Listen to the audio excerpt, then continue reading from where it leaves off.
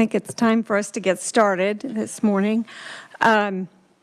We've got several members who are joining us via WebEx today. I don't know who all is on right now. I'm just trying to see who is missing. I know Representative Humphreys is at a conference and was going to join us. Oh, and Representative Esau as well. So we'll go ahead and get started with the with our 10 o'clock section of the public comment from child welfare system individuals, providers, and organizers. And up first on WebEx, we have Nick Reinecker. Good morning, Madam Chair. Can you hear me okay? Not really. We need the volume turned up somewhere. We're working on it. Hang on just a sec. Okay. Okay, want to try it again, Nick? Good morning, Madam Chair and members of the committee. Thank you. Yes, we can hear you. Okay. I am Nick Reinecker, and I apologize for not being there in person, but I didn't want to inflame my what I call politics use disorder that for the time being is not an official behavioral health diagnosis through neglecting my children by not being here in Hutchinson to watch them march in their high school marching band at the Kansas State Fair competition. My wife and I are in a year of lasts because our oldest son is a senior, so we are soaking it in the best we can, but I digress. Thank you, though, for allowing me to speak today in regards to the child welfare system in Kansas. You have my testimony and the links that I provided there that can give you some reference material in regards to that. And first, I will say that looking at the agenda, I realized I probably wouldn't be limited to the usual 90 seconds or 3 minutes of testimony that I have been trained to provide. However, even though I could provide commentary for the entire 55 minutes on details and concerns about individual substance use disorders and food or gambling addictions, including their origins in idolatry, definitions, and criteria for diagnosis per the Diagnostic and Statistical Manual for Mental Disorders, whether it's the edition 4 or 5, and subsequent billing codes, or eugenics, or the communist goals that are published for America, I will try to instead keep it to about 10 minutes of hopefully not too passionate commentary. I consider myself a constitutionally conservative citizen of the best state in our republic, Kansas. I am not here to rant or rave about bleeding heart socialist nor letter of the law fascist ideology. I just want to present rational arguments that I believe support the intentions of the Declaration of Independence and our Constitution concerning gateways into the child welfare system, while acknowledging that I nor any human is perfect, and that only love as defined by our Creator will suffice in this arena. Many of you, I believe, know that for over 10 years now, I have been coming to the People's House there in Topeka, advocating for policy change concerning cannabis. This journey has presented many educational opportunities in the areas of politics, civics, and government operations, such as the criminal justice system, the state insurance arena, agriculture, and for today, the child welfare system. The prohibition of cannabis, the natural plant, presents a gateway for government intrusion into families and individual citizens of Kansas. Let us look at a couple scenarios. A Kansas child who has 60 seizures per day is suffering. That parent or parents of this child is wanting to treat him or her with a cannabinoid therapy. What are some of their options? For starters, they could spend $32,000 per year, either through insurance, taxpayer, or self-pay means for the FDA-approved pharmaceutical Epidiolex with its side effects. Or they could go to another state, get that cannabinoid, and return to Kansas, whereby committing a felony. Or they could grow their own cannabis and make oil or other food products, again, committing a felony. Or they could move to a state that defends this action both in policy and agency rules, regulations, and practice, or let the child continue to suffer. Each of us have an endocannabinoid system in our bodies, which is the primary reason I believe access to cannabis is a natural right that should be defended. This, in addition to cannabis being an excellent food source and the ability for industrial economic uses, is further evidence that government has no business outlawing or even regulating this natural occurring substance in current form, like the practice of fingerprinting and background checks, just to be involved in commercial production of low THC cannabis the Kansas legislature has defined as individual hemp. This does industrial hemp. This does not even take into consideration individual liberty issues on one's private property.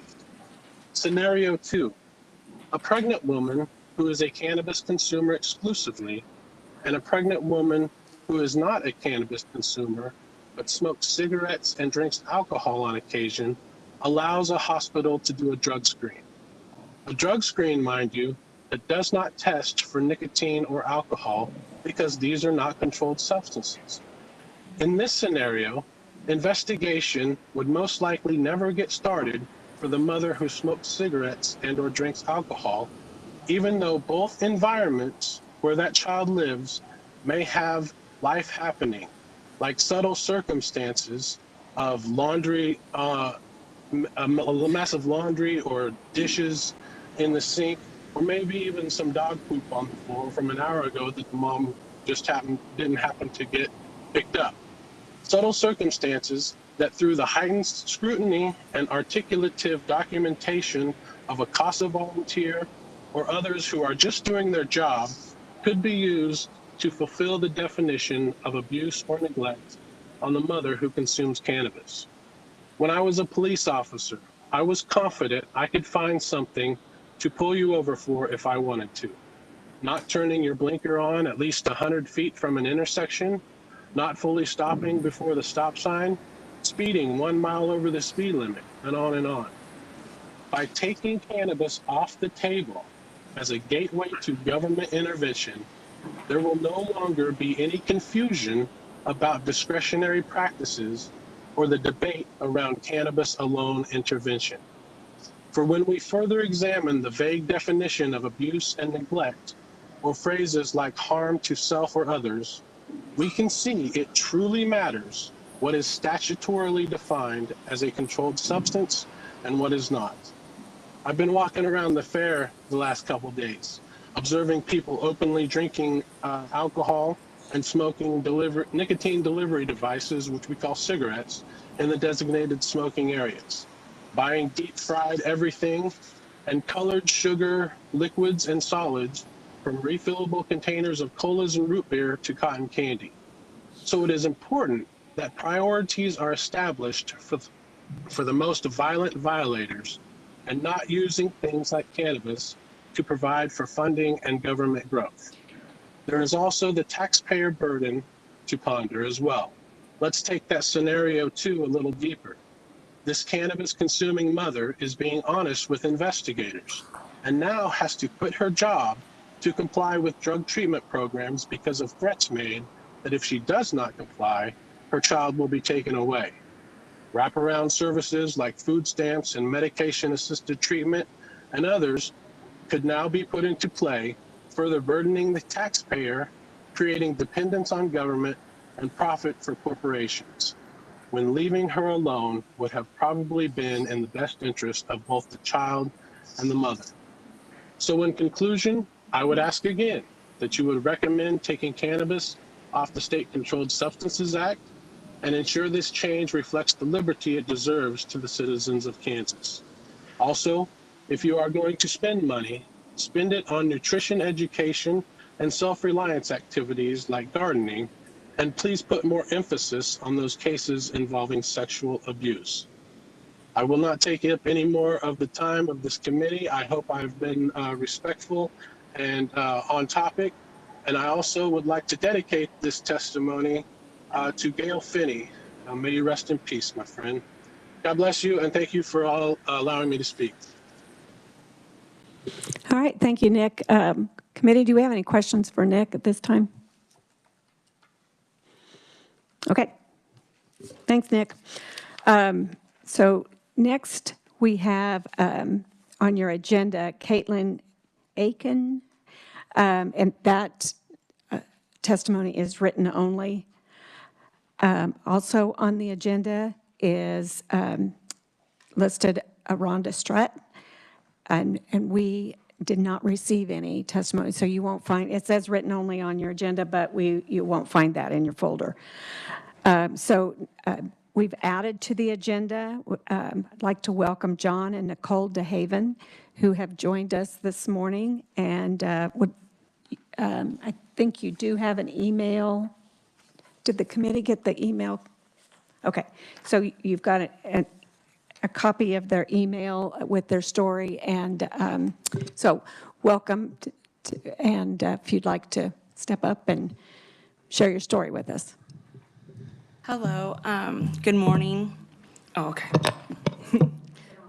Yeah, I think so, yeah. Good morning, members of the Joint Committee on Foster Care System Oversight. My name is Nicole, and this is my husband. And we live in, John, we live in Gardner, Kansas, where we are foster parents. We've been foster parents for 3 years now with Cornerstones of Care. And we would like to just take the time to give you our story and experience of what has happened in this process. But in 2019, our foster daughter, who is the youngest of 7 siblings, the first 6 siblings came into care June of 2019. She came into care at the end of October of 2019 after she was born. The first 6 were split up initially between 3 homes.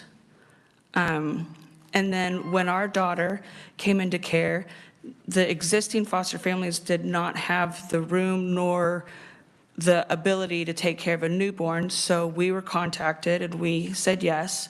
She was 3 days old when she came to our home, and that's where she has lived and grown up ever since at almost 3 years of age. She'll be 3 at the end of October.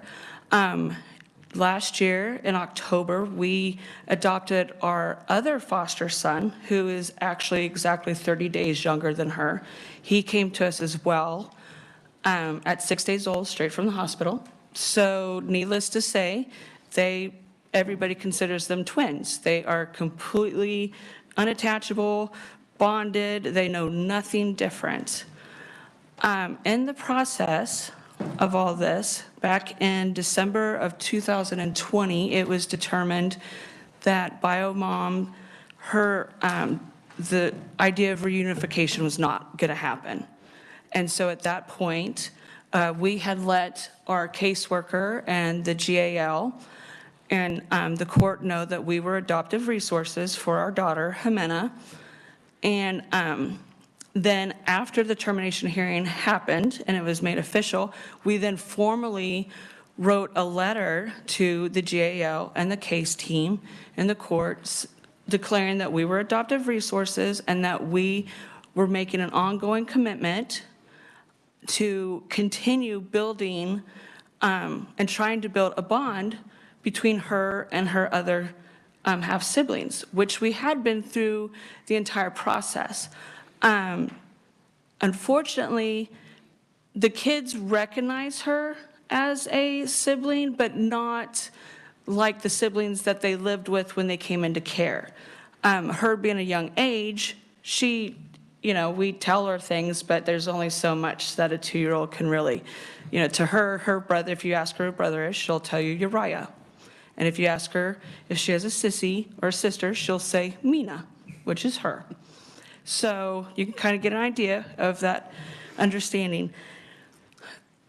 We did not know when we formally wrote in our letter expressing that we are adoptive resources, and the other children had all adoptive resources as well. So one of the foster moms wanted to adopt the youngest of the initial sibling group of 6, because at the time she had no adoptive resource. So she had determined that it would be in her best interest if she keeps her, because she had grown so bonded to her and she had made great strides since she'd been in her home. When she came in at almost 2, she wasn't even speaking. And then the 2 oldest of the now sibling group of 4, because the oldest aged out. She was 17 at the time, so she chose to age out. The next 2 boys were at the time 13 and 15. They did not consent to adoption. They chose to stay with their foster mom that they lived with, but was going to do more of a guardianship instead of an official adoption. So that left the youngest 4, including our daughter. So as I was saying, we were her adoptive resource. The other foster mom that had the 3 other children, she was the adoptive resource for the youngest of the 3. And then the 2 oldest had the director of their daycare center, who had known them since the second day that they came into care, who had developed a very close emotional bond and relationship, had expressed that they want to adopt the 2 older, that they had the ability, the time to be able to give these children that so needed their individual attention and caretaking, that they could do that. And so they officially expressed their desire to adopt them as well. So all the children had adoptive resources. We had all filled out our adoption packet, entered it, had updated our home study. Everything that we needed to do by the book, we did. What we did not know at the time is that the now former director of the permanency team, the current supervisor, and the former GAL, who has since been removed off the case, had made a pact that no matter what, they would not request a sibling split, that these children would be adopted together, and that we would never be considered then, now, in the future, absolutely not, because we were not willing to adopt all 4. We had been asked to adopt all 4, but we simply told them we do not have the space in our home, the financial requirements that would require just taking on now 5 children. We did not have the vehicles that could transport our family of 7 around. And we just didn't feel that that was fair to the older children that needed to have that individual time, that craved it, that never had it before they came into care. Also, too, we did not feel that it was in the best interest of the older children to remove them from their school, from their friends, from their sports, every bit of security and routine that these children had ever had for the very first time in their life. Did we feel it was appropriate to uproot them and take them away? But yet, we told them that doesn't mean we're not going to make a commitment to continue this sibling relationship and continue to try to work on it. The other foster mom was asked as well if she would be willing to take on all 4 of the children. She told them the same thing. She could not go in and remove our daughter, who knows nothing but us, who her entire everything, her grandparents, her aunts and uncles, her cousins, her therapist, the daycare that she, feels safe at and enjoys going to every day. And most importantly, she couldn't take her from our son, that they are so close. These children spend every minute of the day except for going to bed at night together. And they have since the beginning of their life. And we could not have her traumatized by taking her away from everything she knows, but also our son. How am I supposed to explain to him what happened to his sissy? And this would be the equivalent of your sibling dying to him. That's exactly what it'd be like, because we would not be able to continue a relationship in the future with the new adoptive family, because how can we go and see her and then leave when all she knows is that we're her mommy and daddy? How could we do that? We can't. I also can't explain to a 2-year-old what is going to happen, that she's not going to live with us anymore, and that she's going to be with strangers, and even the half siblings that she is with don't even have a desire to interact with her. The youngest one actually told the caseworker, I don't want to play with her. I don't know why you're making me do it. And I told the caseworker, because they don't see each other like siblings, like they know what siblings are. And she agreed with me on that. Since we began this fight and struggle of standing up for these children, we had to hire an attorney at the beginning of this year, a private attorney. We were advised to do that by the family advocacy team for Cornerstones of Care. They also advised us to have a bonding assessment done with a licensed therapist, just to show, what is going to happen if this child is removed from the only home she's ever known and the only family she's ever known and support group to be placed with strangers. What are the repercussions going to be down the road for this child? They gave us the names of the groups that we can go through. We set up an appointment. We had everything, ready to go. We proceeded forward because at the time we did not know that the reality was the caseworker was not responding back to the therapist. The therapist let us know that she reached out 3 different times to have the important documents signed and approved, and she got no response. But yet, the day before the initial intake therapy appointment, the caseworker, she reached out to ask the therapist if she needed to be present at the initial intake. And the therapist replied with no. It's just her parents being here is just fine. That process took roughly 5 weeks. She came up with the conclusion after several times sitting with us that it would be an extremely bad idea to remove her from our home, and that the repercussions of that removal would stay with her for the rest of her life and affect every future relationship she ever attempted to have. Because her trust would have been broken, she'd feel abandonment. She could never have a normal relationship again, no matter how much, everybody tried to mend that. Once we submitted that to the case team and to the GAL and now our private attorney, nothing was said until 6 weeks later when the caseworker called us up and said that DCF will not approve our bond assessment due to the fact that it was not done through a group of therapists that they prefer. And we thought, okay, well, that's strange because the agency was the one that actually recommended this group, and we were going by their guidelines.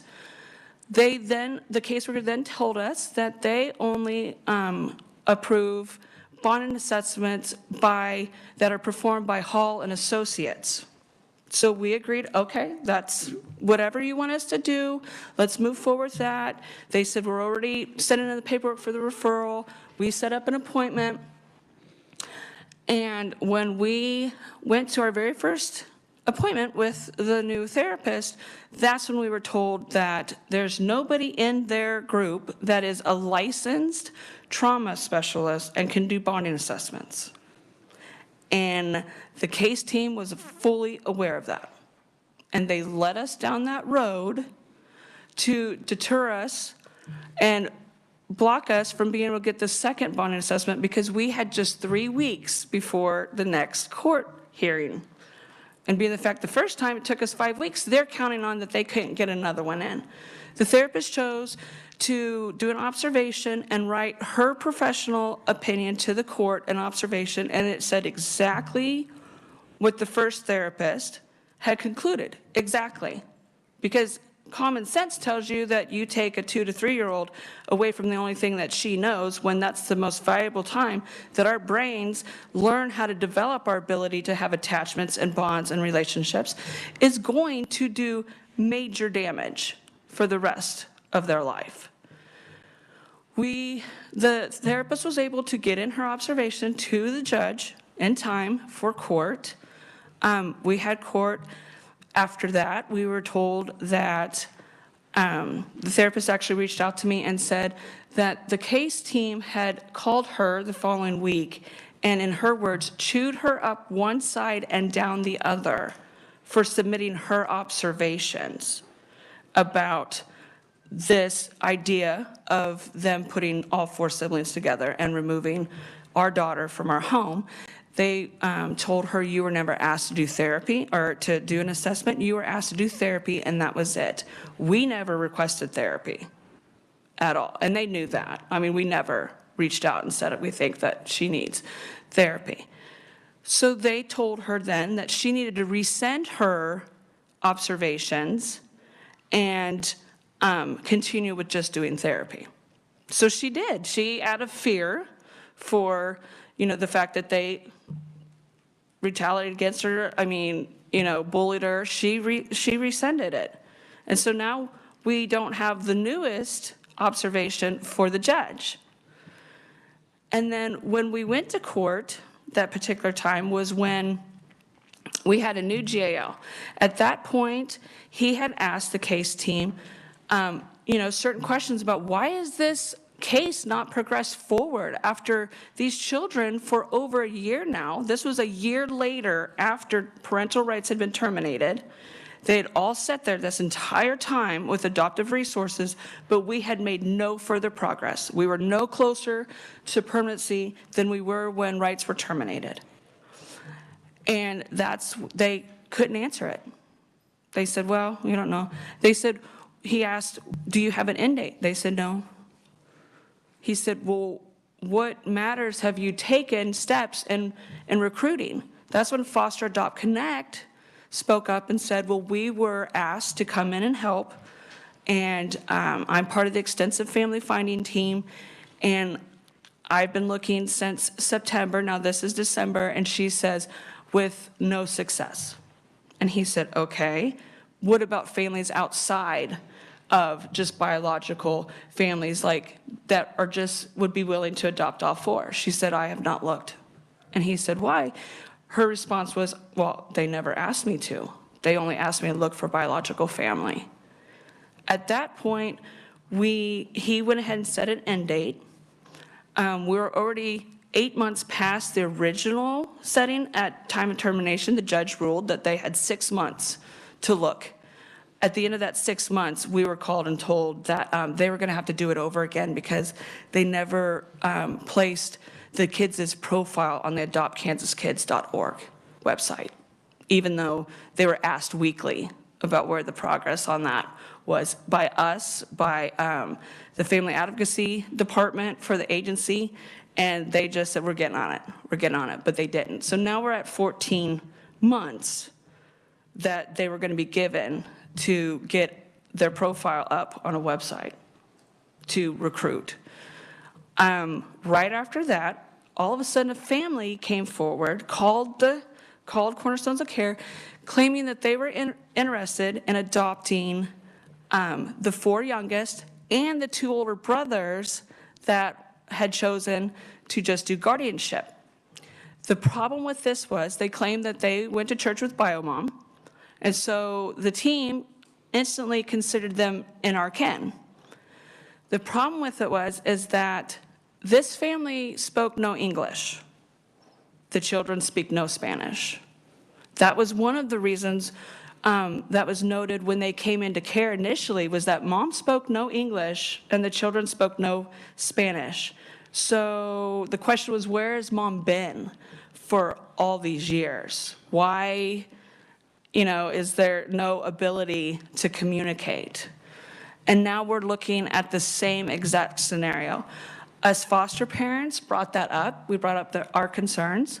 We asked them, how well, have you talked to them about how well they know mom?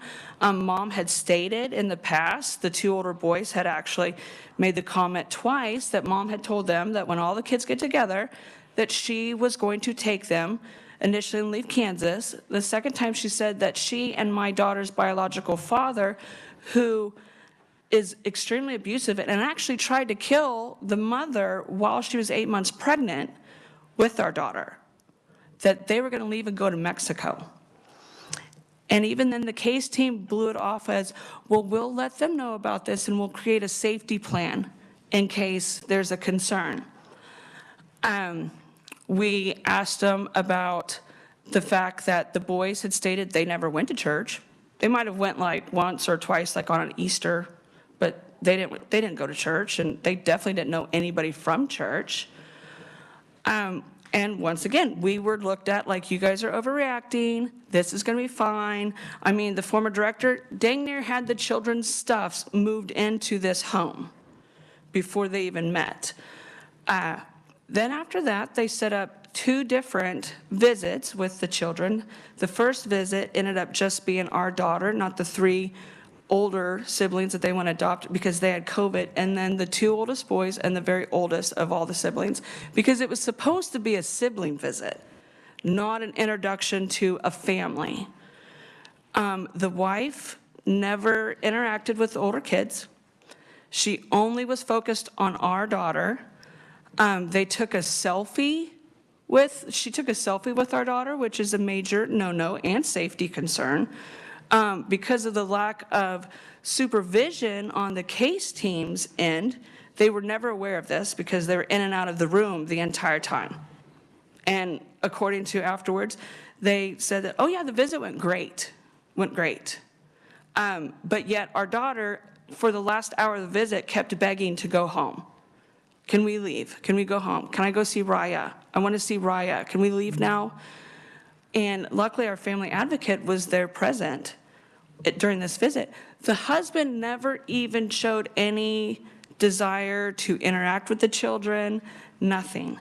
The next sibling visit that was arranged was the time that finally the case team was moving forward with Foster Adopt Connect to take pictures and videos to put their profile on the website, stuff like that. So that was supposed to be a sibling visit. It's also a photo shoot, and now this church family is involved. Once again, the wife had to go up and introduce herself to these children that we were told they know. She only focused her attention on our daughter. Again, at one point, she grabbed our daughter, pulled her down on her lap, and when she tried to get up, she held her there in place and wouldn't let her get up. We then stood up and said, no, let her go. Let her do, what she feels comfortable. She never interacted with those 3 older children that they supposedly were willing to adopt. And once again, the husband never interacted with any of them. We found out shortly after that all our concerns were true. This family did not even go to the same church as mom.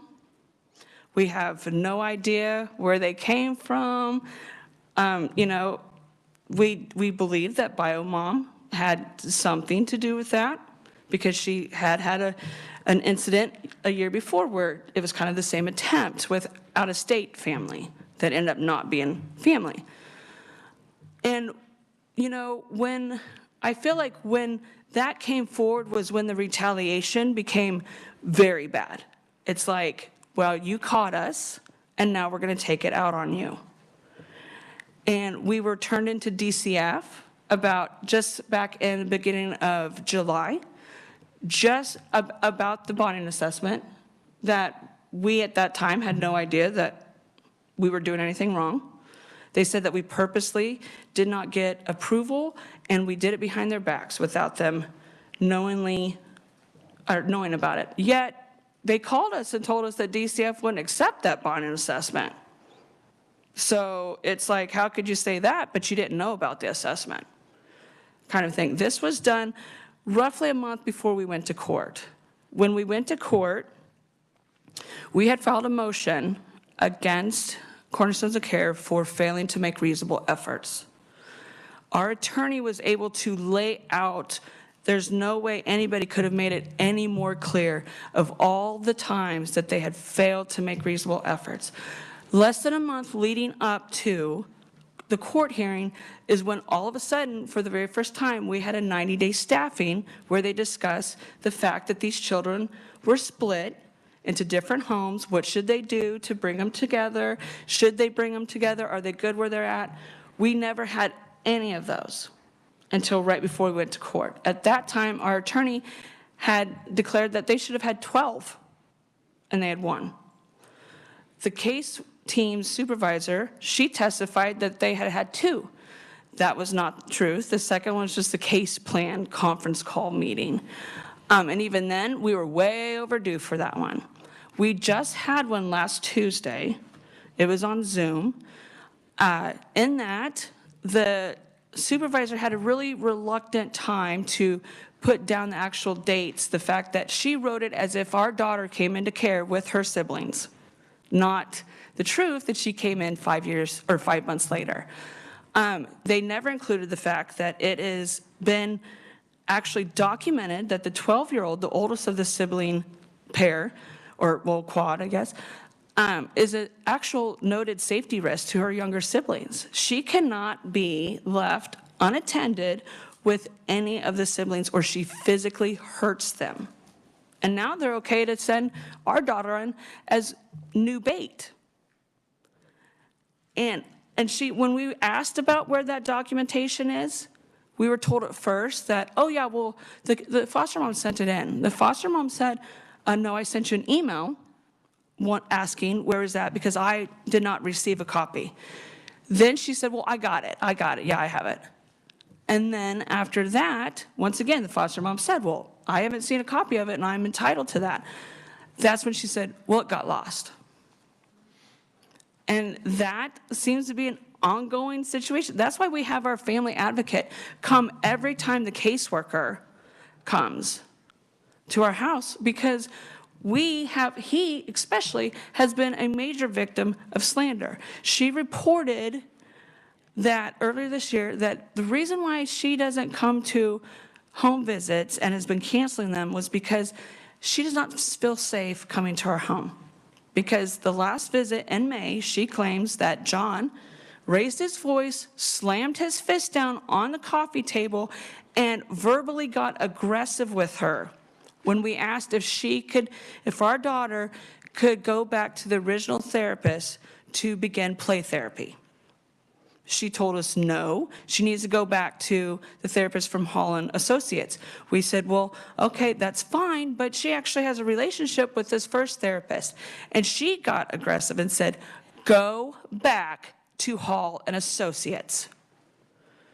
Then we later find out that he's been accused of this. They actually questioned him while he was on the stand about this incident.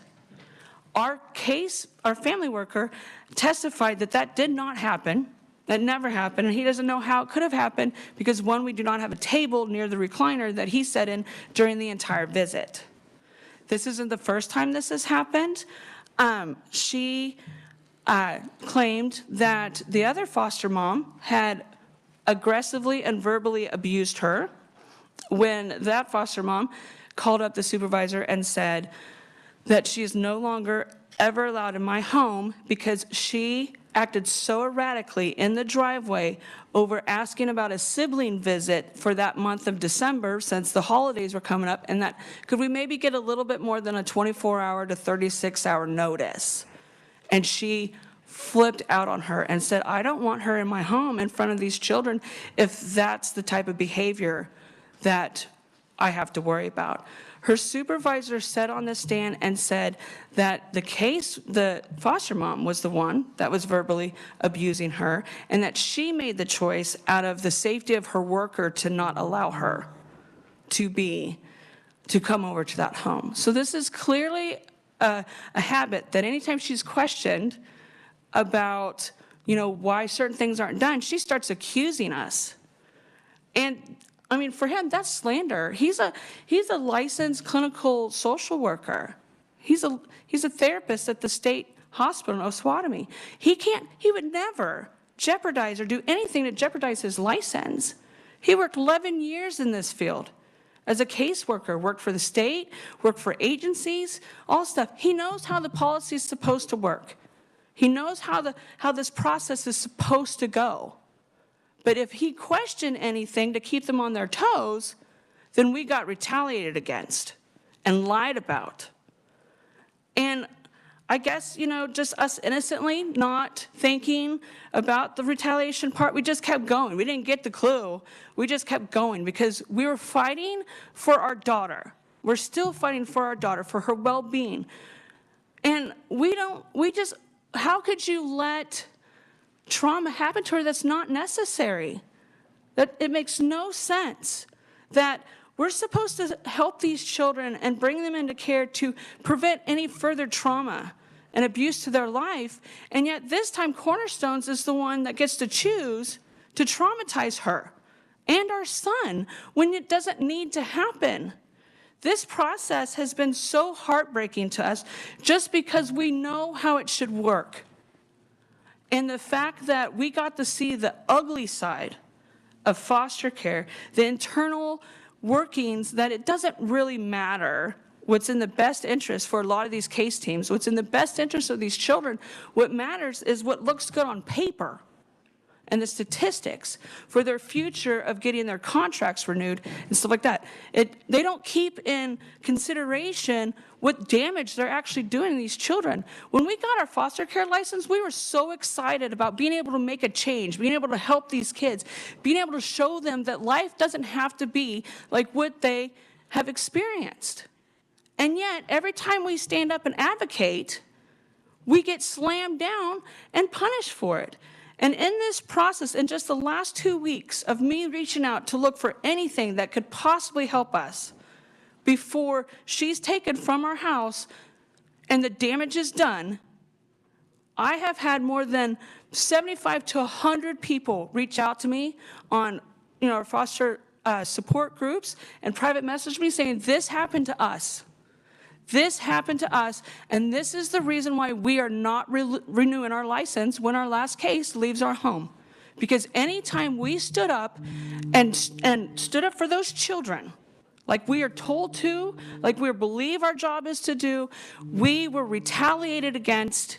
And so out of fear of the children being removed prematurely from our home and placed with a placement that we don't know if they're going to be in a good spot, we say nothing. And how is that supposed to help the situation that we're in? We're losing foster families every year, and yet we get more children come in, and then we get treated like we do, and we find out in the end, there's nobody that really cares to help us.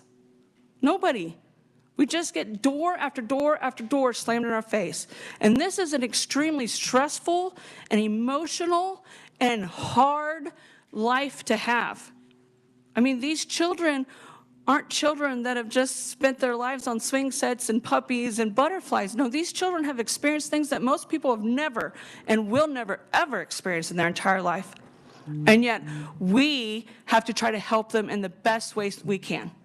And it's hard. I know a lot of foster families. I know personally a mom that her adopted son, because of his abuse, tried to kill her. And he now lives in a residential treatment area in Kansas. And, she says, I love my son. It wasn't his fault. What was done to him makes him not realize that the way he feels is not normal. And yet we get no support at all. And so we're just asking you today to somehow help us be able to save our little girl right now from being able to experience the trauma that doesn't need to happen before it does happen, before we can't ever fix it again. And to just reach out to and provide us with more and more support than what us foster families are doing, because we're the best form of advertisement. And how are we going to ever tell somebody after our experience in the last 3 years and the other foster families' experience, yeah, go contact one of the agencies, sign up for your MAPS classes. It's great, it's rewarding, it's fulfilling, as long as you don't mind being a doormat and being slammed by big trucks and being beaten over and over and over again because you did what's right. So we appreciate you hearing our story, and we thank you for the time that you have given us today. Okay. Thank you. You might stay there and just Okay. in case we have any questions. Thanks for sharing your story. It was longer than we usually allow for testimony, but Oh, we sorry. don't. No, it's okay, because I want to tell you, we don't have a lot of testimony. And when we first came up with having an oversight committee, I kind of framed it, the whole idea, from what we do with Medicaid for CanCare Oversight Committee. And we have people line up to talk about their problems with Medicaid. But I have had call after call after call from foster parents who are the same theme of what you're talking about, scared of retaliation, and they want to come tell their story, but they're scared to death to do it because of retaliation. And I'm really, I don't know how to get these messages out there, because the people who want to talk about it can't. And I really appreciate your bravery for being here and standing up for your child. I'll open it up now for questions from the committee. Senator Gossage. Thank you, Madam Chair. First of all, I want to echo the chair's comment about your bravery. Thank you so much for being here today. A couple of things. We know that foster parents and families by nature know when they go through all of this process that they may have a child placed with them, and more than likely this child will go into an adoptive situation. I would assume that their children, their other children, would know this, biological or foster children will know this as well, that they may be separated. However, we also understand that the system is trying to place families together. I mean, that is a goal, that's an honorable goal. In this case, however, it sounds as though you wanted to adopt this child, and it has been presented to you, if I'm understanding this correctly, it's not one, it's all or none. Is that what I'm hearing you say? Mm-hmm. So you take all of these 4 children, or you don't get the child that you have raised, who I guess now is 3. Is She'll that right? be 3 at the end of October. 3 in October. Yeah. I have a 3-year-old granddaughter, so I can certainly appreciate that age. So what I'm not hearing from you is, what would you consider to be the best outcome, the best resolution, for you to be able to adopt your daughter and then the other 3 stay? We actually feel that for us to be able to adopt our daughter would be in her best interest. For the daycare director, who her and her husband have, expressed as soon as parental rights were terminated that they were adoptive resources, that these children actually told the GAL that. He came to their home and spoke to them for over an hour about what do they want, where do they want to live. They currently do have slumber parties over at that house. Their older adult children are very well, attached to them. And they get the needs that they crave and that they need to have at this point. Both of these children need to have individualized attention. And the now 5-year-old, the youngest, her foster mom, who she's been with for over 3 years now, desires to adopt her because she knows that in the end, if she was to give her up, it would set her so far backwards, and it would just completely destroy every bit of steps that she's made forward. This little girl, when we first met her, she didn't speak. She was very shy. She didn't interact with anybody else. She just strictly was attached to Jackie, her foster mom, and Jackie's teenage daughter. And to separate her from that. And she has behavioral issues due to neglect and abandonment. And even every time we have a sibling visit, these behavioral issues seem to escalate and reappear more frequently. And that's like that with all 3 of the children. So even the GAL supported this sibling split. He supported it so much that when we were denied to even be considered an option in the best interest staffing that they held a week and a half ago, they went ahead and picked out of the 2 families that came forward off the internet that would adopt all 4 kids, that he abstained from the vote. He actually left the staffing and knowing that he wasn't going to be allowed to vote because he had already decided he was not going to vote, because he does not believe that this plan that this particular case team has is in the best interest of these children, and he said, I will not be part of that. So if I'm understanding correctly, and thank you, Madam Chair, then your resolution would be that you adopt the 3-year-old, the foster mother of the 5-year-old adopt the 5-year-old. Any ideas on the other children? And the other two would be the daycare director, that at the same time that we express that we're adoptive resources, adopt them.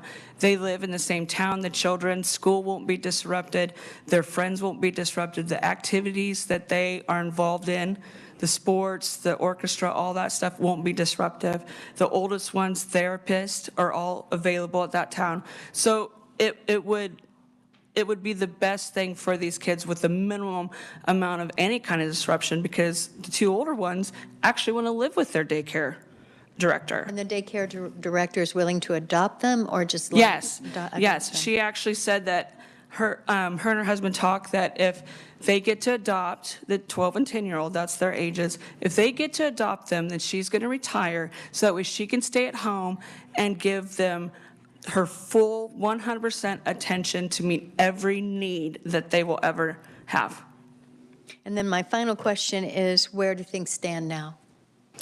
Well, they picked the family a week ago, this past Thursday. We were informed, I think Friday, that the BIS had been approved. And so as of right now, they're going to take her from our home and place her with her 3 half-siblings into a family that nobody has met.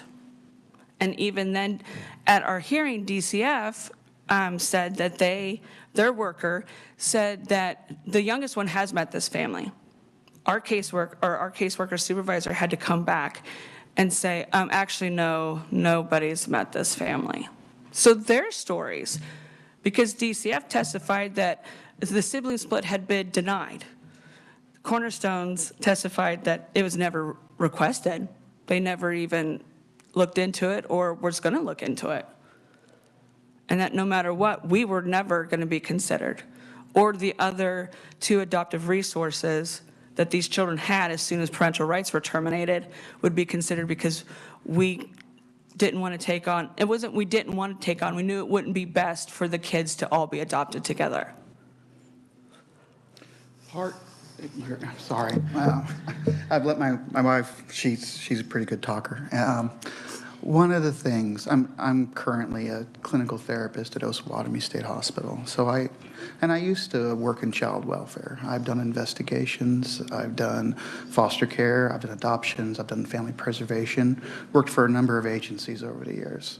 I've been a licensed social worker since January of '02. And I've committed my entire professional career to the citizens of the state of Kansas.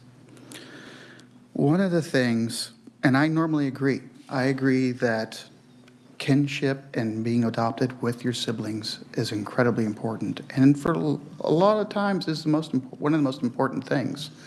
However, one of the things that I'm frustrated with, that it did not act in what we call child time. The best way I can describe it is we have a year or two to a 16-year-old is a lot different than a year or two to an infant. Mm-hmm. Infants naturally reach out and form bonds and attachments. It's how we grow and develop. So, and Jimena, over the course of 3 years, has formed those bonds and attachments with us.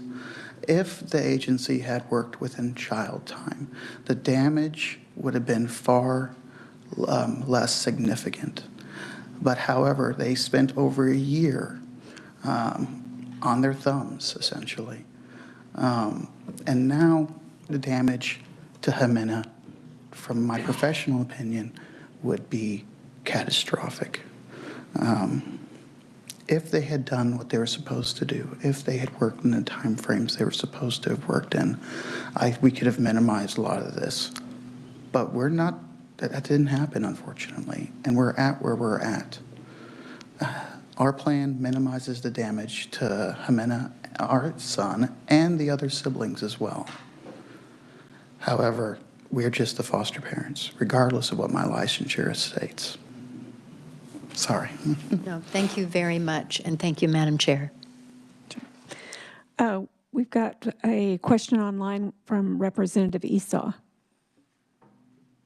Thank you, Madam Chair. And I wish I could be there in person so I could be saying this directly to you, but my questions that I had were asked by Senator Gossage, so I won't repeat all of that. But thank you guys so much for coming and speaking. And what the chair said is you're speaking on behalf of so many foster care parents that we hear from quietly that don't want to speak up because they don't want any kind of retaliation against the kids that they do still have the ability to care for. And I wish we could wave a magic wand and solve this instantly, but we're definitely going to have to find a way to address this problem because I hear it too often where the young child who has bonded with a family hasn't been able to be placed. We're putting kinship care and bringing siblings together over what is in the best interest of all the children. And we have to find a way to solve that and stop it from happening. So thank you for coming and speaking, and for both of you, because I know that the dads don't often speak up, but I know how much it impacts them just like the mothers. So thank you. Thank you. Thank you. Further questions? Senator Baumgardner. Thank you so much, Madam Chair, and I want to extend a personal thank you for you to allow this couple to speak today. Thank you very much for that. Thank you very much. I think what I want to share is, as legislators, we get contacted by families that are in crisis. And we can't quickly come up with solutions.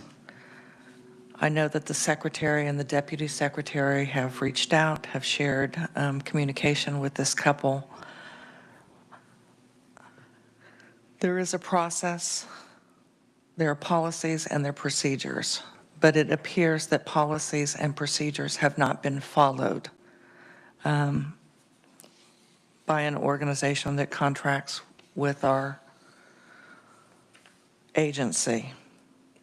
It seems to me that it is common within large organizations to, rather than come up with a solution, it's very important that we find someone that we can point the finger to, who was at blame, etc. This is a complex, we all understand this is a complex situation. I think it would be helpful if our contractors, as well as our agency, can work together for a solution that has, number one, what is the best interest of the children in mind, so that ACEs scores don't escalate, but that the children can move forward. But that can only happen if we're looking for the solution for the child. We use this as a teaching moment for why policies, procedures, and deadlines are so important.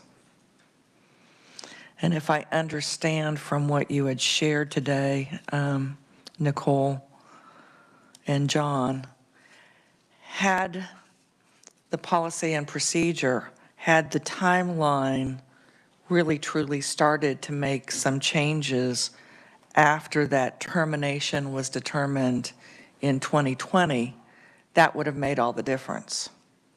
That would make a large difference, yes. Because in 2020, your foster daughter was just one. Mm-hmm. Now, a lot of development occurs in that first year. Mm-hmm. We know that because young parents marvel at, they see my face and say, Mama. Mm-hmm. Or unfortunately, sometimes they see a male come in the room and they say, Dad, Dad, and they haven't distinguished that, no, that's not Dad, Dad, it's just someone wearing glasses that is a guy, but they catch it usually by one. But as other benchmarks and further attachments form, it's every month. And just like once they move from rocking back and forth on hands and knees to crawling to then cruising around furniture, walking, from the point that they establish the balance of walking, it immediately goes to running and climbing. Yes. And that is how that developmental aspect of those attachments, they become very rapid. So what occurred over the course of 1 year is just magnified over the course of the next 2 years, which is what you're experiencing. Am I correct that your foster daughter has truly been only in your household for almost the 3 years? Yeah. Okay. All but 3 days of her entire Okay. life. She's never even spent the night yet with grandparents or aunts and uncles, because I'm just not there yet. And we don't want to do anything inappropriate with the agency. Right. Madam Chair, thank you so much. We are going to be watching for an outcome on this. The committee will be watching, and I think that the secretary is here, and she will provide us with a follow-up, but we are hoping that it will be the best outcome for many children, 7. So having grown up in a family of 7 kids, I know what that's like to be in the middle and maybe not have that attention that the youngest or the eldest received. But what's best for those individual 7 children. And sometimes what's best isn't to maintain that unit of 7. Thank you, Madam Chair. Representative Neighbor. Thank you, Madam Chair. Being new today to this committee, I just have a question of clarification. Can DCF now step in and alter what this decision is? My understanding is that the adoption has not been finalized. The children have not moved into the home. DCF can do whatever DCF wants to do. So yes, they could step in and they could state that the best interest staffing is, we've actually objected to the best interest staffing. I think in an email last week I sent to our worker objecting to the outcome. So I mean, whether or not we're allowed to object, that's still a question. We've been told by different resources, different things, that since we were not allowed to be included in the best interest staffing, that we cannot object. But then, like, our former director that actually licensed us, when we came to Cornerstones of Care, she said that, yes, we do, we have the right. But like I said, we're waiting for the official letter that the BIS was held and they came to an agreement. And that is supposed to be like, at that point, we get like 10 days, we were told, to be able to appeal. At this point, we don't think that if we appealed, there would be a change in decision, just because the case team is still bound and determined that they're going to place all these children together and adopt them that way. So they would probably just include us, and then we'd still get rejected. but I did appeal an email to Well, yeah, last he week. did send in Because I was afraid that they would not follow policy and send us a documentation of the results of the best interest staffing. So we could appeal. So they're like, oh, didn't happen. Okay, you can't appeal, too bad. So I went ahead and was proactive and sent an email stating our intentions. we're doing anything we can to save our daughter. Yeah. I want to thank you for stepping forward and leading the way for others who have gone through the same thing. And hopefully collectively, with enough people who come forward and have this discussion, it will bring forth some change that makes your appeal a possibility, not that it isn't right now. In your discussion, one last question. In your discussion with the secretary and undersecretary, what has been the response of DCF itself? Well, we actually just met her for the first time this morning. Secretary Linda. Congratulations. So we're at the, like, very, very, very beginning stages of discussing. We have reached out in the past to the liaisons for, because our daughter's case is out of Wyandotte County. We have reached out to the liaisons of DCF only to be told that they support Cornerstones of Care and are there for anything that they need.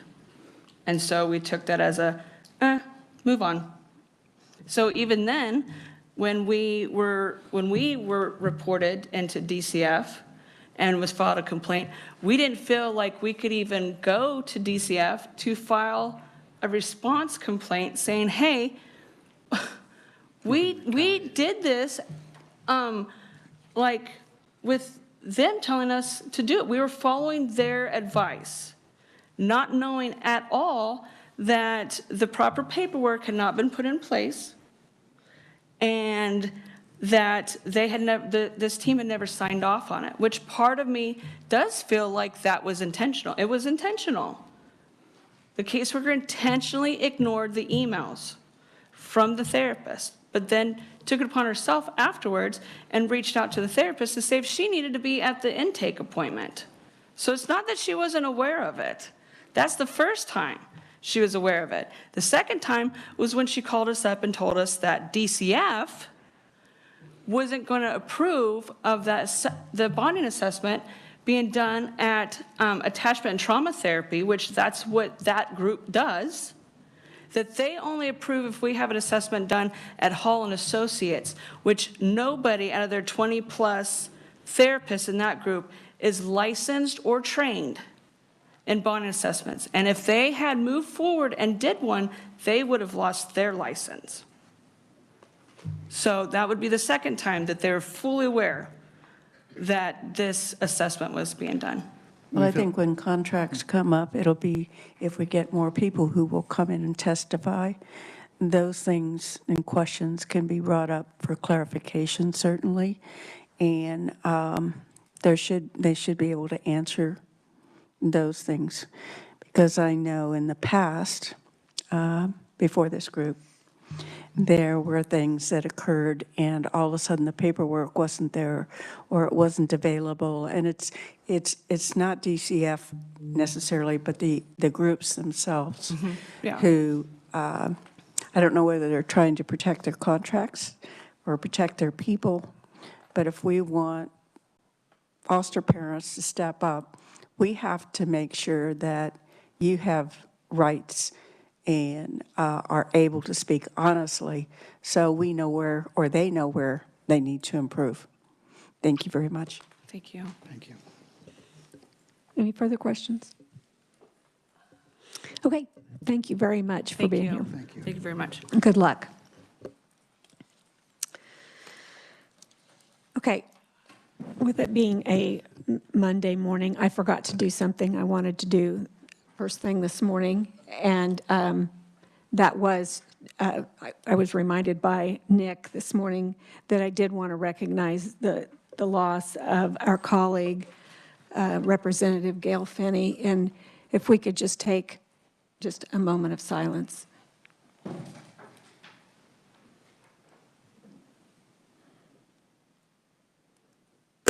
Okay, thank you. So next up, we've got a presentation on foster youth mental health needs, and I believe we're starting with Kyle Kessler. I thought I saw Kyle.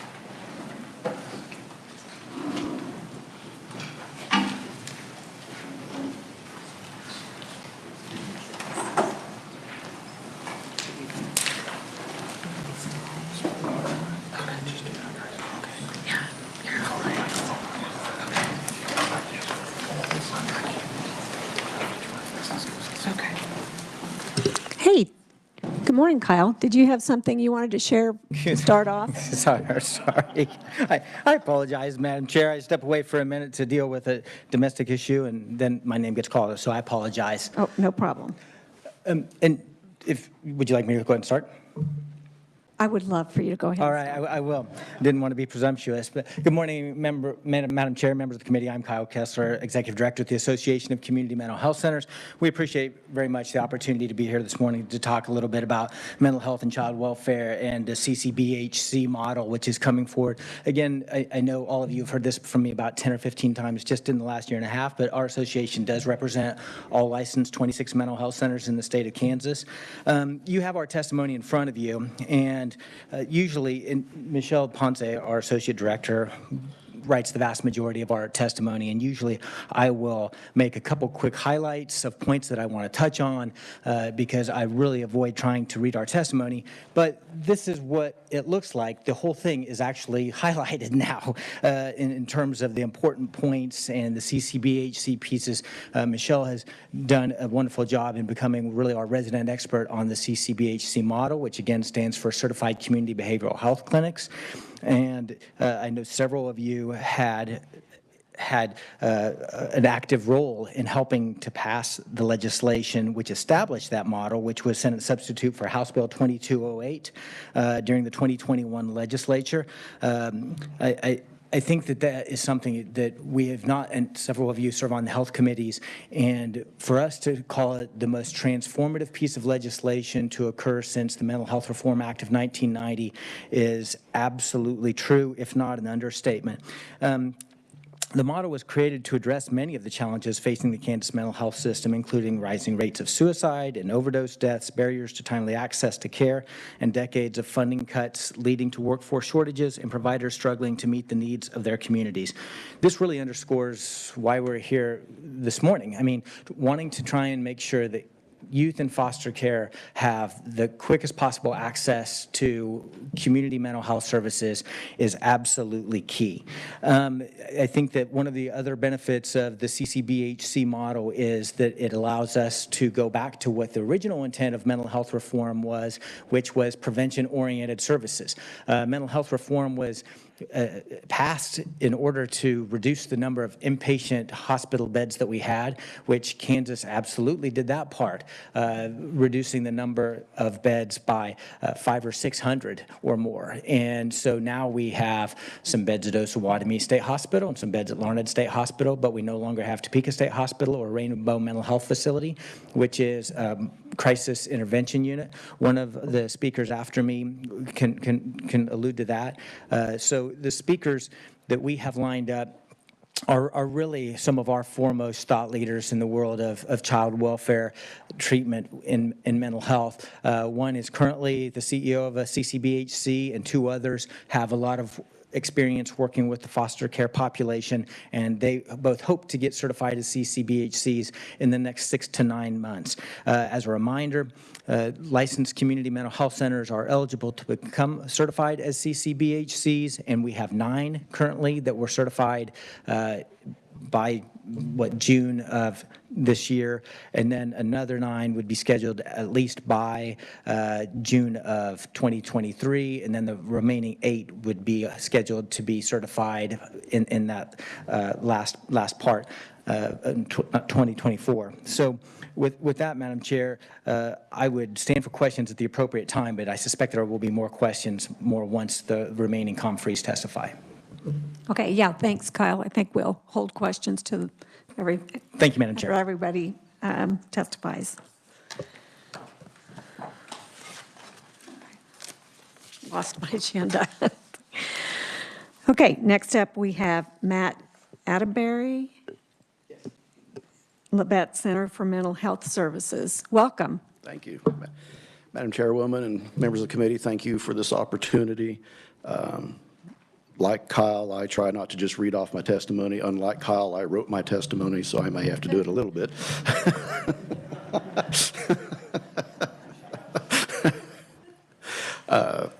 But seriously, my first paragraph kind of lays out a little bit who I am and where I'm from. Lebet Center for Mental Health Services we're one of the smaller centers in Kansas. I think we're maybe like 5th smallest. We are in Lebet County, thus the catchy name to our center. We're located in Parsons, and for some of you that don't know, Lebet County has approximately 19,000 folks total, and I think out of that it's like 6,000 children. With that said, we are fantastically busy, and what I'll highlight here in just a second in terms of my testimony is busy related to foster care. I've been the director of Lebet Center for 20 years, which makes me a grizzled veteran, both by age and hairstyle and experience, and started there in 1990 and have been the director since 2002. For purposes of the committee, though, I did want to call out one thing that I put in my written testimony, one thing I didn't. My very first paid social work job was a child abuse investigator in Kent, Washington, which is a bedroom community of the Seattle area. And I did that certainly less than a year, probably about 6 months. A tremendous learning experience, and part of what that taught me is that is the most difficult social work job that exists. And I have told anyone that I have supervised since then that when you are wanting to interact with a child welfare worker, please always tell them when you agree with them and understand. Until you've walked in those shoes, it's really not a position you understand until you've actually done it, to know that with all the collaboration that can happen in today's world, it will be you that goes into the judge's courtroom, and you are the one that's tasked with explaining why things are and aren't working and what are you going to do about it. And did that enough to understand, boy, that is tremendously difficult. So I always have a deep respect for child welfare folks. I may not always sound like it, but I always do. And what I did not put in my testimony is one of the jobs I had in Seattle after I left that job was a grant through the organization I was working with at the time that was to support foster parents. The whole point of the whole point of the grant was to support youth in foster care and try to reduce turnover in placements. And that was a tremendous learning experience as well. Hearing myself talk makes me want to end, so I'll move on. I'll move on into my testimony. I am very excited at the opportunity to become a CCBHC, and as Kyle suggested, I'm one of those centers that has the goal of being that within the next 9 months. In terms of why we're here today, while you're here today, the benefit that I see coming from that is through increased care coordination. And care coordination, I think, is something we all think we know what it is until you have to write down the definition. What do you mean by that? In my mind, it speaks to there will be dedicated staff that I currently can't afford to have that will, in fact, be in charge of coordinating the care of folks we are seeing. And for foster care youth, that's a tremendously important thing. I doubt that I'm telling you something you didn't already know, but when you have a situation like we have in Lebet County, which I know several years ago we had the highest number of foster youth per capita in the entire state. I don't know that that's true now, but I doubt if we're not number one, I'm sure we're still in the top 5. In my testimony, in my written testimony, I call out in USD 503, they served in the last academic year 114 youth. I imagine we had the majority of those youth in care. And what's interesting is previous to the MHIT program, the mental health intervention teams that started up in Kansas, Kyle, 2018, am I getting 17? We certainly served foster care youth, but my community-based services program, which is our KID program, the average kid, if you will, in there was probably not in foster care. Contrast that now to today. If you're in my community-based services program, you are almost assuredly in foster care. My CBS program is literally a foster care program that has the occasional kid in it that is not in foster care. And I'm not here to tell you that we see every foster youth still. We see those that are referred to us, but through care coordination, I'm hoping that not only can we increase even further the number of kids that we're seeing. MHIT is a wonderful program, but it has its limits. One example, I've got 4 USDs in my area, but only 2 of them are MHIT sites. They're the two largest school districts, but that doesn't mean there aren't foster youth in the other two districts, and I'm sure we could do a better job of finding and interacting with them. But care coordination is always important no matter what your situation is. For our foster care youth, it's just critical. You have so many people and entities involved in your life that it's really dizzying when you try to figure that out. And with someone whose dedicated job it is to make sure all those people know all the things they need to know in a timely fashion and can respond to crises when they come up, I really can't emphasize how important that is. Child welfare workers have a lot on their plate, and while they may be tasked with that role, additional help is certainly something that would be welcome, and I envision once we're certified that that's something our care coordinators will be spending a great deal of time doing. So with that, I understand questions may be coming later. I'd happily answer them now. If not, I'll stick around. Okay, thank you. Thank you. Okay, next we have Randy Kallstrom from Wyandotte Behavioral Health Network.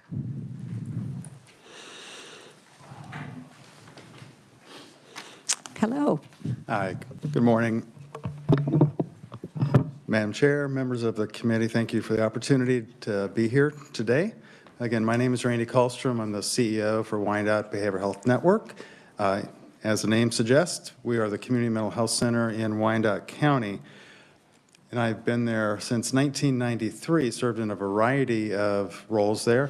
But prior to that, I worked in the SRS office, what is now DCF, working with foster care youth as they were transitioning out of the system and into independent living.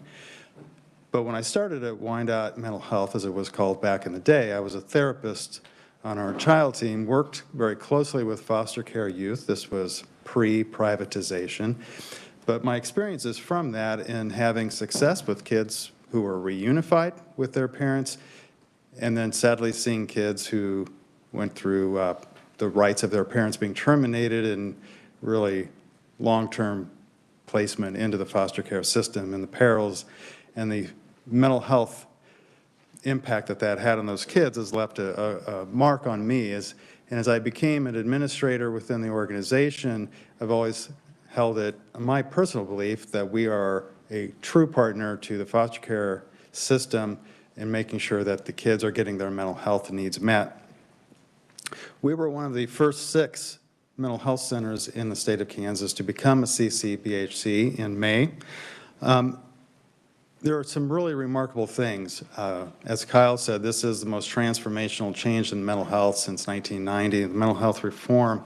And part of that is driven by the opportunity to increase services and the number of positions in your cost as a CCBHC to meet the requirements, but also to expand services to meet the needs of the community. And from that, we have the opportunity to increase the staffing of our master's level clinicians, which has allowed us to create an open access model of intakes. And what that means is that anyone can walk into our center from 9 to 3, Monday through Thursday, and be seen for their initial intake appointment. For foster care youth, the only thing we ask is that they bring in advance their universal packet, because oftentimes foster care youth don't have a knowledgeable person or someone who doesn't have the authority to sign the consent for treatment. But as long as we have that in advance, a foster parent, a driver, caseworker can bring that child for that initial appointment anytime between those 9 to 3. Similarly, we've been able to increase the number of therapists that we have, including our school-based therapists, which is creating greater access to care for those kids, and then our crisis services. So one of the requirements of a CCBHC is additional mobile crisis response, which really goes directly back to some of the key goals that we have as a CCBHC, which is to mitigate the need for hospitalization, residential treatment, or other out-of-home placements, because we know when we are able to respond to a child in distress, that can be the key for them to remain in home or remain in the school and remain in their local community. So we've been able to add mobile crisis response position who can respond in real time to children and families when they are in crisis, whether that's at home or in school or elsewhere in the community.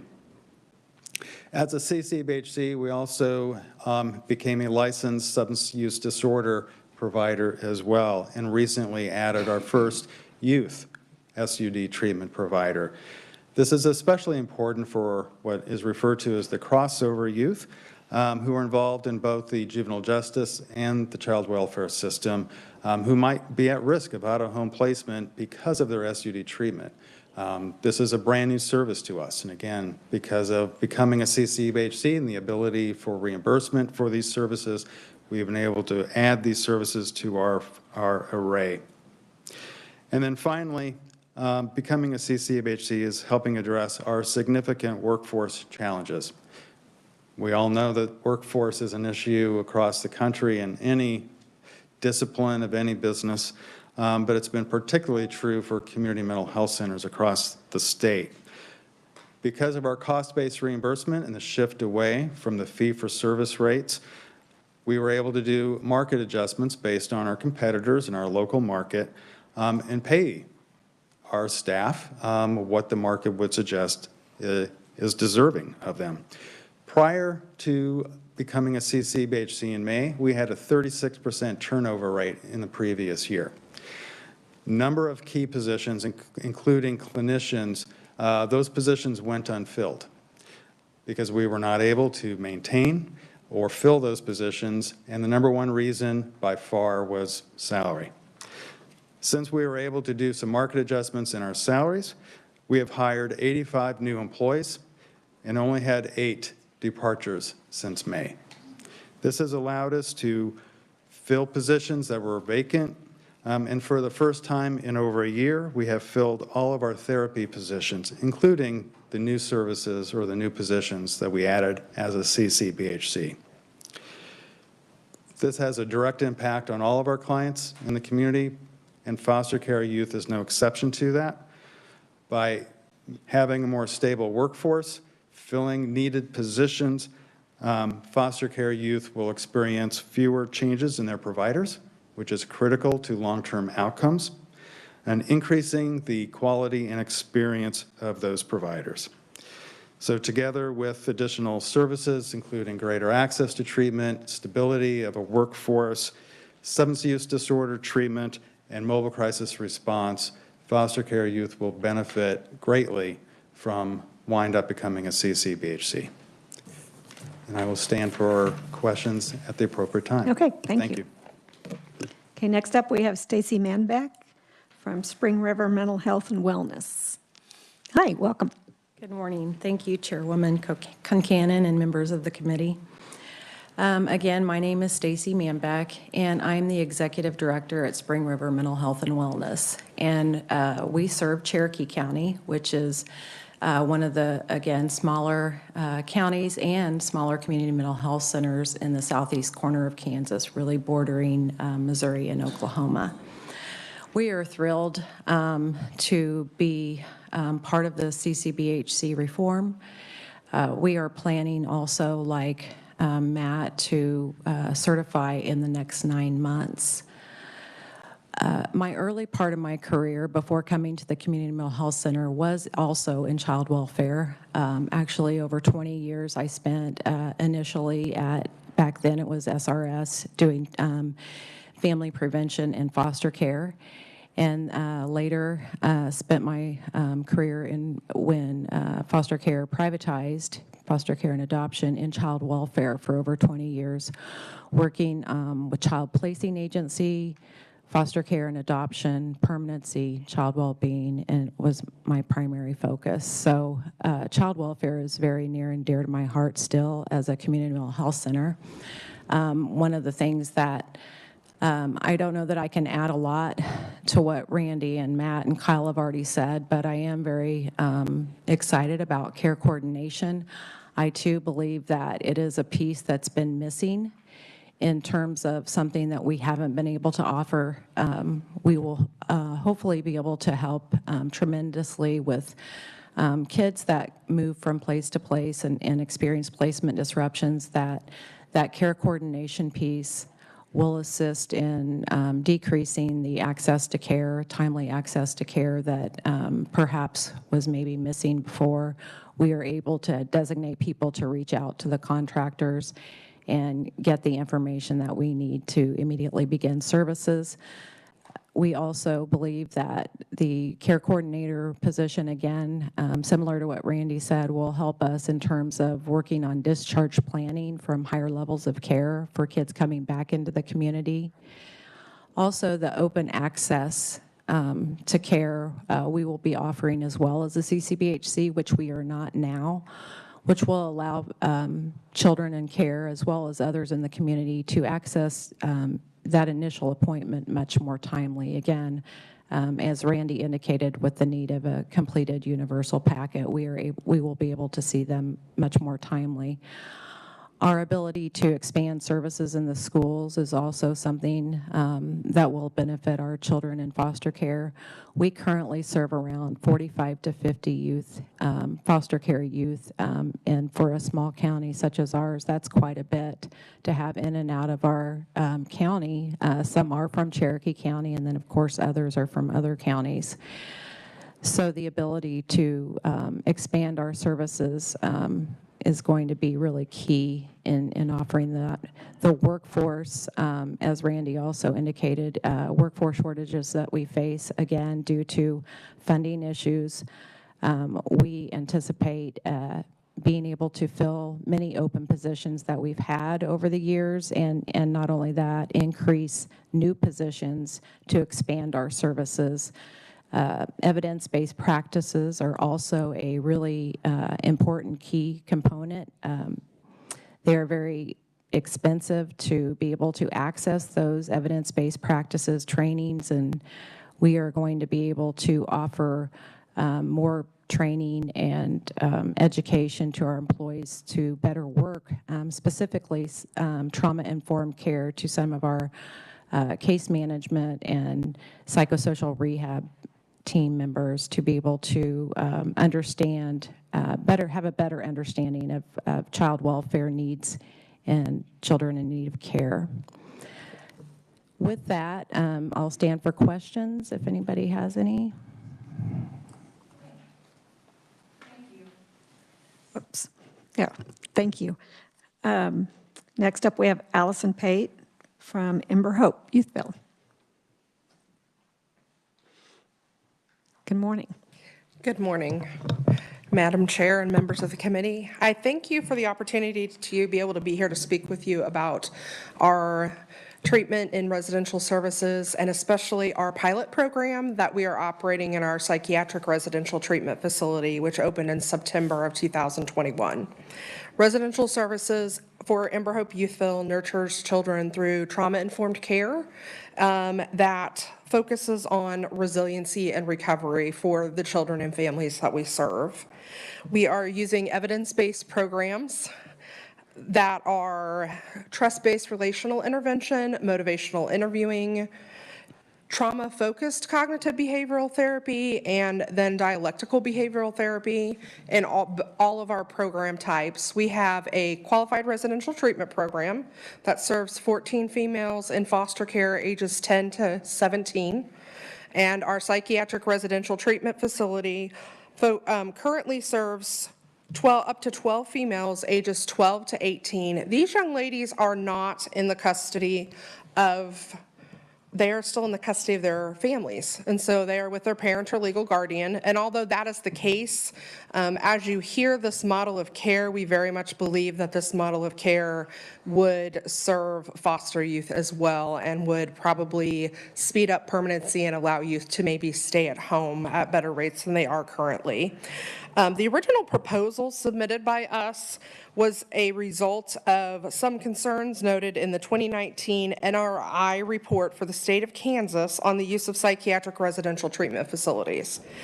Among the categories that we tried to address with our facility were adding additional beds, and so we added those 12 additional beds to serve female youth and their families, strong family engagement and parental involvement in the process throughout, a reduction in readmissions to the psychiatric residential treatment facility, a utilization of evidence-based programs, which I went through earlier, aftercare that ensures community services are in place prior to discharge, but not only in place, but that they stay in place, and that if any gaps are noted, that aftercare person who is called a family support specialist is able to assist and fill those gaps.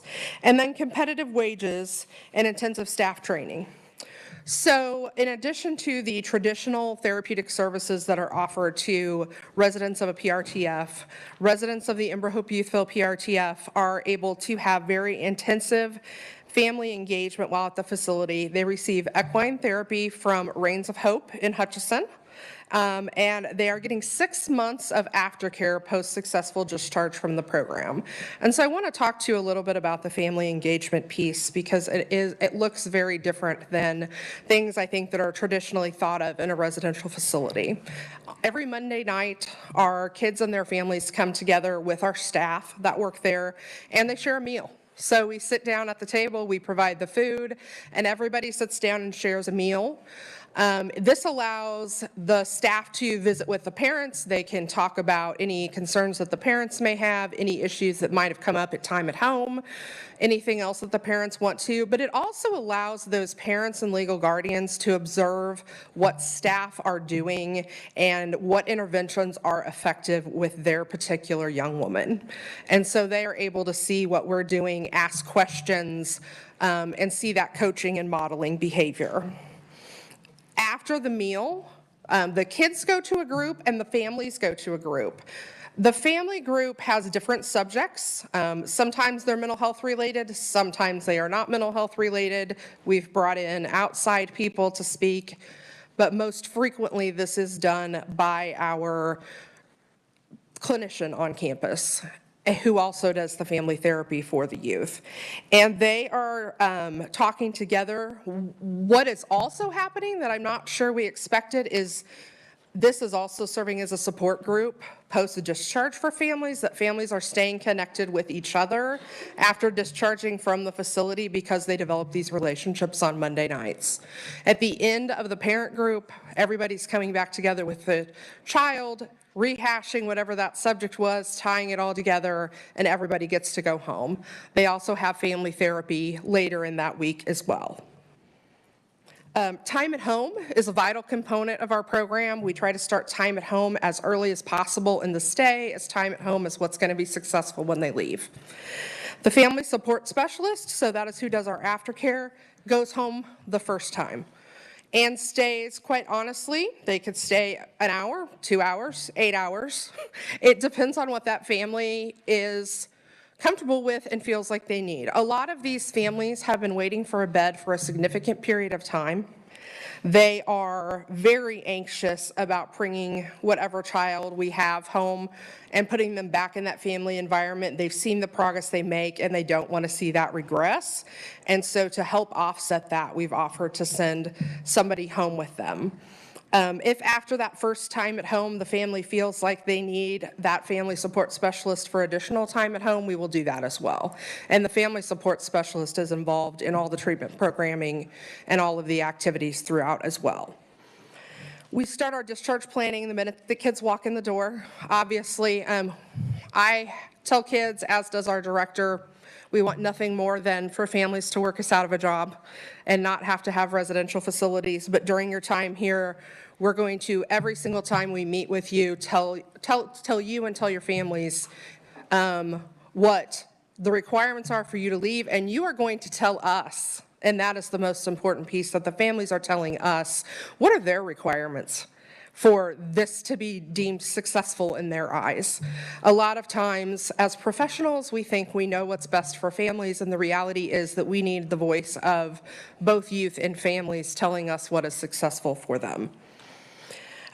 Once youth is discharged, they're going to get that 6 months of aftercare. The family support specialist will see the family within 7 days of discharge in their home community, in their home. They will stay connected and available as often as needed during those 6 months. They can do that in person, they can do that over the phone, they can do it via text, they can do it email, whatever that family is needing and most comfortable for. It also is going to allow that family support specialist to make sure that that family stays connected. So we make all those appointments prior to discharge to ensure that they have their appointments for community-based mental health, that they have their medication appointments. If they have a medical issue, they have medical appointments. Making sure those appointments were kept, the provider is working well with the family, and if there's any service gaps, then we're going to work with the community providers to fill those gaps as well. None of the services we provide could be possible without our residential specialists. A lot of times you'll hear that position called youth care worker. These are the line staff that are working with our kids 24/7 from the time that they get up to the time that they go to sleep, and making sure that they stay safe while they're asleep. These residential specialists get 55 hours of classroom training before they spend any time with the youth alone on the floor. In addition to that, they get another 40 hours of what we call shadowing. Part of that shadowing is going to be with a mentor that's assigned in the cottage on the floor that has their position. Part of that shadowing is with the floor trainer. Our floor trainer is also who does the classroom training, and so he is a previous residential specialist, is able to then come in and tie what you've heard in the classroom to what you're doing on the floor and kind of tie that all together for our residential specialists. Our last year, so for fiscal year 22, our retention rate was, for that position, was 89%, which is well above the national average, which is 58%. And so we feel like the additional training and support has been very helpful for that position. We plan to expand our services this year. We want to add a sensory program, animal-assisted therapy, and so that will start small, I believe with chickens. I know that sounds crazy. We do have a therapist, though, in our organization that does uses chickens in therapy, actually. And so we will start with chickens and work our way up to some of those smaller animals. We also want to renovate one of the cottages we have that is empty and not in use into a space where families can stay on campus. And so right now we're serving families that are within 150 miles of our facility so that there's not a burden on them for travel. If they have issues with traveling to our facility every week and staying engaged, since that's a requirement of our program, we're providing gas cards and assisting with that. But we also want them to have the opportunity to spend the night there. If they're that 150-mile mark, that's pretty far out when you're thinking about a family driving in for 3 or 4 hours of treatment and then driving home for 2 or 2.5 hours the other direction. They'll be able to spend the night there.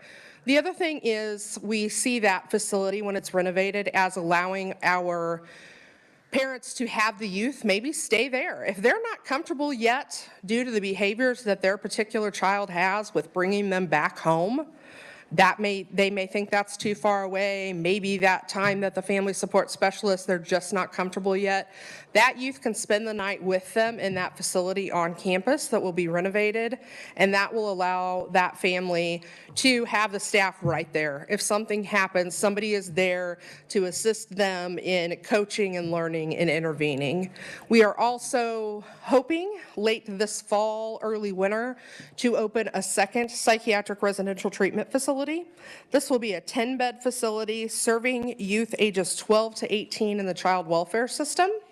And this facility will use a family and kinship search and engagement model in order to find connections and increase the connections the youth already have with those that love and care about them. As we know, these connections are the most important thing for youth to be successful, both in foster care and when they exit foster care. Since the opening of our PRTF on September 29th of 2021, we've served 20 youth and families across 9 Kansas counties. We've had 2 youth graduate from high school through our partnership with Opportunity Academy, which is operated by USD 373 and is a trauma-informed school. We have had 92% of our kids have returned back home. So one of our goals of our program is that youth not enter foster care, that we feel like a lot of times youth enter foster care, and we were seeing that in our other residential facility due to their extreme mental health needs and just families feeling like they couldn't take care of those needs. And so 92% of our youth that have discharged have gone back home to the parent or legal guardian. We have had 9 families served by our aftercare, and 3 of those finished that program successfully. None of the 9 families served by aftercare, we've had no readmissions to PRTFs at this time. Clients provide input throughout their stay. We do satisfaction surveys. We have a client advisory board. We also have a staff advisory board, and we'll soon, starting in probably November, have a community advisory board giving us feedback on services for our facilities and for our programs on campus. I want to read you some quotes from clients and their families. One client said, "Being in a stable environment helps so much. I really found the cottage to be a safe place. I don't feel anything like I did before."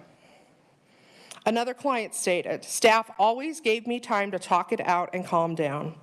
When asked about the impact of the program, when parents were asked, they also had some very positive things to say."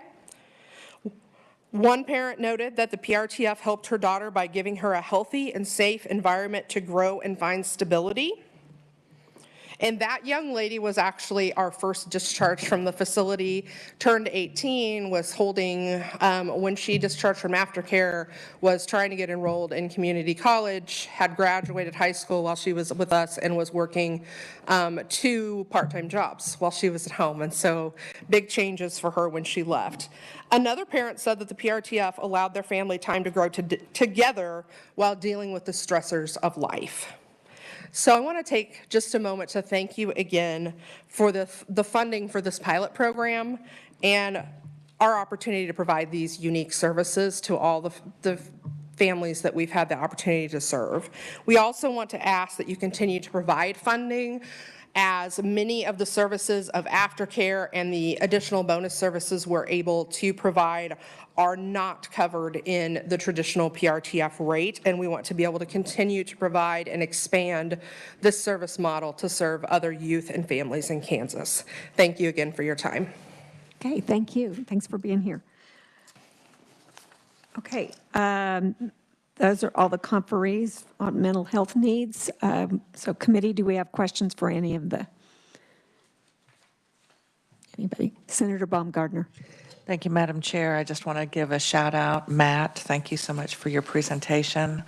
I happen to hear repeatedly that I don't know what's in the water. It isn't the chlorine. It isn't the, I don't know what it is, but down in your area, we just keep hearing about how successful and supportive, particularly in Parsons, but in your county, that community really is for foster kids and the successes. So just want you to know that has come up repeatedly in our Senate Education Committee meetings. And it really does show, I think it's something that the Secretary and I have talked about before. It's a big umbrella. When we talk about serving our foster kids, the umbrella has to be very large. It isn't just DCF. It isn't just those groups that they contract with. It isn't just mental health. It's the schools. It's everyone joining together to provide that safety net and support. So thank you so much. And if you haven't met the new president at Pittsburgh State University, Dr. Shipp, he and I have had a conversation about that as well. So we hope that some of those kids will get over there and take advantage for those that have aged out of that education that's paid for by the state. Thank you. Thank you, Madam Chair. Okay, further questions? Representative Ousley. Thank you, Madam Chair. And Allison Pate, the reduction of readmissions to the PRTF, what's the length of stay, in your facility versus the state average? Is it a longer visit or a shorter visit? It is, right now, our average length of stay is running at 146 days. We hear data in the PRTF stakeholder meeting. That's running about where length of stay is in other places. And so our length of stay, we count up to when they discharge the facility, but not that 6 months of aftercare. So it's running about the same as the other facilities based on the data we're hearing from the MCOs in that stakeholders meeting. Thank you for that. And I only asked because I know at one point in time, our stay, I want to say, was closer to 111 days, 100 days, and the readmission was quite a bit higher. So if we've struck a balance on that, I'm happy to hear that, and thank you for reporting positive news. Thank you, Madam Chair. Further questions? I've got a question, but I don't know for sure who I want to address it to, so maybe I'll just say Kyle so I can pick on Kyle. You know, when we're scheduling these meetings, I never know the right order to have things, whether to have the conferees or the agencies or the contractors.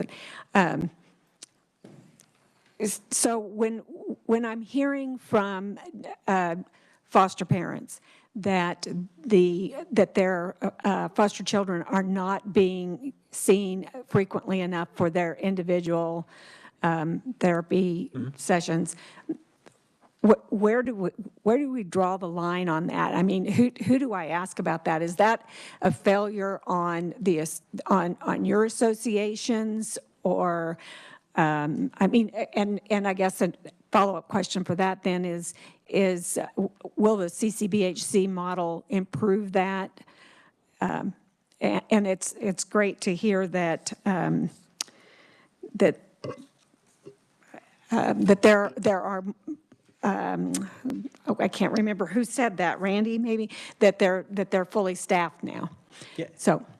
So it's a great question. It's one I anticipated. And what I would say is that in workforce over and over, whether it's been in front of Senate Education or House Children and Seniors or the Health and Human Services or Public Health and Welfare Appropriations, it seems like I have been a broken record on that for probably 5 or 6 years. But in terms of the access to care, I would want to hear about it first. If there's a legislator who hears about a child not being able to get care from a community mental health center, I want to hear about it so I can investigate it. And it's not just new to my work with the CMHCs, but when I was in the child welfare world and when I was at SRS for several years, I mean, that was part of what I did, was kind of try and chase those things down, because then I get to talk to an administrator or a social worker or a psychologist or a case manager, and they're the ones doing the real work. So what is the delay potentially? So, and a couple years ago, in fact, I suspected that it would be possibly that Senator Faust-Godot might ask this question, but she had asked me a question a couple years ago when we were in front of this committee about, it sort of caught me off guard at the time, but given my breadth of experience, which was a reference to me not really being able to hold down a job, but being at a lot of different places over a long amount of time, you know, how would I look at the system or see it? And the thing to keep in mind about child welfare is, if people have ever taken the GRE or any test that has analytical reasoning, where Tom can sit next to Bob but not next to Joe, who has to sit next to Susan, but she has to sit next to a window but not next to a wall, that kind of thing. Imagine that row of kids, and now put three kids behind each of them. That's what child welfare is. I mean, that's how fast you have to work. There may be one of a sibling set of 3 that is allergic to dogs, but that's where the house, the available bed is. But it's not in their home school district, and it's not close to relatives, and it's painful. That means your failure rate is going to be almost 100% on trying to get the right place for the right child. And so access to mental health services isn't much different from that when you have incredible workforce problems, and the school districts, the VA, the law enforcement, nursing homes, and other folks are all also asking you, can you help us out here? So we've already seen with CCBHCs a significant increase in the number of the veterans outreach. And also now with school-based programs, big focus on CCBHCs is on providing services and treatment outside the 4 walls of the CMHC. So it is going to the VFW or to the school building or things like that. So it could be that if a child, the foster home was going to be in Great Bend, and this is a real example, and the child welfare contractors on the way of transporting that child to Great Bend, and they've set up services through the Center for Counseling and Consultation, CMHC, for respite care. And then an hour before they get to Great Bend, they get a call and say, actually, we're going to put them into this home in Wichita instead. And so that's a completely different mental health center, and it's not in Great Bend, it's in Wichita at ComCare. And so they have to try and pivot and find the services. So some of that goes back to, and Stacey Manbeck mentioned the universal packet, and we're working with DCF and KDADS to make sure that those get done, because if we have those completed pieces of information, then it gets access to kids that much quicker. So that answered a lot of questions you didn't ask. And it answered some that I did. Okay. So when I get a call like that, I should connect them with you? I'm just fine with that. Okay. Okay. Great.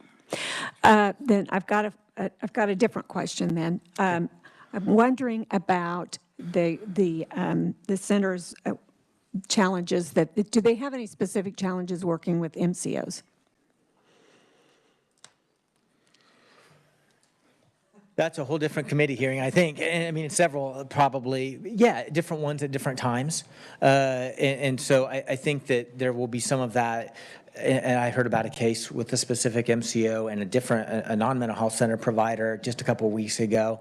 So I think that that's, again, an area where we're constantly striving to do better and open up conversations. We do think that again, the CCBHC model, the same way that the prospective payment system works with the FQHCs, that will now work that way with us. And so there will be less oversight, because there's been one of the MCOs where if they have additional oversight that they want to place on mental health centers or several mental health centers, and they have what are called alert calls, and so they're pulling clinicians off the floor in order to answer questions about the services they provide, and then they find out, oh yeah, you did everything right. Well, you also just took up 40 minutes of a clinician's time where they could have been seeing a kid. So that's probably first and foremost on our list of concerns right now. But I think over time it's improved gradually, but we've got some effort, some progress still to make, I think. Okay, thanks. Maybe we should talk before Bethel meeting. Is it next week? Okay, committee, do we have any other questions? Anything online? I don't see any. Okay, we're good. Thank you. Thank you, Madam Chair, members of the committee. I guess it's time for lunch. I heard the whistle. Okay, we're going to break for lunch now and resume at 1:30. Thank you.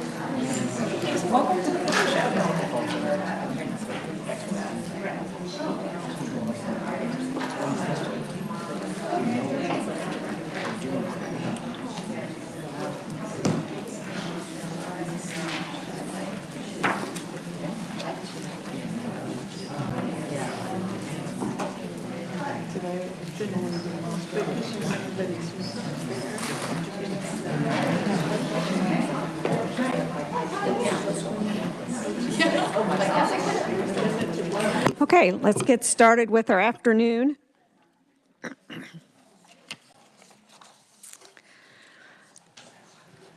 So first off this afternoon, we're going to hear from the foster care and family preservation contractors. And first on the agenda, I have Dr. Lynette Madison with Cornerstones of Care. Hi, welcome. Hi, good afternoon. I am not Dr. Lynette Madison. I am Meredith Rose. I am, as of July 2022, the new president and CEO of Cornerstones of Care. This afternoon, while we are aware of our earlier testimony that was provided by Nicole and John DeHaven, what I would like to do, if it pleases the committee, is to proceed with our testimony as provided, and then allow Dr. Madison just a few minutes to follow me, our Executive Director of Kansas Programs and Services, to provide a high-level overview of our current posture, our formal activity to investigate and work collaboratively with DCF, and where we're going forward. So thank you again for your time. I apologize. I saw your name is on here as well. That's quite all right. That's right okay. over it. Sorry. No apologies necessary. So again, Madam Chair Concannon, Vice Chair Hildebrand, and members of the committee, thank you for the opportunity to present today. As I mentioned, I am Meredith Rose. As background is who we are, Cornerstones of Care is a behavioral health organization. We have a rich 150-year history providing prevention, treatment, and support services to children and their families. The children we serve have experienced, as you can imagine, all levels of trauma. Trauma resulting from discrete events such as abuse or neglect, separation from loved ones, witnessing and experiencing violence in their communities, as well as trauma stemming from ongoing cumulative experiences like poverty, addiction, discrimination, and mental illness. I am proud to share our agency was recertified in July of this year in the Sanctuary Model of Trauma-Informed Care training by the Sanctuary Institute. It's a model that recognizes trauma as a pervasive condition to the human experience. It acknowledges the vulnerability of clients, organizations, and systems to the adverse effects of trauma and guides the approach that our 650 team members across our organization take to recognize restorative organizational culture, framework for creating trauma-informed communities, and promoting healthy team member engagement, including safety, self-awareness, and self-care. As you may be aware, we expanded our footprint and service into Kansas in 2001. At that time, we began providing functional family therapy. This evidence-based treatment model is one of 30 approved interventions by the Title IV Prevention Services Clearinghouse as a part of the Family First Prevention Services Act. The goal of the FFPSA is to keep children safely with their families and avoid the additional trauma that results when children are placed in out-of-home care. Functional family therapy is a family-focused intervention program for high-risk youth that addresses complex, multidimensional problems through clinical practice that is flexibly structured and culturally sensitive. The model concentrates on decreasing risk factors and increasing protective factors that directly affect adolescents, with a particular emphasis on familial factors. Its efficacy is well supported, particularly for our communities of color, our African and American and Latino families. In the past 10 years, we have served almost 1,900 families through family functional therapy. Thanks to the support of our Department of Children and Families, our DCF partners, and your investment of $7 million to enhance the FFPSA services through the FFPSA, we have expanded the service from 34 to 48 counties in Kansas. Truly, we are appreciative of the ongoing opportunity to collaborate with DCF on this prevention effort, as well as research consistent, demonstrated costs of interventions aimed at mitigating the effects of childhood trauma. We truly believe doing this work far outweighs the cost of prevention efforts such as functional family therapy. Moving on to our family permanency services. In October 2019, we began providing foster care, reintegration, and adoption case management services to over 1,000 children and their families in Wyandotte, Leavenworth, and Atchison counties. We provide case planning, parent-partner support to advance reunification, kinship navigation and support, foster parent recruitment, training, and support, life skills development for youth and young adults, and adoption services. As of today, we are serving 638 children across the 3 counties. Something notable within the past year, we have achieved the highest percentage, so 51.4%, of relative and non-relative KIM placements in the state. Consistently achieved 95% of worker-child visits each month, significantly improved overall client satisfaction, and made great progress with decreasing the length of time of youth remaining in foster care.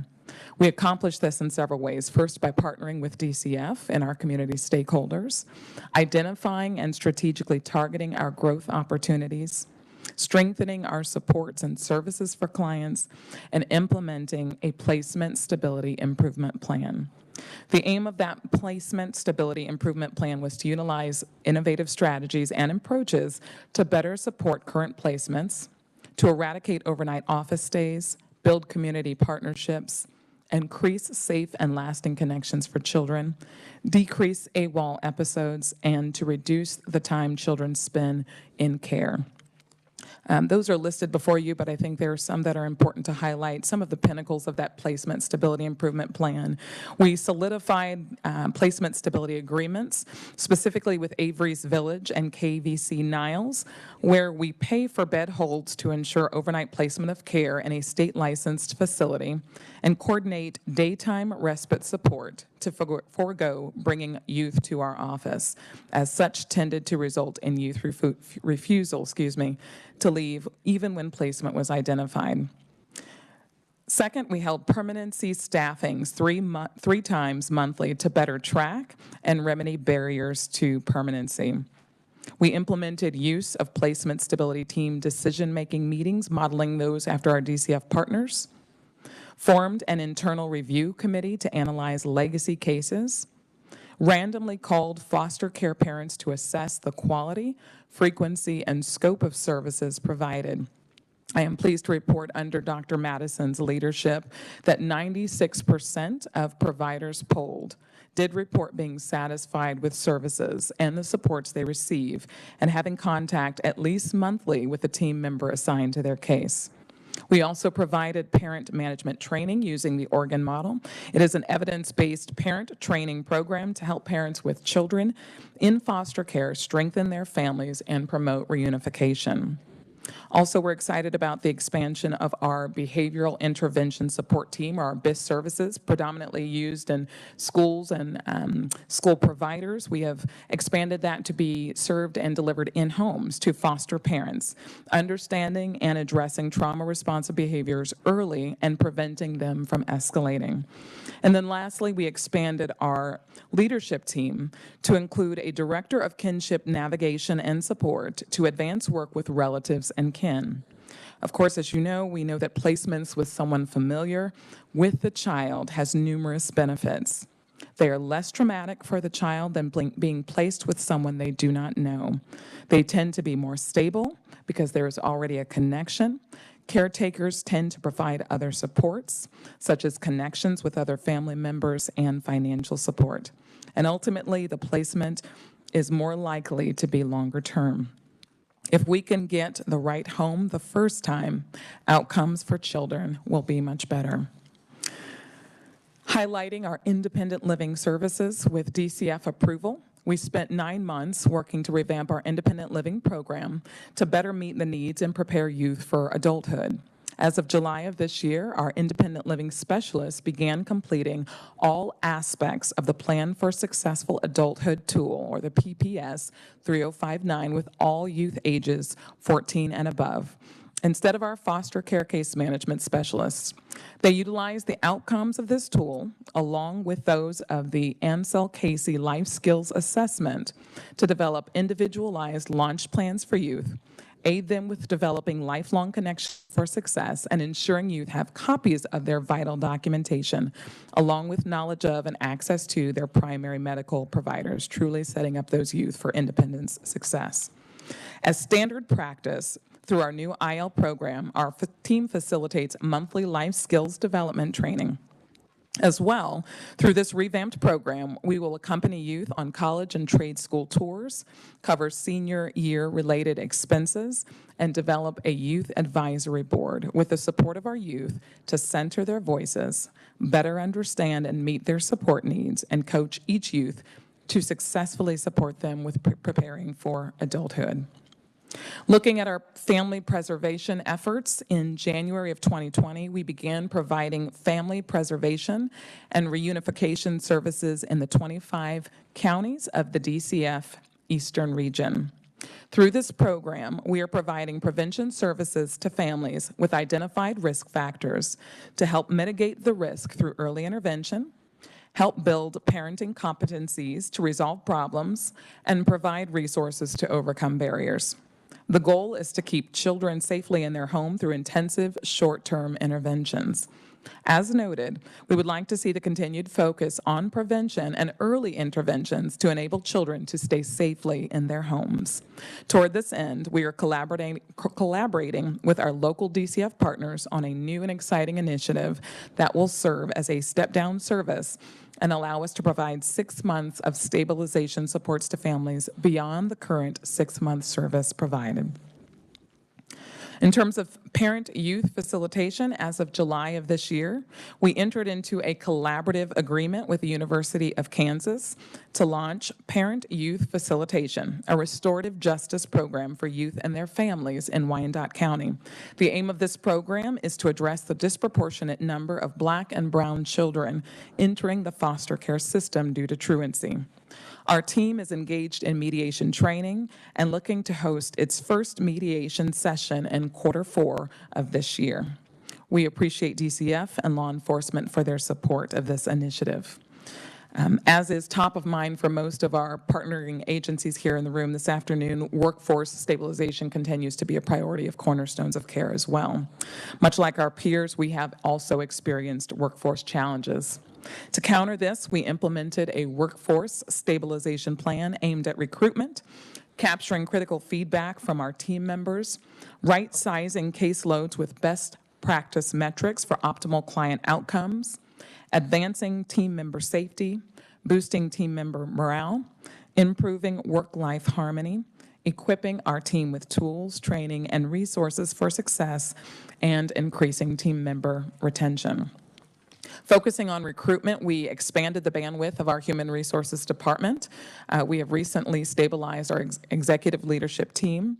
We've extended sign-on bonuses to new employees, hosted hiring fairs, a number of efforts, including participating in college and career fairs, partnering with a host of job board networks to diversify and leverage our outreach efforts. To address concerns related to the extensive service area our team members are responsible for covering, with DCF approval, we implemented a Dyad model between team members in Sedgwick, Wyandotte, and Leavenworth counties in June of 2022. The dyads allow team members based in Wichita to facilitate time-sensitive in-person visits, better support resource providers, and accompany clients being screened for mental health support. While this is a recent modification to our service portfolio, we believe this change will result in client support needs being met more efficiently and effectively, while advancing permanency, eliminating extensive travel for team members between our Kansas City, Kansas area and Wichita areas, and reducing team member burnout. To further advance retention, we increased caseload bonus differentials, trained all team members in safety crisis management, resumed our tuition reimbursement program, and strengthened our performance quality improvement process to provide team members with an open forum for collaborative problem solving. We advanced permanency and while lightening the caseload of team members. We increased mileage rate reimbursements, modified our performance time off system, revised our on-call system, expanded our youth care team, and created an on-call guide to provide tangible direction on how to navigate after-hour emergencies, all the while to ensure the safety of clients and our team members. Likewise, we coached our resource providers on supportive resources and distributed magnets outlining who to contact for after-hours emergency. So again, that 24-hour wraparound continuity of service. We thank the legislature for investing in workforce retention. In May, we level set salaries for all Kansas team members, resulting in team members receiving, on average, a 7% salary increase. We utilized workforce retention dollars to offset salary adjustments made for team members working as a part of our CPA. This combination of action steps has comprised our workforce stabilization plan, leveling setting salaries, and the workforce retention dollars invested by the legislature to offset salary increases has contributed significantly to improved workforce stabilization. Whereas in July 2021, our turnover rate was above the national average of 30 to 40%. Our quarterly turnover rates year to date average 12%. I am immensely proud of this improvement and again, our leadership in Kansas. Now, probably most importantly and of interest to this body are challenges and support needs. While we have made considerable progress and gains, we are not immune to challenges inherent to the child welfare system. It has been our experience that the child welfare system in many cases serves as a last stop for children and families whose needs have been unmet by other systems. Much like our peers, we are actively working to optimize client engagement and support, advance whole person health and wellness of our team members, reduce AWOL episodes, and end failures to place. Year to date, we have received 126 new referrals. Although we have significantly reduced the number and frequency of youth staying overnight in the office, down from the highest number of 41 back in September 2021 to the lowest of 0 in February of this year, we continue to average 7 failures to place per month.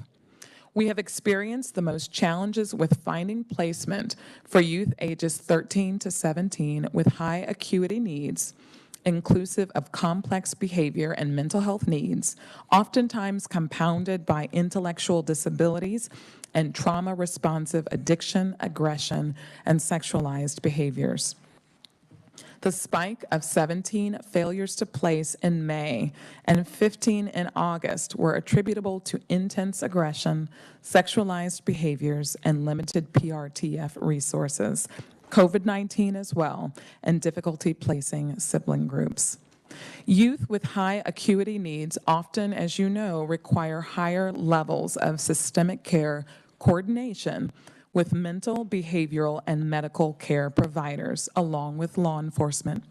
In some instances, we have experienced slight decreases in the duration of time to screen youth in for acute care, whereas in others, we have seen youth turned away for not meeting service criteria and qualifications for care. We have seen a positive correlation between participation in team decision-making meetings and placement stability, and are working diligently to increase usage of this and other preventative strategies internally, while also partnering with external stakeholders to mitigate placement stability challenges.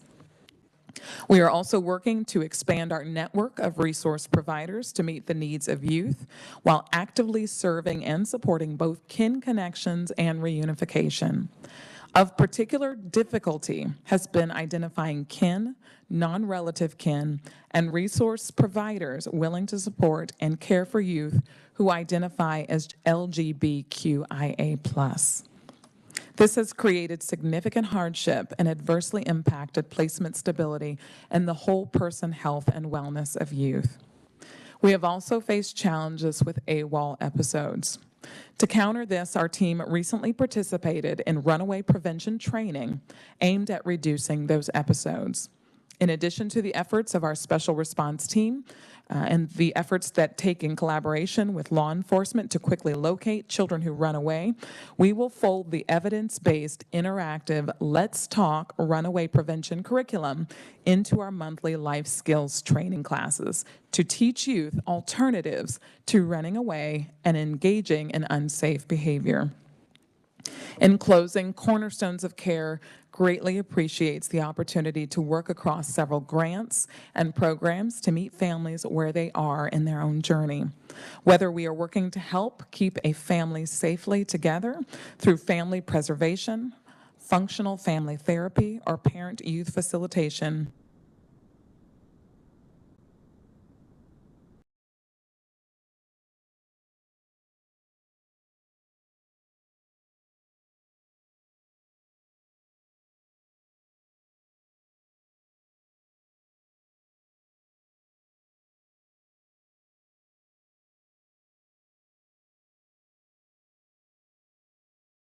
wonderful kids. These programs, supports, and services contribute to our mission of partnering for safe and healthy communities. Again, I thank you for your time and would welcome Dr. Madison to the podium to provide an update in response to this morning's testimony. Thank you. Welcome. Thank you. Thank you. Good afternoon. As Meredith said, my name is Dr. Lynette Madison, and I'm the Executive Director of our Kansas Programs and Services. I also stand before you as a former foster youth, a foster care alumni, as a former foster parent, and as a former foster care case management specialist. I share that with you primarily because together with Meredith and our leadership team, we have utilized that my personal experiences as well as some of the other experiences of the youth that we work with who've shared their voice with us to really shape and improve our programs and services. As Meredith said, we stood up a process of random sampling our foster parents and have been able to achieve consistently a 96% success rate in terms of satisfaction. Now that said, the other 4% exists, and we're well aware of that, and we're working to address that. It's our understanding that there was a family that spoke to this committee earlier today. We became aware of their concerns last Wednesday evening when they sent a very, very brief email. We did reach out to them to respond to let them know that we would be launching an internal investigation, which we have. Just to share a little bit with you briefly about our internal process, when a family files a formal grievance, what we do is reach out to them directly to gain clarity on what the concerns were or are, what are the specific outcomes that they're looking for. As I said, the particular family, the email was very brief and did not include those details. So we have on schedule for this week to connect with them, to connect with our legal counsel, our internal team members, as well as DCF to try to gather a better understanding of what the concerns are. One of the other pieces of that equation is that we have our internal performance excellence team to do a deep dive into the case file. I did have an opportunity very briefly to meet with our Deputy Director of our Permanency Services, and what I was able to obtain this morning in terms of understanding is that there are a lot of parties that were involved in this case, including, of course, the courts, the Foster Adopt Connect, and just others who also supported the position and where things ultimately landed. That said, I don't have all of the pieces of the equation, and we will be doing that deep dive this week. As part of our process, we give ourselves 15 days, 15 business days to follow up with the family, and they will receive a written response of our final outcome. So towards that end, I am more than welcome to take any questions, anything specifically that anyone has that they would like to see addressed as part of that. But I can assure you that we do a very thorough deep dive into any grievance that is presented to us. Do you want to add anything? Okay. All right. I think we'll go ahead and, in this instance, go ahead and take questions now. So, Senator Gossage. Thank you both for being here. And I would have to say that, Ms. Meredith, I'm sure that you will be a valuable asset just from your testimony to the organization. So, yes, we did hear the very heart-wrenching testimony from these parents, and it was honestly hard not to tear up in hearing their concern. And they seemed very astute parents, and this looks like something that's been going on for years. So it begs the question, do the foster parents have this process, this protocol, as this is how you contact us if you have a concern about a caseworker or a concern before it ever gets this far? Yes, I will take that one if you're okay. One of the very first things that we do when we contact families, when we're going over their rights, that very first meeting, we hand them an actual copy of our policy and we review over it with them that outlines what our grievance protocol is, how to go about filing a grievance. We actually give them the documentation and paperwork to do that, as well as who to forward that to. So that is something that is standard practice across the board for any family that we are serving. So a grievance, of course, is different than an appeal. So I know that they have already emailed in an appeal considering a particular outcome that they want to be proactive. So you're saying there's also a grievance process where they could have filed a grievance against what seems to be a concern about a particular caseworker. Yes, I think we're talking about two different processes. We have our internal grievance process. As I said, myself and our leadership team really just became aware of this. They emailed Meredith, it was very late, 8:59 to be exact, on Wednesday evening. So as far as knowledge of the concerns, that's when they made their way to our radar. The process that you're speaking of is more of like the judicial system, and my understanding from the brief, again, conversation that I had with our legal counsel this morning is that because of the type of case that it is, there isn't an appeal opportunity that's assigned to that or attached to that. Again, that's what was shared with me, but I am going to do my due diligence to try to better understand all of the factors. I was sharing with someone at lunch today that having been a district manager for Sylvan Learning Centers for many years, oversaw several centers, people would assume that I knew everything going on at each center and had evaluated each teacher, which of course I had not, or evaluated each director of education. So by the time a complaint would make it up to me, then I became aware of it, and then you're trying to go down and look through the layers to develop to discern what was the issue. So I can only hope that now that it has reached your level, that you will follow through with that and follow up with the concerns that these parents shared with us. And thank you both very much for being here. Thank you, Madam Chair.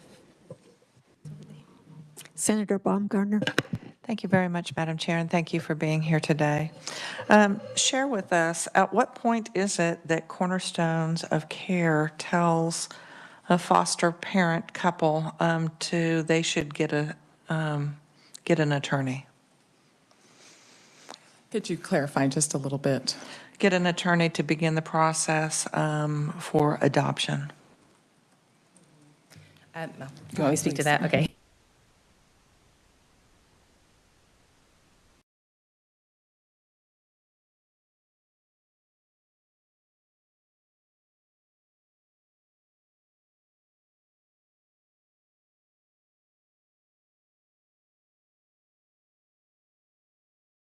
adopt, do you tell them that they are to get an attorney? Where I was going is that I think that that's not the norm. I think there are some other variables and circumstances surrounding this specific case in which that was shared. Okay, so there isn't a set policy or procedure for that? Correct. Okay. And as a clarifying question, from the testimony, or it is your belief, or did you all hear that the family communicated that it was a Cornerstones of Care employee that advised the family to get an attorney? Is that what was shared during testimony this morning? I believe that is correct. So what I would ask as a part of our response, as Dr. Madison has indicated, we will do our due diligence to talk directly with the family. Again, within 24 hours, I responded via email to acknowledge the concerns.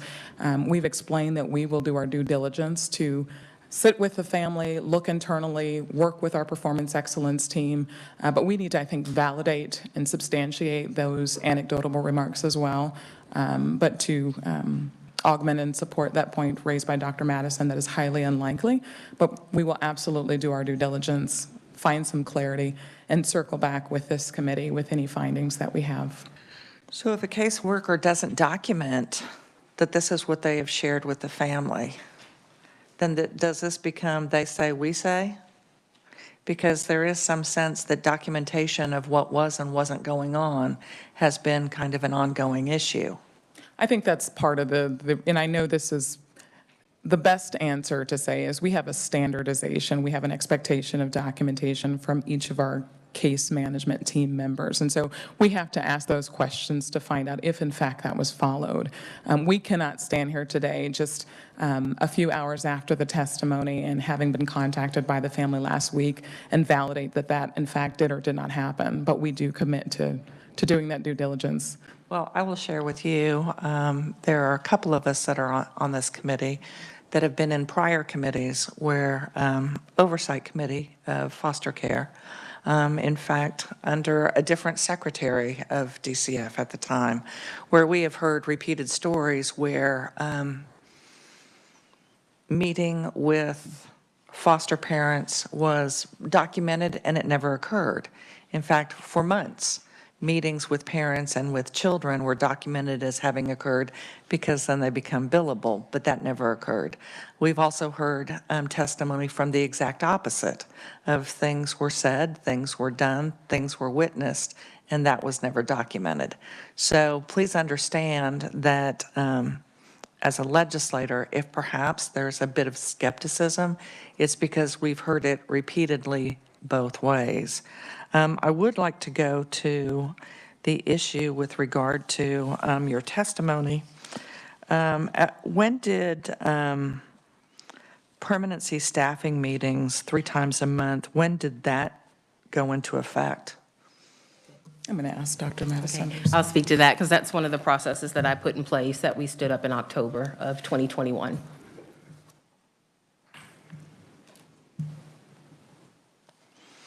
And so when you are meeting 3 times a month, what are you doing with regard to tracking and acknowledging remedies of barriers? Do you have a spreadsheet of these are the children that we are working towards permanency? And so how often would a particular foster child or group of siblings, how often would that permanency process actually be discussed if you're meeting? So now we're talking about in just a month, that would be, you've already had 10 or 11 months worth of these meetings. So how often would a particular case come up as far as that review? So I'm going to answer your question, then I'm going to add something to that just for context. So in terms of the red, yellow, green staffings, the way that we stood those up is kiddos who are nearing permanency, the 12-month mark. So within the 6 months before that, we say that they fall into the red category. So we would hold theirs the second Wednesday of the month. Those kiddos who fall into the yellow category, right, which would be the 6-month to 9-month time frame, those are held the third week of each month. And then those who fall, so that's the red, yellow, green, closer to permanency. So it's very structured, it's very standardized. There's set questions that get asked. In terms of how often a kiddo's case would be discussed, they're discussed weekly during supervision. The red, yellow, green staffings are what we stood up to really address any barriers to permanency. So are there any additional supports and services that we need to put in place? Anyone that we can partner with to try to remedy whatever the barrier is to permanency? So those are two different processes. Okay, I want you to just understand that part of what was shared with us, and I understand that you are both saying that you're not familiar with this particular situation, but here's what's dumbfounding to me. So if there is this reporting and weekly discussion, and there's to be reporting that goes up and reporting that goes down, if it was determined back in 2020 that the children would never have reunification with a parent, and that was determined in the courts, at that point in time, the clock is clicking as far as permanency, as far as placement for a child. So we're getting close to almost 2 years. So it's dumbfounding to me that you were unaware of a placement situation that has been ongoing for almost 2 years, and yet quite a bit of time has been spent on just mentioning, I believe you said at 8:59 or 9:59, I didn't even write it down because I thought, what does it matter what time an email was received? My question is, why wasn't at any point in time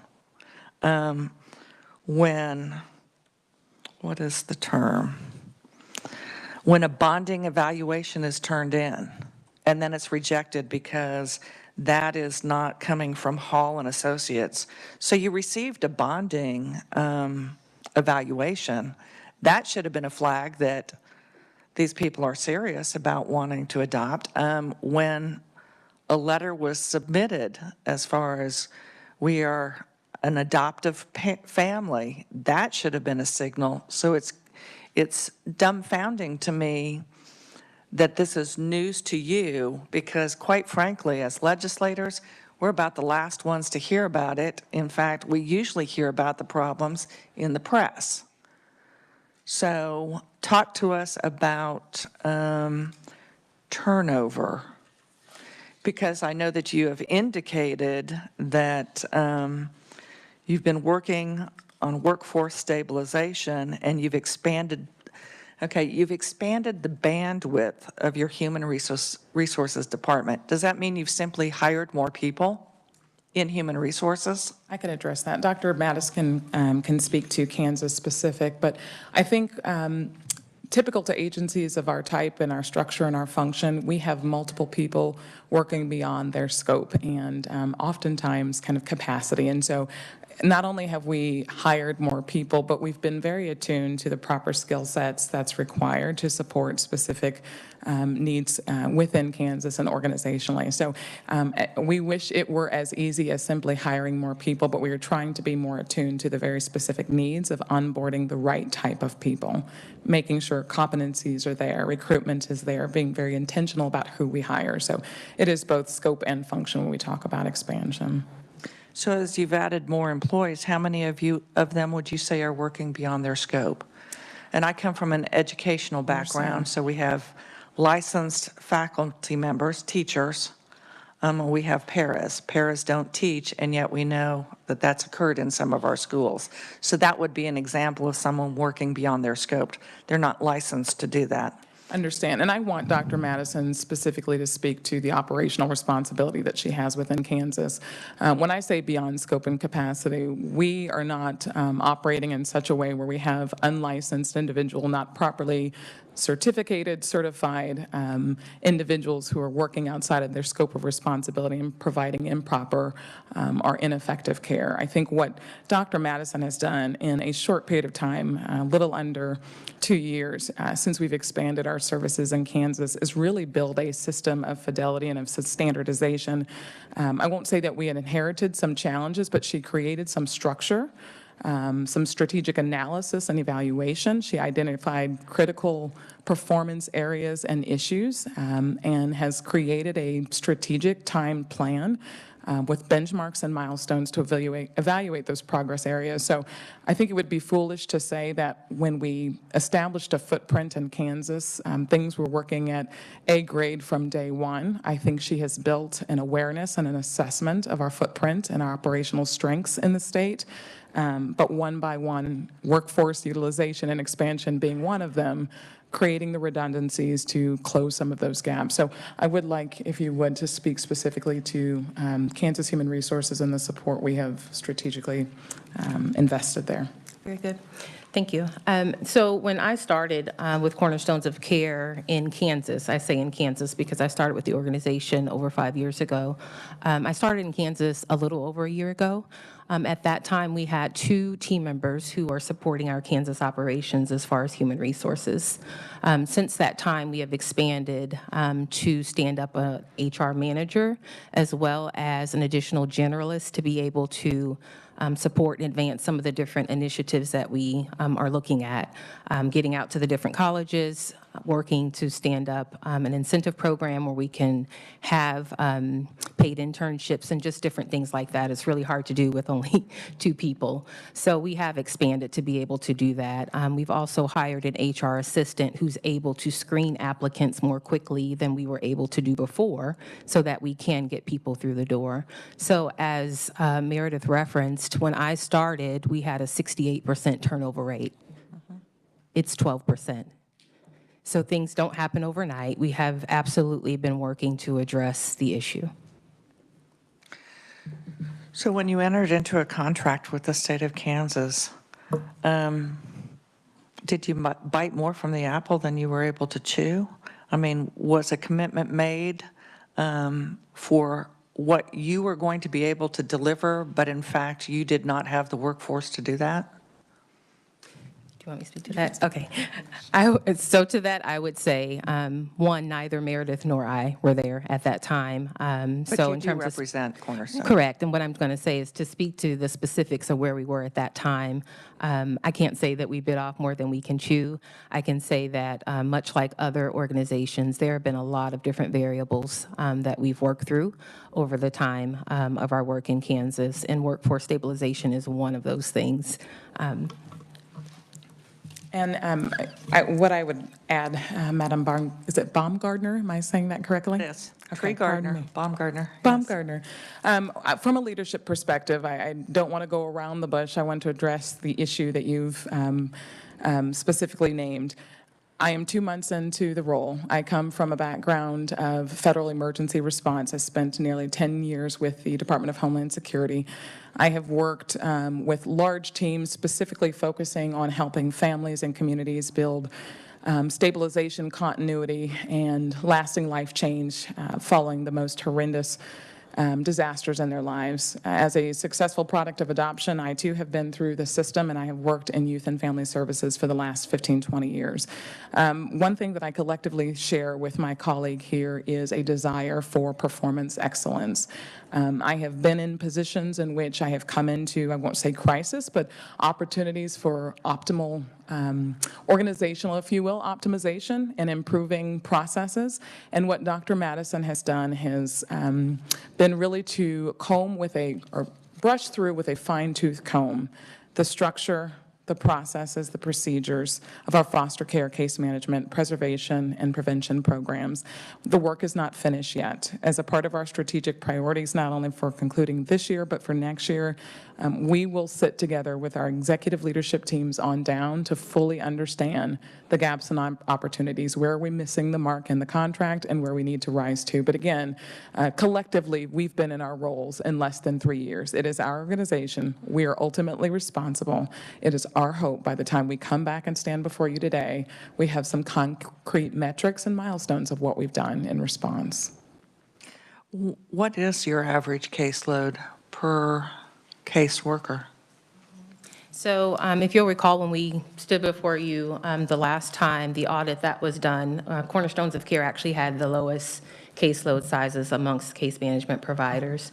Best practice is 12 to 18, and we're right at 18.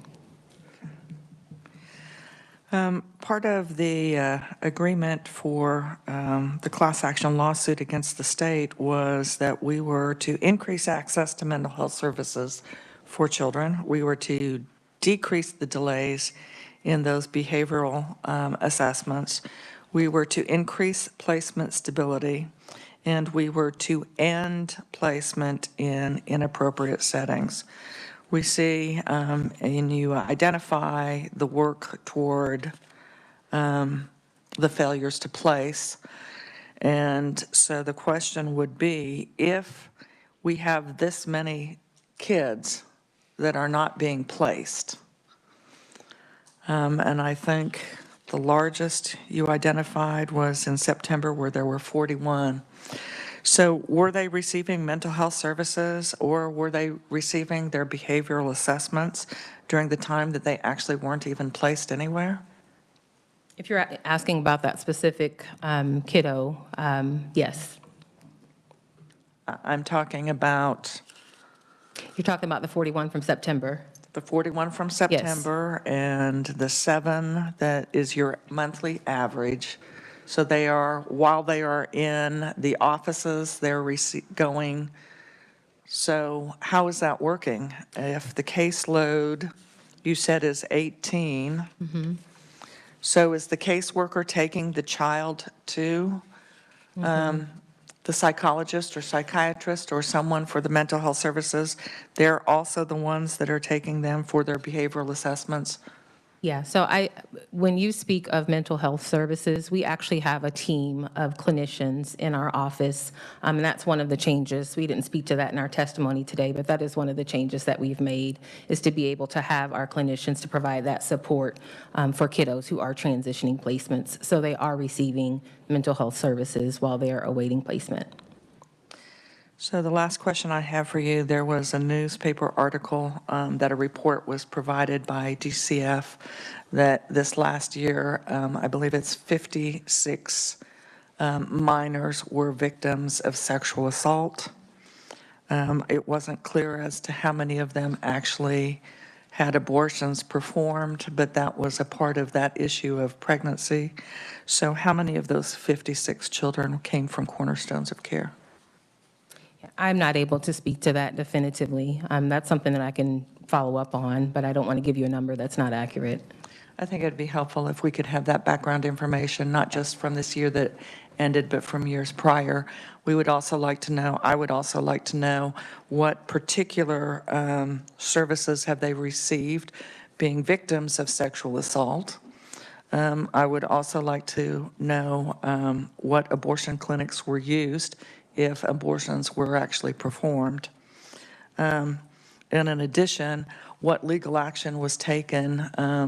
Was the local county attorney, the district attorney, law enforcement contacted on those sexual assaults? And were those children moved from the home where they were staying? Thank you very much, Madam Chair. Okay, online we have Senator Holscher and then Senator Faust-Godot.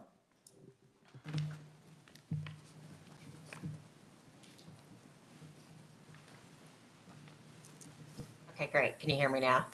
Yes, we can hear you. Great. Sorry about that. Thank you so much. Thank you, Madam Chair. Thank you for the testimony, and Dr. Madison and Ms. Rose, you have some very compelling background in regard to your experience in foster care and adoptions, and your depth of knowledge is very impressive. So I thank you for being here today. It sounds like you've made some improvements as far as staff turnover and have been able to achieve higher placement of children. What are the biggest challenges now that you're facing in terms of the staffing and placing youth? You want me to? Okay. In terms of biggest challenges, which Meredith spoke to a little bit, our biggest challenge is really we're seeing more and more kiddos who are coming into the child welfare system who, quite frankly, might be best served in other systems. We're seeing quite a few kiddos with high acuity needs, support needs that they have, and it's just really challenging to be able to get them in in the timeframes that they need to be seen and that kind of thing, which is part of why we pulled some of our own clinicians to be able to provide those supports. It's just really challenging when you have kiddos who have needs and wait lists are long, or you have facilities that have beds, but they don't have the staffing to be able to meet the needs of kiddos. Thank you. Okay, Senator Foscato? Madam Chair. Yes, go ahead. Okay, I heard an echo.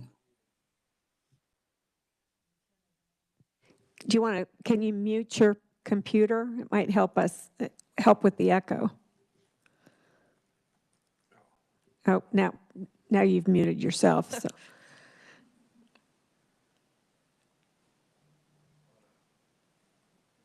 Senator, can you unmute now? Okay, the host has unmuted me. Okay. Okay, we're ready for your question. Okay, thank you, Madam Chair. And let me know if you hear echo, and I'll just type in my question.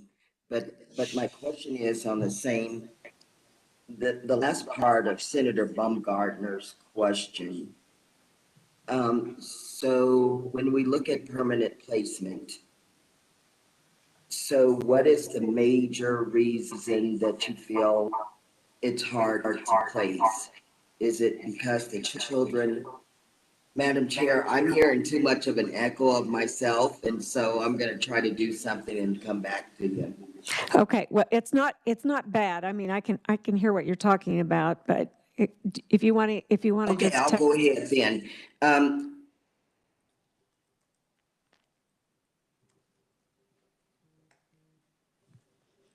Sorry, Madam Chair. Go ahead. Oh, okay, you can hear me. So Yes. my question is this.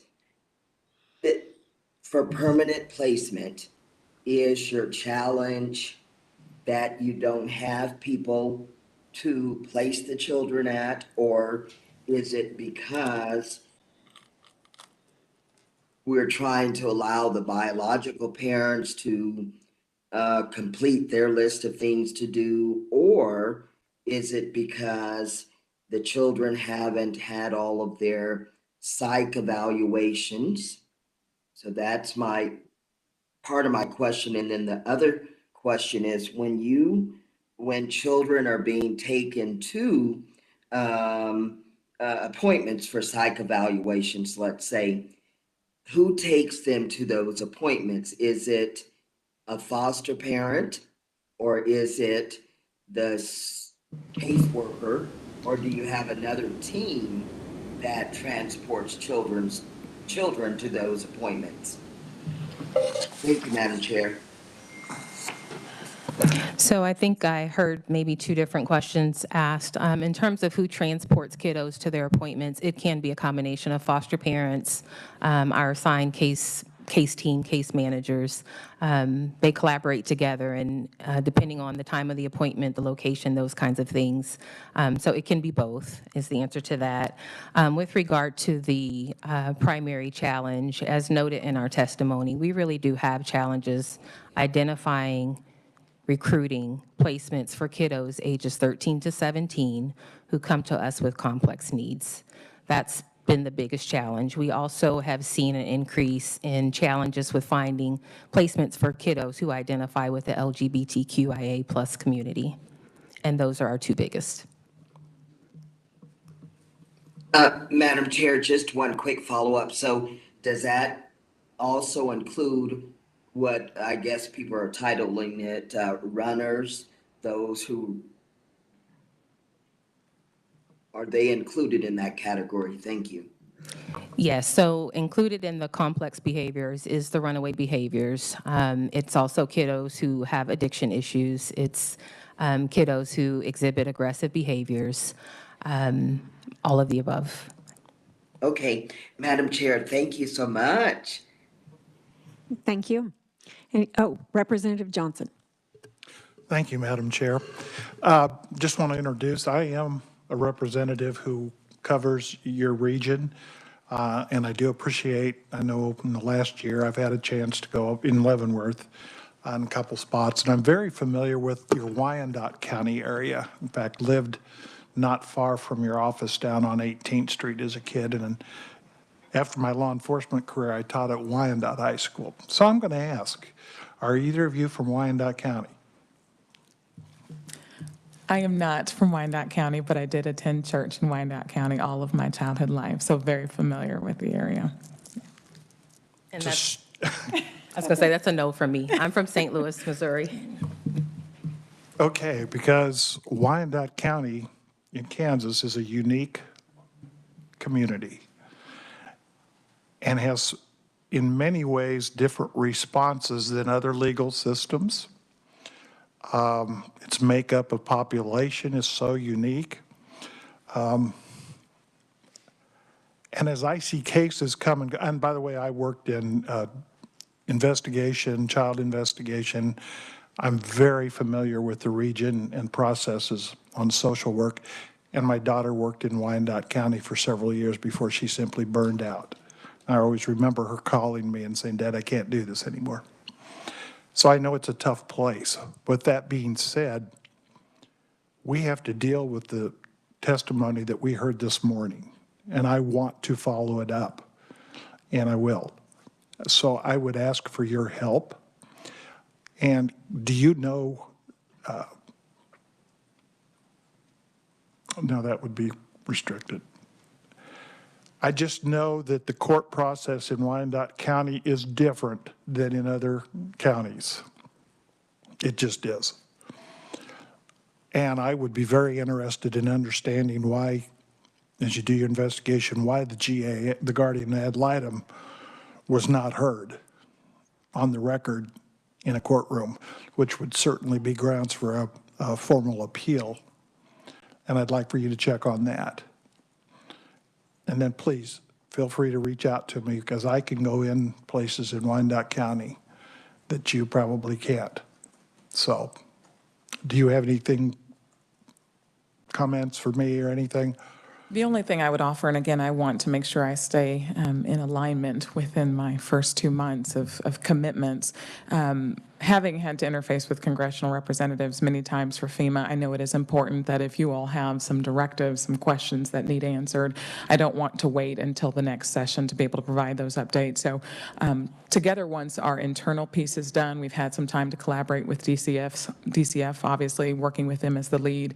There may be some legal things that we need to do and verify, but I would like to explore the opportunity to have an additional follow-up discussion, whatever that forum might look like, whether if it's one-to-one meetings or teleconference calls. I'd like to ask the question of both our DCF partners and together with my staff, how can we provide as much information outside of the protective information to let you know where we have responsibility, what we've done, what we're doing, the family's perspective, and just give you a solid readout of what we find.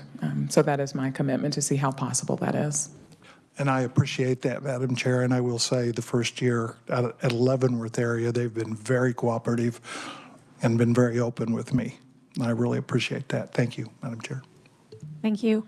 And I think that as far as the communication, we have another meeting scheduled in November, and that would be a great time for you to come back and share with us, or you're welcome to contact people one-on-one. And the other option would be to send an email, and you can communicate with Natalie, Natalie Nelson, who worked to schedule you. Could I just have a follow-up question? Would that be okay? I've got one person before you, and then that's okay. Representative Ousley. Thank you, Madam Chair, and thank you both for being here. A particular difficulty has been identifying kin, non-relative kin, people who are willing to support the LGBTQIA+. I don't think I've ever seen that in testimony before, so thank you for bringing that to our attention. I've served on quite a few of these committees, and I can't recall ever seeing that there. So thank you for bringing that to our attention. And then on the first page, Cornerstones of Care was recently recertified in 2022 in the Sanctuary Model of Trauma-Informed Care. Is that an annual certification? Is that something that you've held before, or Can you That is a 3-year certification, so we just completed that certification again this past summer. So we have to we do certain checks and analysis of each of our programs. There are certain compliance pieces that we have to meet, and so that is a certification that we are reviewed on every 3 years. And is that a requirement by the state for your grantee, or is that just something that y'all do? No, it's something that we elected to do as an organization to really follow the sanctuary model of trauma-informed care. It really does guide our work, not only with our clients, but with each other and internally. Well, I appreciate that, and I appreciate the mission statement on the last page. Thank you, Madam Chair. Senator Gossage. Thank you, Madam Chair. There was something that you said, Meredith, about children's placement is more stable with people they know, and they have a better chance of success. I wrote that down as you were speaking. I wholeheartedly agree.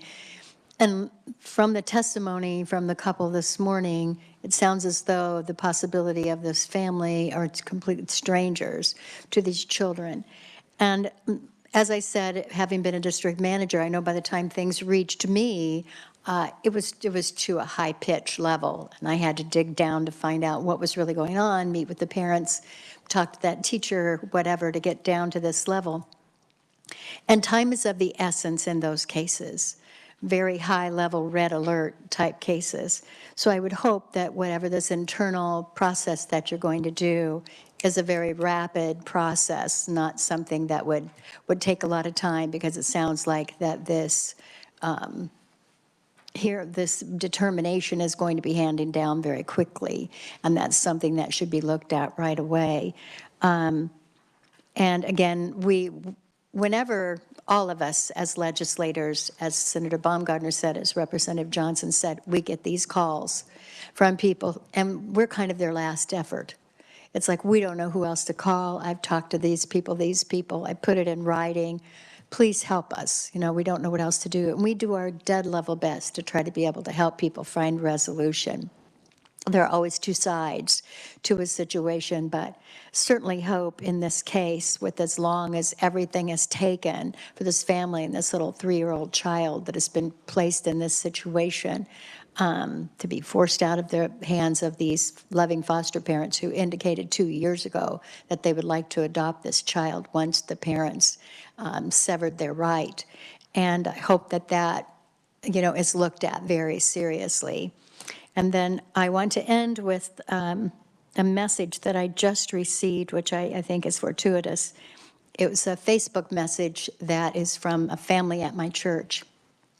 And there's a picture of their family. It says, "It's official. We are thrilled to announce the adoption of our teenage children, Morgan and Braden." And this is public, so I can say those first names. "They have spent 2,552 days in foster care. 3 days short of 7 years. But today, the next chapter, their story begins. They are official members of our family."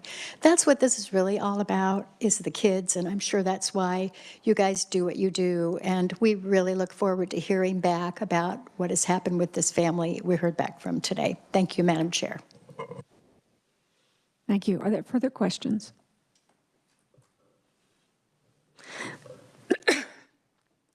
Sorry.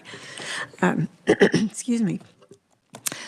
I want to thank you both for being here and for coming and dealing with the situation that we heard about this morning. I'm sure you feel a little bit picked on, maybe, that we had what would be an anecdotal story, but we take that serious because that was someone willing to come forward and talk. For every one of those, we have dozens that we talk to that are not willing to come forward. And another thing, and we really, really appreciate the people who are willing to foster. And it seems like once they get a child, and I'm not speaking for everybody, but the ones that we hear from, that they feel like they're being abused in the system. And this isn't just for you, this is for everybody. That they feel like they're abused. And I can't tell you how many I've talked to that have said, this is it. Once I'm done with this obligation, no more. I'm done fostering. And I mean, that's just something that we don't want to see. And I'm really sickened by this, the whole nature of retaliation that seems to be a theme that we're hearing over and over again. And you two both seem so willing to dig in and do the work. And I wanted to throw those things out there, that those are themes that we're hearing, and the purpose of us getting this committee in place so that we could hear those. So, but thank you very much for being here. If I may, before we step down, I just wanted to land and leave with you. It does us no good to operate under the assumption that there are not areas for improvement. There may be things that we need to look at, and that's why we established the best practices, the protocols, the leadership that we did. I take that leadership responsibility very serious, and I don't believe in giving empty promises. Again, we have both been on the receiving end of services that have worked for us, and we have worked directly with families and services where they haven't. So we know that harm that happens. We know the perpetuation of trauma that happens. And so you have our personal commitment. We will do our level best to be honest and transparent about what we need to own and put course corrective actions in place where we need to. Okay, thank you. Okay, the rest of the contractors, we will take testimony and then do questions at the end. I wanted to give the opportunity to ask questions to these ladies because they were specifically addressing the case that we heard this morning. So next up, I'll call on Jeanette Owens from DECA. Hi, Jeanette. Hello, Madam Chair and members of the committee. Thanks for the opportunity to speak about DECA and our child welfare services today. My name is Jeanette Owens, and I'm the Chief Child Welfare Officer at DECA, and we provide child welfare programs including Family Pres, our Child Placement Agency services, We Can Drive, which is a new program that just finished its first year that provides foster youth with opportunities to get a driver's license. Additionally, we provide mental health services, substance use disorder treatment, traffic safety, prevention, and research services. DECA has served communities, families, and children for the past 48 years. Sharing some specifics about our family preservation program is that we cover the 5 counties in Kansas City region and the 10 counties in the Wichita region. We currently are serving 258 families, and in those families we have 632 children that we're working to keep in their home in a stable placement. We are working alongside these families to address mental health needs, housing availability, which seems to be one of our biggest areas of need right now, food insecurities, utility payment issues, safe child care options, and as well as additional areas of need. We're continuing to see the impact of having reduced resources in each of these areas, resources that were at once offered pre-COVID being an area of concern. Some of our longest term workers have shared this is the hardest and the most difficult time that they remember working in family preservation. Within our family preservation program, we continue to focus on providing substance use treatment services to those families that have prenatal substance use as a primary, parental substance use as a primary influencing factor for the child welfare concerns. We utilize the evidence-based model sobriety treatment and recovery teams, which in short we call START, to help improve not only the safety, the permanency, and the well-being and recovery outcomes. I often get to hear about the success of our START program, but a couple weeks ago I happened to be in an area for a set meetings throughout the day and got to see where our treatment intake was. At that time I saw 3 different mothers from our family preservation program starting to begin their recovery journey. The timeline for our START fidelity is 4 days from the time we receive that family pres referral until that treatment assessment takes place. It's not always easy for a system to move that quickly in 4 days and have them in treatment to start that journey. And so to watch those 3 women on that day get to start that felt really rewarding. As for our current caseloads,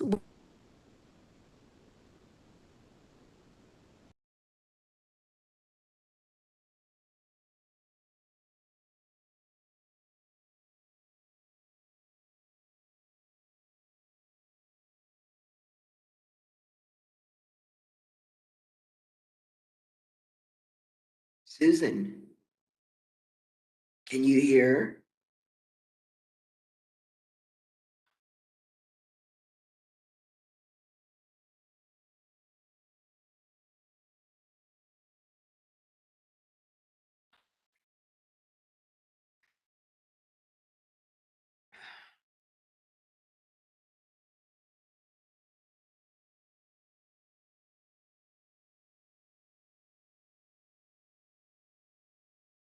I can't hear anything.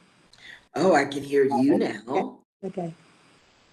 Okay, so we have a chat from Robin. They lost connection. Okay. Okay, are you in Denver? I am. Yeah, me too. Hi, Cindy. Hi. Yeah, it froze up on me a couple times earlier. I didn't know if it did for you all too. Yeah, it did. Yeah. Just did. All right. Cindy, we're both in Denver. Well. And Charlotte is here too, and maybe Susan. I mean, we're all on this committee. Oh, and there's Charlotte. Yeah. Hi, Charlotte. She's headed to Denver now, I think. I am. Yeah. Apparently we lost the video feed or something. Yeah. Maybe my blood pressure has stayed down now. So, Susan, how was your flight? So we flew from, my husband had a meeting in Seattle last week. Get to talk about the impact. It leaves me feeling hopeful for ways to really honor our staff and the hard work that they do every day. So thank you to each of you guys for making that possible. Some more specifics about our CPA is that we currently have 355 foster families. Kansas is at 2,448 foster families statewide.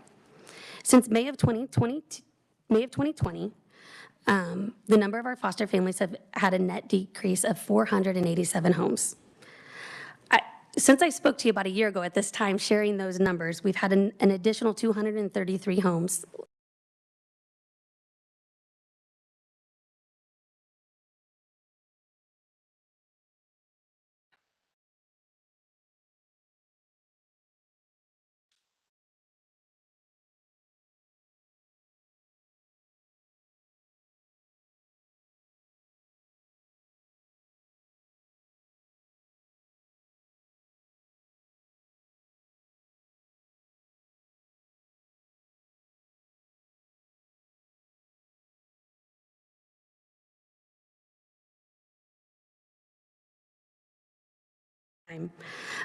These families, like our staff, are experiencing struggles with access to mental health services, access to available childcare, access to a stabilized workforce.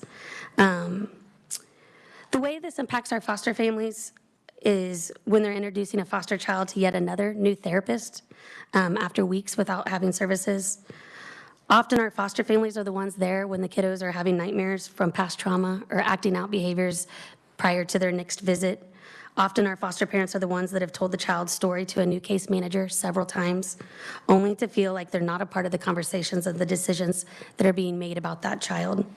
Often our foster parents are the ones taking off work at moment's notice because their child's been removed from school or from a child care. Our decline in numbers of the Kansas foster families truly makes an impact on the entire system. And my hope is that the recruitment funds that came out, that the 5% increase for foster parent rates and then the new CPA rates are all ways to help and increase our numbers back closer to the 3,000 number of homes available. I now want to switch to our workforce updates. As I shared, the recruitment and retention funds have made an impact on our child placing agency. We've reduced the number of our open positions in our CPA and filled positions that had been much needed. With that said, our family preservation workforce remains an area of concern, an area where we have concern. We have positions that have been open for more than a year, as well as we have current staff resigning, stating their own safety risk is too high. Additionally, we have staff that are struggling to maintain their own personal basic needs during the time of inflation, finding it difficult to balance their personal lives and employment responsibilities that are so demanding. One of my staff members, last week, I had asked why his vacation had been canceled. And he shared he really needed the time off because one of his family members actually had a child welfare crisis, and he was trying to help navigate the system for them. Unfortunately, one of his family preservation clients had court that same day, and he was concerned the kids were going to be removed from the home. So he elected to cancel his vacation and be there for his family preservation client. Not too long after that, the concern was, can he do both? The family pres work and provide what he needs to for his family.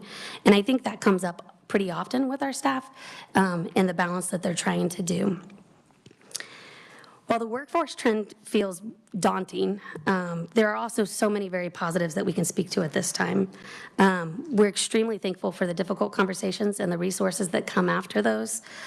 We especially want to share our appreciation for the extension of Medicaid for postpartum women. We want to share our thanks for the recruitment and retention funds for CPAs and residential facilities. We're also grateful for the resources like We Can Drive that you guys worked so hard to provide, for the work with therapeutic foster care and professional resource family programs, and for the new CPA rates. We know all these resources will improve outcomes for children and families. So thank you for your time today and the invitation to join in the conversation. We appreciate it. Thank you.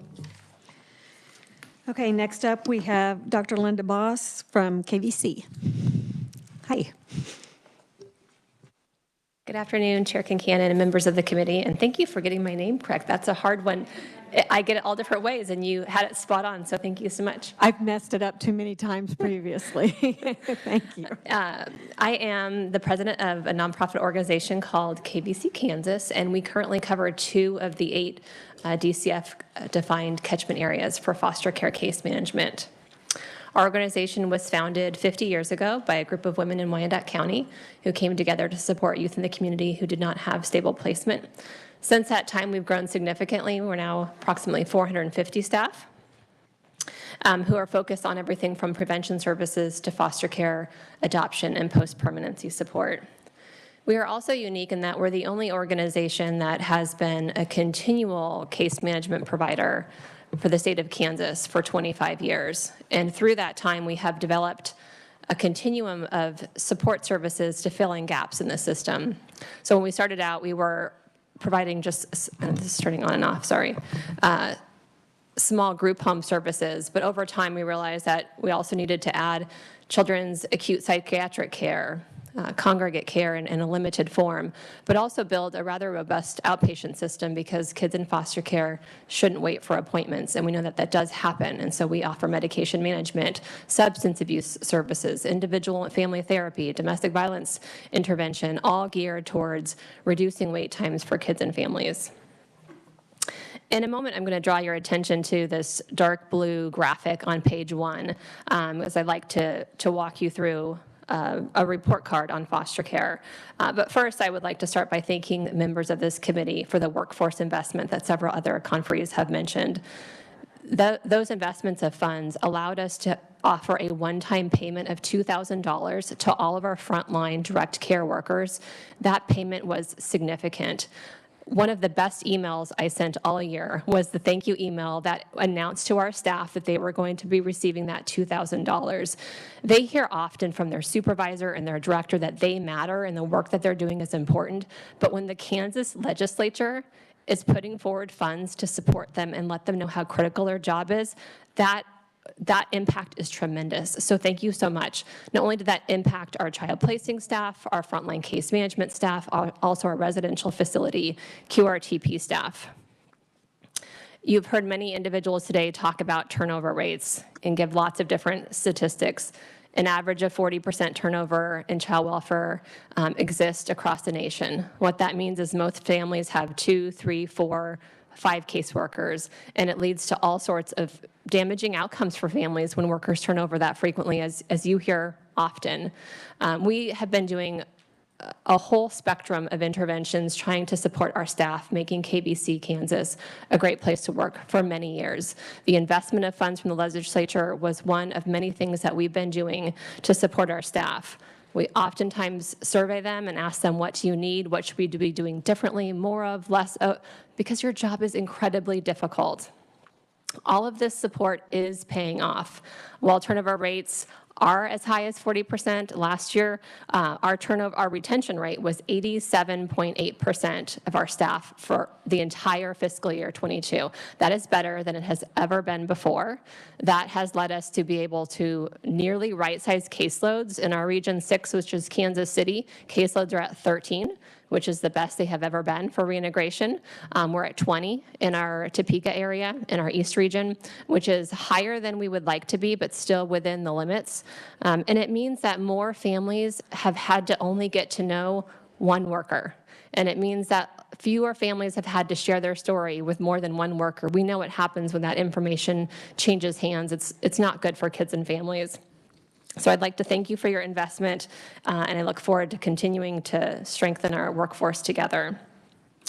If you would turn your attention to the report card or the scorecard on page 1, it looks like this. It's a dark blue background.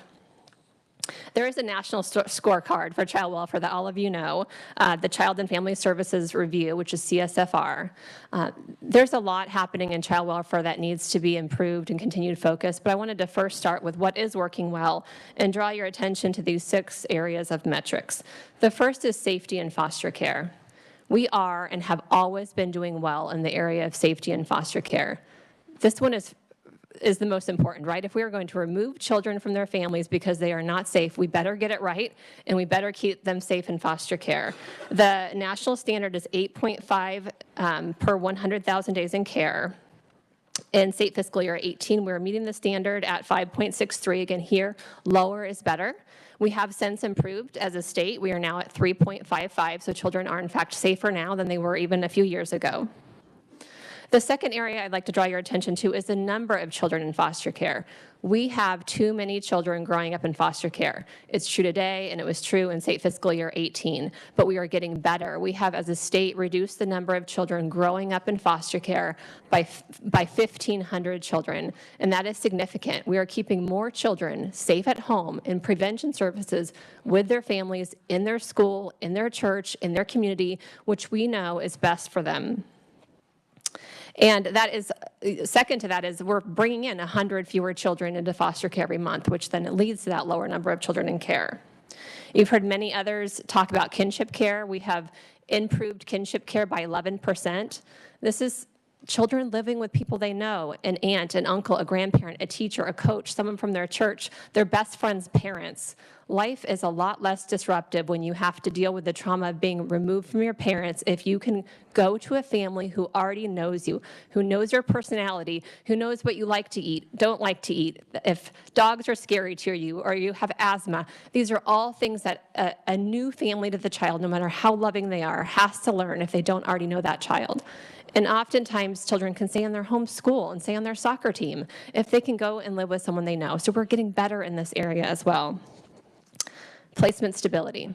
We have work to do in the area of placement stability. The national standard is 4.4 moves per 1,000 days in care. We were at 8.9 moves in state fiscal year 18. We are at 6.1 moves. So we are making progress, but we are not meeting the national standard in this area. And lastly, placement in a family-like setting. We know that kids must grow up with families. They cannot grow up in congregate care. That is not an appropriate place for children to grow up. We have always led the nation in placement in a family-like setting. We keep our Kansas kids here at home, close in their communities when we can, and we keep them living with families. While there's work to do because we're at 91.8%, we slid a half a percentage point in the last 4 years. We are still exceeding the national standard, but we should be aiming for 100%. And when kids need to go to acute care because they're unsafe to themselves or someone else, we need to get them back into a family as quickly as possible. Next, I'd like to spend just a couple of minutes on areas for improvement. You heard a lot today about youth with complex mental health needs. I have spent my entire career working in child welfare and mental health, and the population of children that keeps me up at night that I know we are failing is youth with complex mental health needs.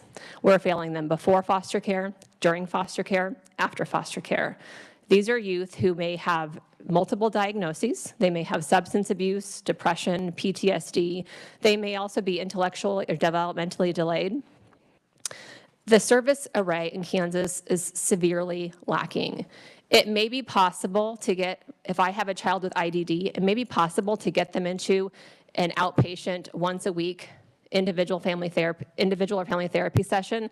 But if I need someone to come into my house for 3 or 4 hours a day and help keep me and all my children safe, it is nearly impossible to be able to find someone to come into my house for supportive intervention for my youth. If I need respite care so that my family can have a break, finding respite care on a consistent basis is not easy to do. If my child needs a psychiatric care, there are very few facilities in Kansas who have the staff and the facility that is equipped and able to care for youth that have complex mental health needs. On the IDD side, we have one PRTF in the entire state, which is Lake Mary, who is set up to safely care for youth with IDD. We oftentimes, nearly every day, are exceeding that capacity, and we have youth who are waiting for a PRTF bed who have an IDD diagnosis who are waiting. They cannot get in. So if we're looking at service array, it's not just about the once-a-week therapy appointment. It is about home-based intensive services, psychiatric services when they're needed, and really teams coming together to support families. And we're seeing parents that are overwhelmed asking the foster care system to step in, not because the parents are abusive or neglectful, but because they have youth in their home who they cannot keep safe. And unfortunately, the child welfare system is also failing at this because we don't have any magical services to pull out. We have got to strengthen the service array for these families across the board. Lastly, I just want to share some data about youth in offices overnight, as well as our missing youth, because I know this is important to the committee and to all of us. Since January of 2022, we have had 15 incidents of youth staying in the office involving 10 individual youth. The monthly averages range from 0 up to 4.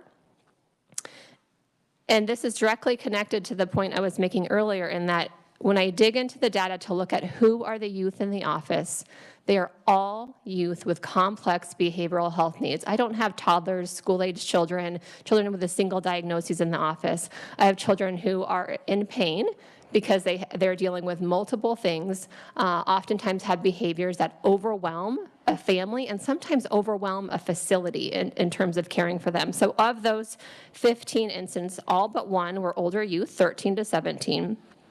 1/3 of those youth, or 5 of them, those incidents, we did in fact have a placement, but the youth refused to go. Again, youth with complex mental health needs don't always make the best decisions. They're not capable of it. 40% had such restrictive court orders or information on the referral, we were not able to find any appropriate placement. So things that said, this youth cannot be placed in a home with any other children or animals. Makes it incredibly difficult to locate an appropriate placement. And the last 27% were youth who were out in the community, either being screened for a psychiatric stay and denied, or they were missing and they were located, and they came back at a time of the day in which it is difficult to find a placement. If it's 10:30 or 11, foster homes may not be responding because their kids are in bed and they're getting up for work in the morning. Facilities have an intake process, and there may be no intake worker on staff.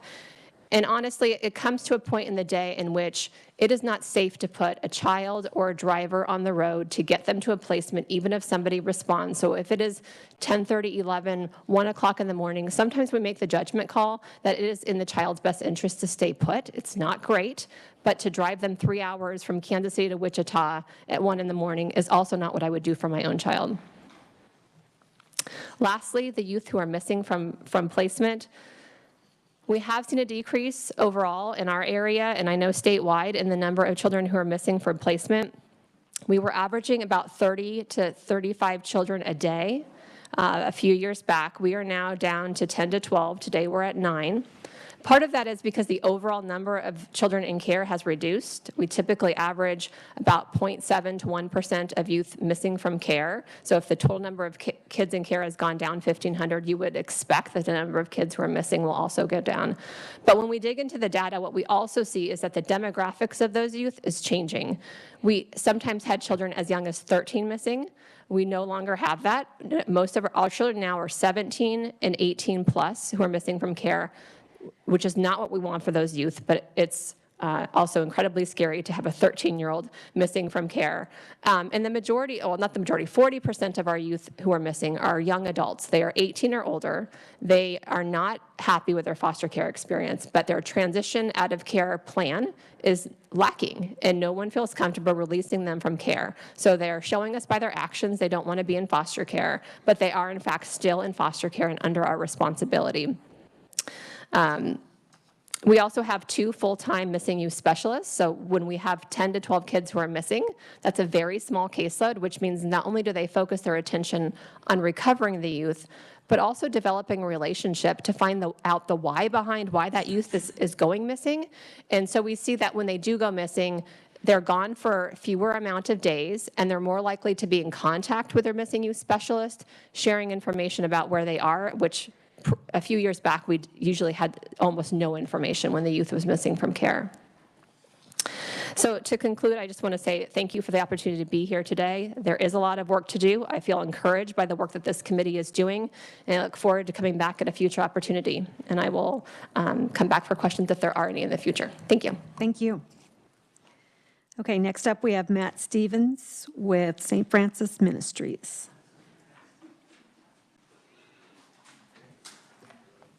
Hi, Matt. Hi, how are you? Sheriff Concanon, members of the committee. My name is Matt Stevens, and I currently serve as Vice President of Foster Care Homes for St. Francis Ministries. I've spoken multiple times to this committee, but just to refresh your memory, we have a wide variety of services. We are a case management grantee. We also have residential programs that include a PRTF and qualified residential treatment programs. Additionally, we have some FFPSA services that's very important for us. There's a little infographic that talks about kind of who we are in Kansas. I don't want to read this verbatim to you, so I'll kind of move on. What you're going to hear from me is similar to what you've heard from other people. First and foremost, we really do appreciate the workforce recruitment and retention funds that were allocated by the legislature. Our staff are ultimately the people doing the very difficult work, and we see them, we reward them, but I think it was very powerful that they saw that they were also seen by the legislature of Kansas, so thank you for that. Another thing that I'm excited to share is that we are expanding our FFPSA services, which is FCT. We are seeing really phenomenal outcomes with that. 91.7% of the children who experience that service remain in the home and maintained a year later at 91.9%. And then 91% of the families who complete that strongly agree that FCT has improved their life. Moving on, again, Dr. Boss hit this too. It's very important that we keep kids safe in care. And so that's something that I highlighted as well. The state of Kansas has done a really good job of making sure that children who are in care are safe and remain safe. Moving on to things that we need to continue to work on. Some challenges that we have is placement stability. And so really placement stability from my standpoint really is an indicator of the appropriate level of placement matching the need of the children who are coming into care. And so anytime that we struggle with that metric, it really says that we've got to evaluate what services are available and what placements are available, and really making sure that they match the needs of the kids that we currently are serving. As others have talked, there is a lot of struggle with high acuity youth. And some of their placement challenges are also experienced in our both absent from placement and failure to place. And so from absent from placement, we continue to struggle. We've got 44 youth who are currently on the run. They are an average age of 15.7, so almost 16 years old. And we've collaborated with DCF, with local law enforcement. We've seen some really short-term benefits of getting out in the community, going to kind of round up some of these children. And then sometimes they very quickly then again go back on the run, or others eventually make their way as well. And so failure to place, again, it's really something that we continue to work on in the state of Kansas. And you'll see that we've in fiscal year 2023 had 6 individual youth gone a total, or stay in the office a total of 16 nights. I do want to call into account too, we have certain outliers in there that kind of skew that number. We had one 16-year-old who experienced 45 nights. Similar to some other testimony that we heard, she has some really restrictive placement restrictions. She was not able to be placed with other children or animals. And then once we did find potential placement, there were different opportunities for her to refuse placement. And so that was something that we've have went through as well. So again, I'm happy to stand for questions.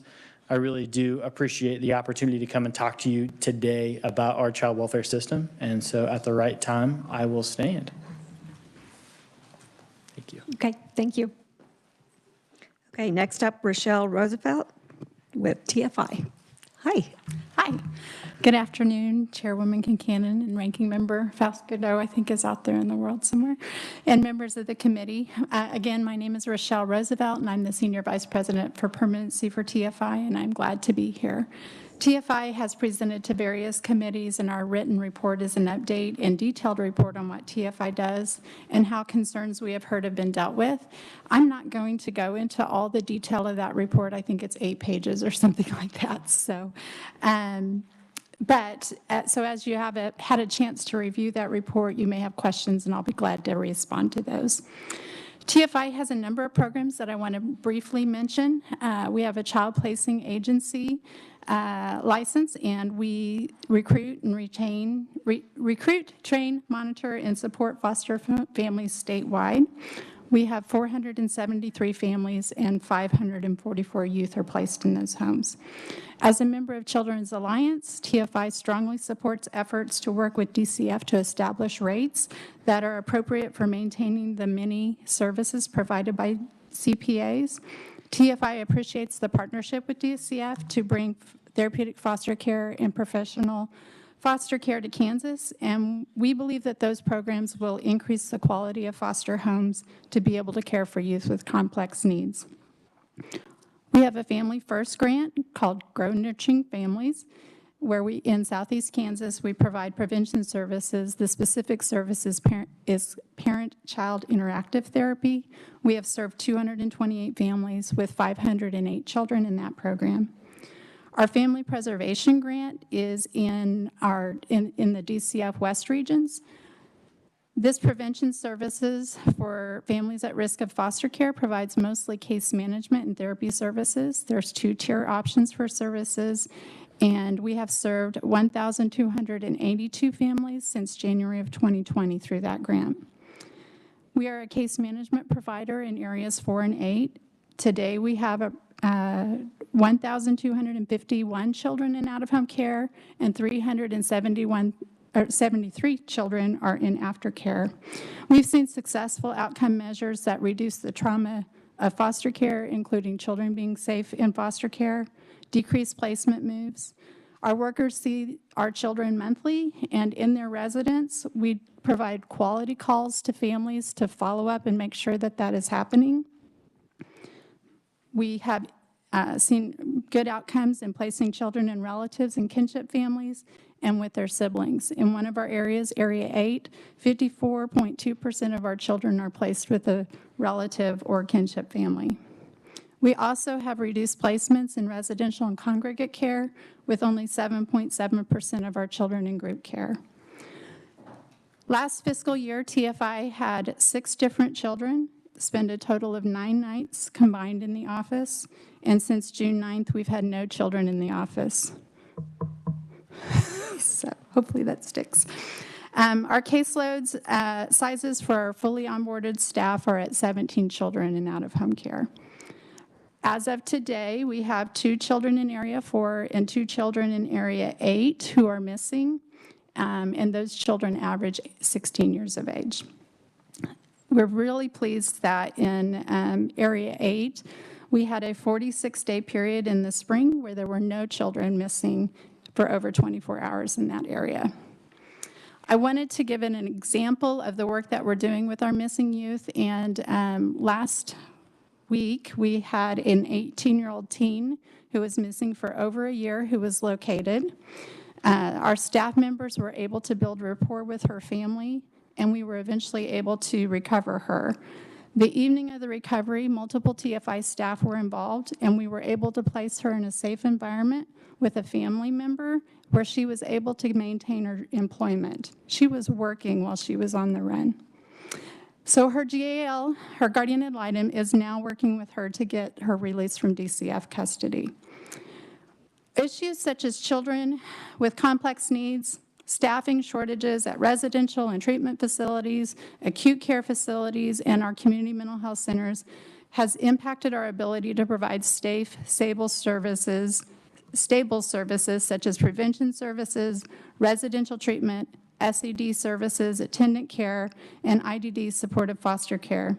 Shortages in staffing at acute hospitals have resulted in youth who are actively suicidal being sent back to their foster home without treatment.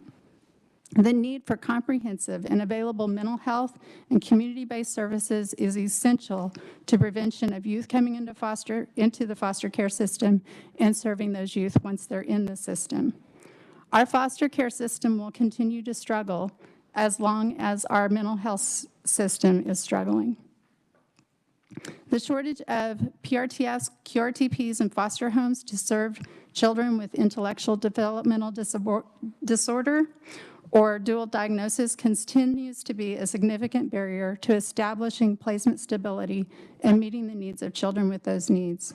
These deficits impact placement stability, introduce trauma, and creates challenges to meeting the needs of children. I want to talk a little bit about our psychiatric residential treatment facility. This facility provides intense psychiatric care for children with significant behavioral health challenges. Currently, we're serving 30 children a day, approximately, in a 41-bed facility.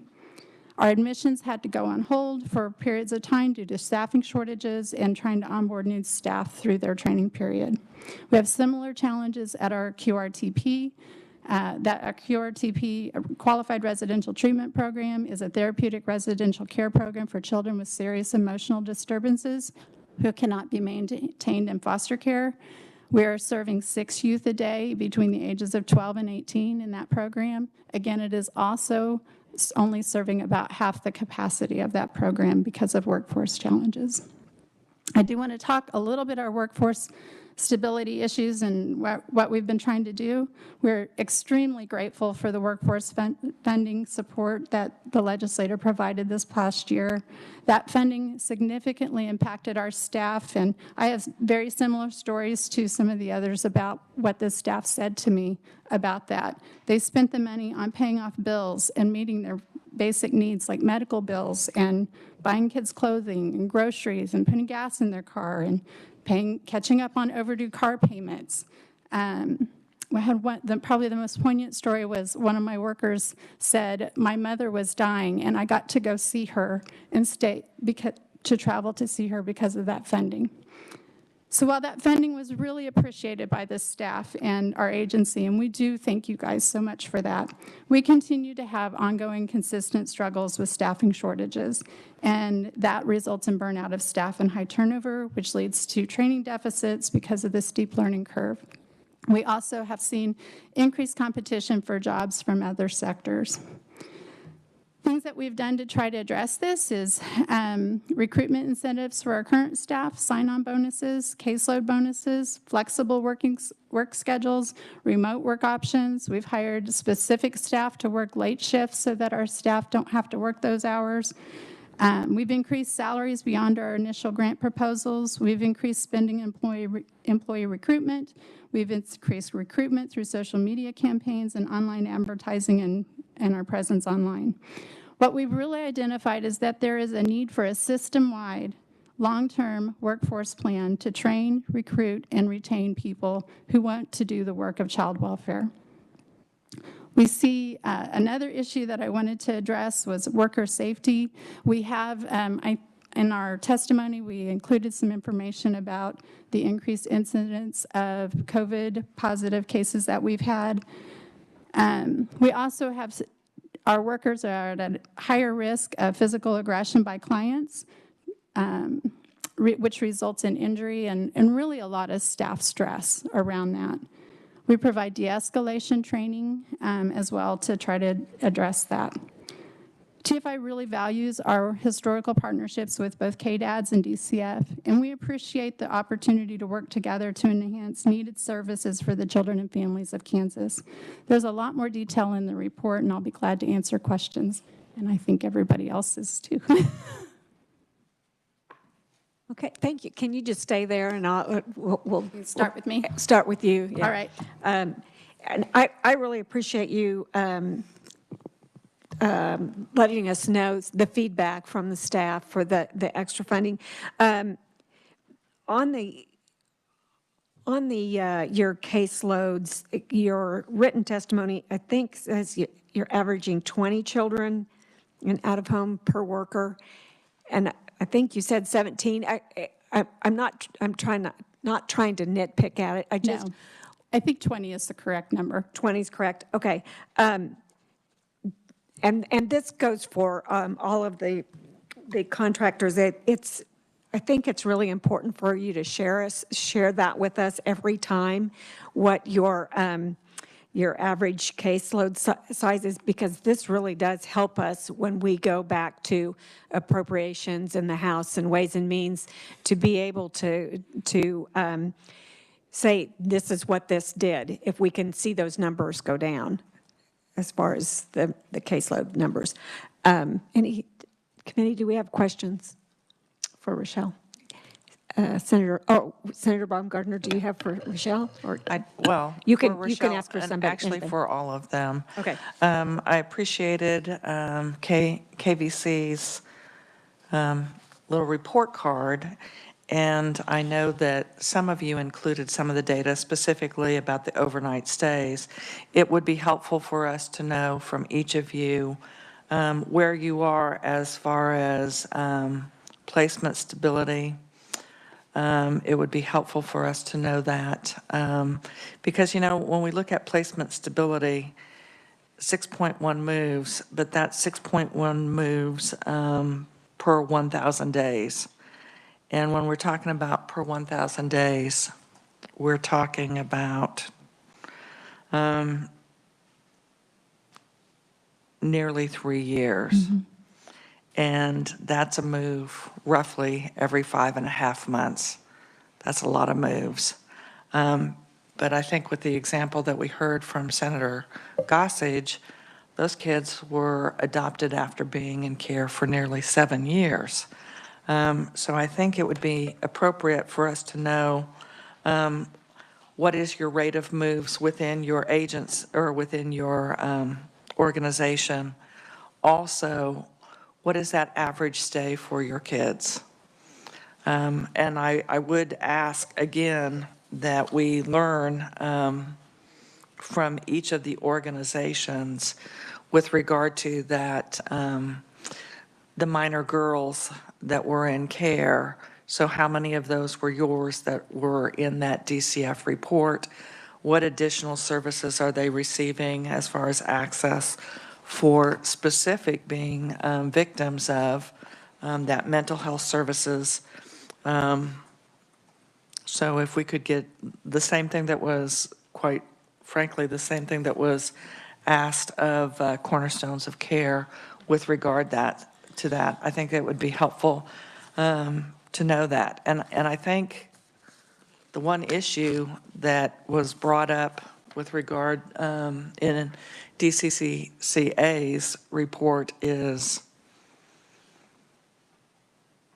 we have just over 2,400 foster homes in our state, but we lost 487 of those. So at the time, we would have had, we basically lost 1/6 of our homes in just 2 years. And at this point, how do we actually increase the number of homes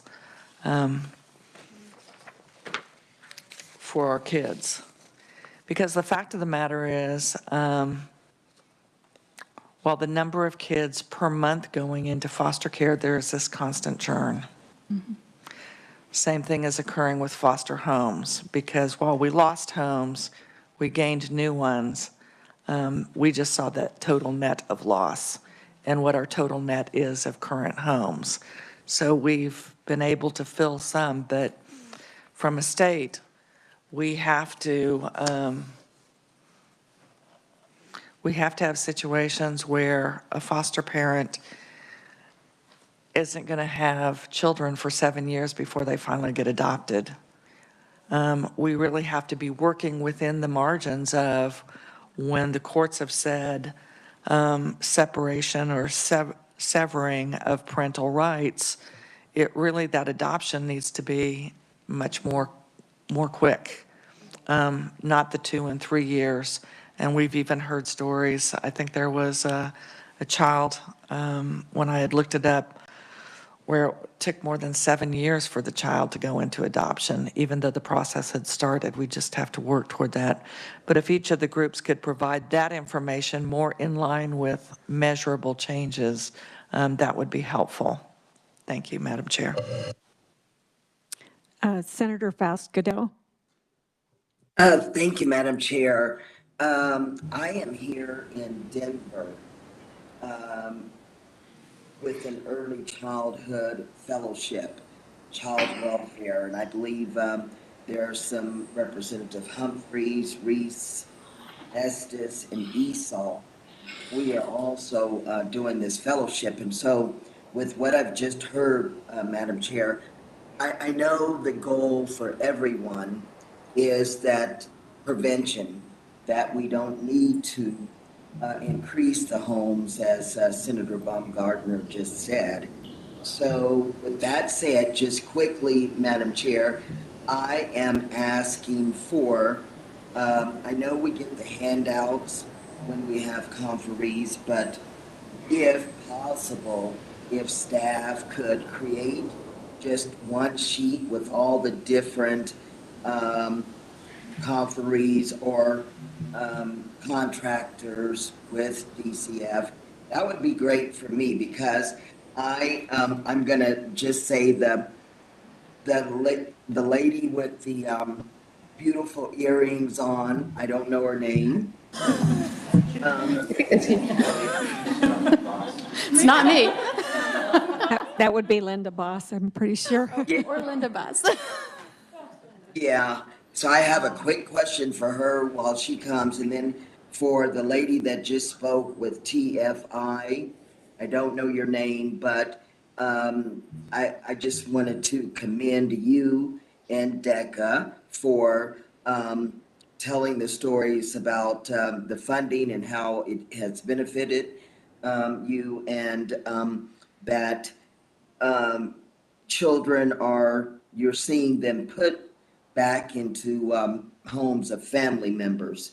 That's good news to hear. But Madam Chair, for the wonderful lady with the beautiful earrings on, they look like leaves. Thank you. That's why I need, that's you. You're the right one. Thank you. I was a little nervous that maybe I didn't have the right earrings on, and I was overconfident about my earrings. So I'm glad that I came up at the right time.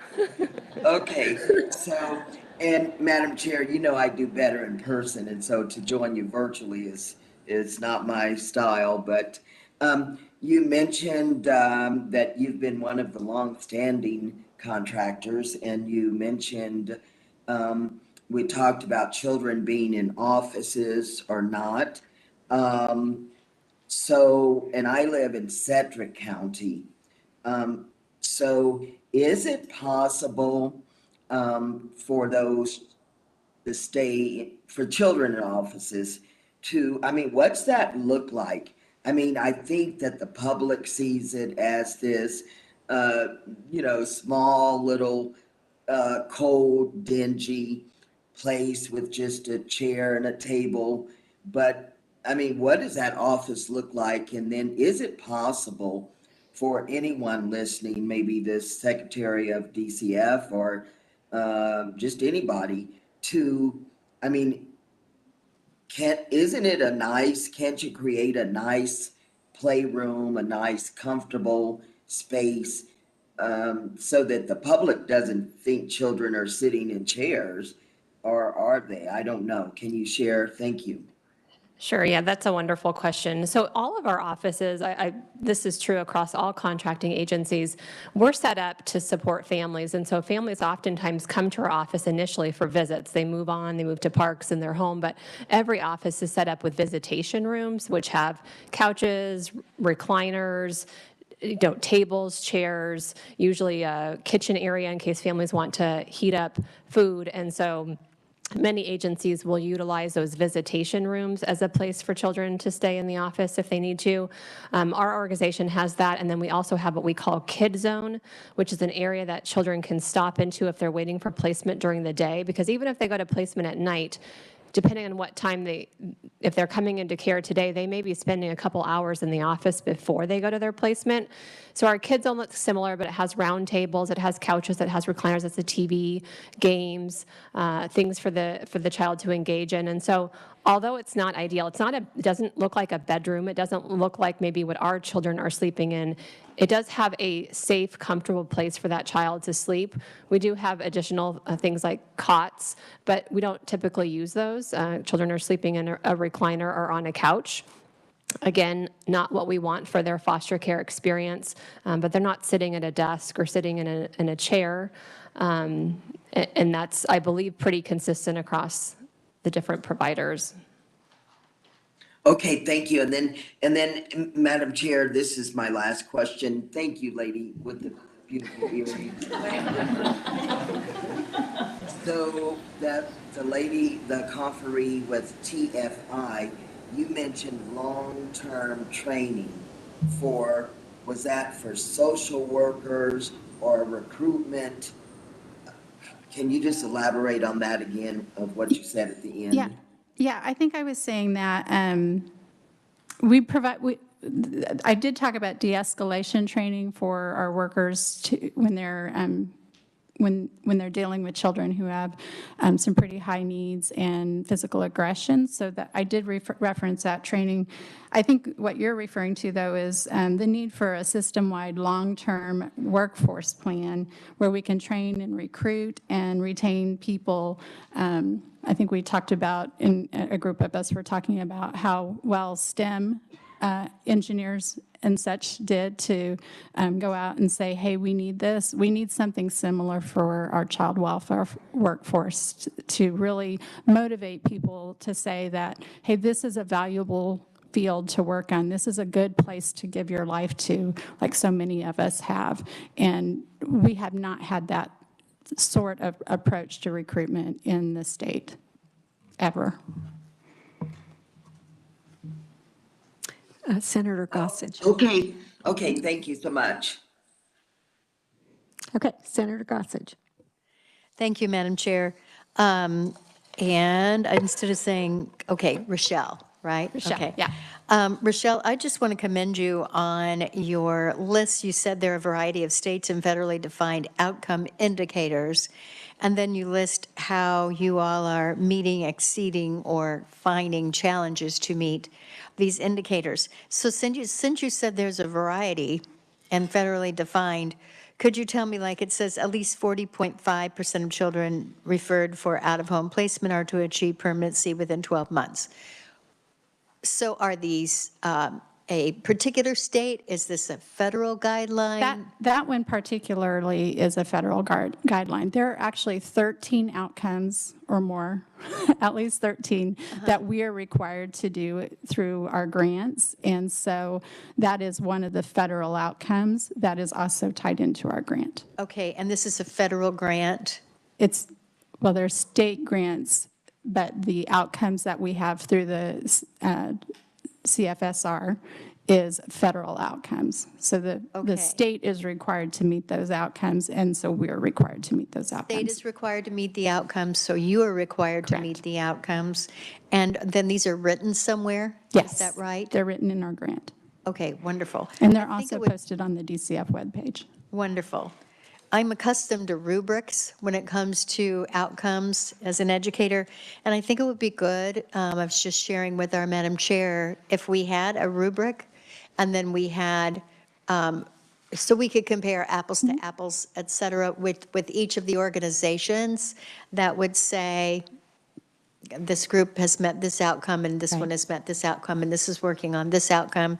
And I think that that would be very helpful to this committee. I know that you would not do that. You've already prepared this for us, but this brought this to my attention.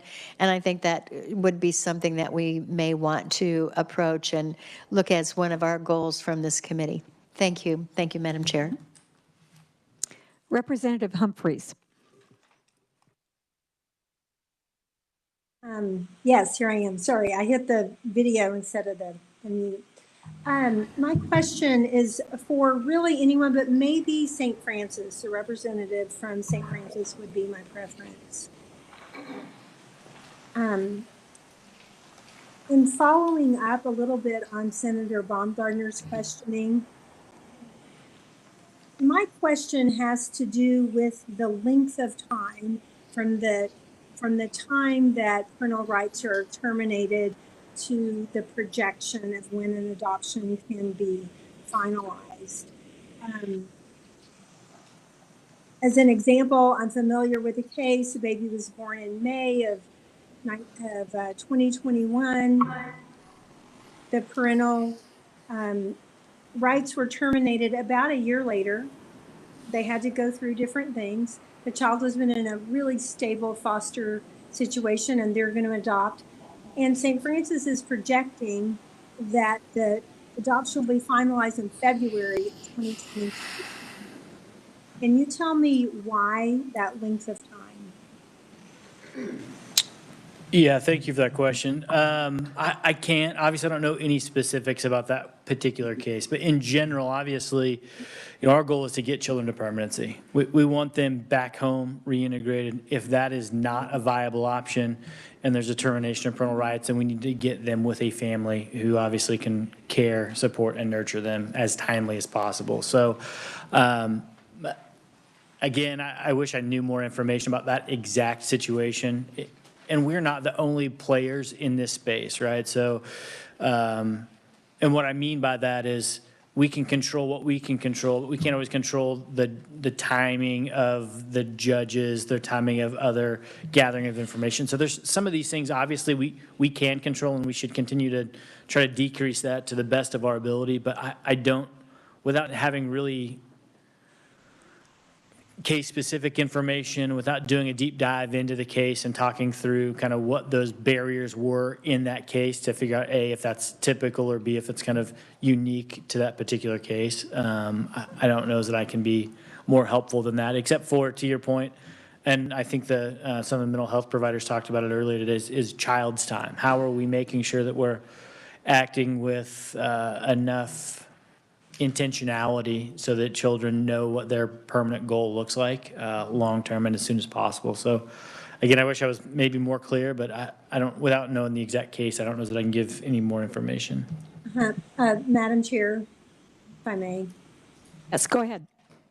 So I don't really, it's not this case specific. I don't think it would make a difference because this we see over and over. I know when I'm asked to do a finalization for an agency adoption, that's a pretty typical how long it takes. And so, yeah, we know that there's things that come into play. But if the goal is permanence for children, I'd like to know, what do you think you could do, or what could we do to make that time frame shorter? And I understand what you're saying about the court, but I also know in this case, they set out another hearing for 180 days. Well, we could have set out a hearing for 30 days and have it finalized. I'm not involved in this case, so it's not about that, but it's just one that I'm aware of. So, I'm assuming that during all of these months, the child care provider is, DCF is providing money to the foster care, and also the child care provider agencies are doing their part. And I just, I'm concerned that there's a unnecessary holdup in getting permanence for the children. Of course, in this case, this child's, 1.5. They don't know if the family they're living with, it's all planned. They're going to become mom and dad. They don't know if their last name is the same as the family they're living with right now. So it's not that, but it's the piece of actually permanence. And I just would like to know, what do you think you could do to speed that up? And what could we do to speed it up? So thank you for the question. What I can do to speed that up is I can go back and talk to our people, really try to figure out, again, what are those typical barriers, and report back to this group, this committee, what I found out, and what the issues potentially are, and if any of them could be sped up by the introduction of obviously different legislation, then obviously I can report back to this group. But right now, I don't know that I have that answer. Okay. Well, I think that would be great if we could look into that. Thank you, Madam Chair. Senator Fausto, do you have another question, or is your hand still up? Madam Chair, just a quick follow-up on that topic. I think it would be helpful for all of us. And I don't know who would do this either, and I don't want to give anybody a college course to do, but whoever the person would be, I think it would be important for all of us moving forward.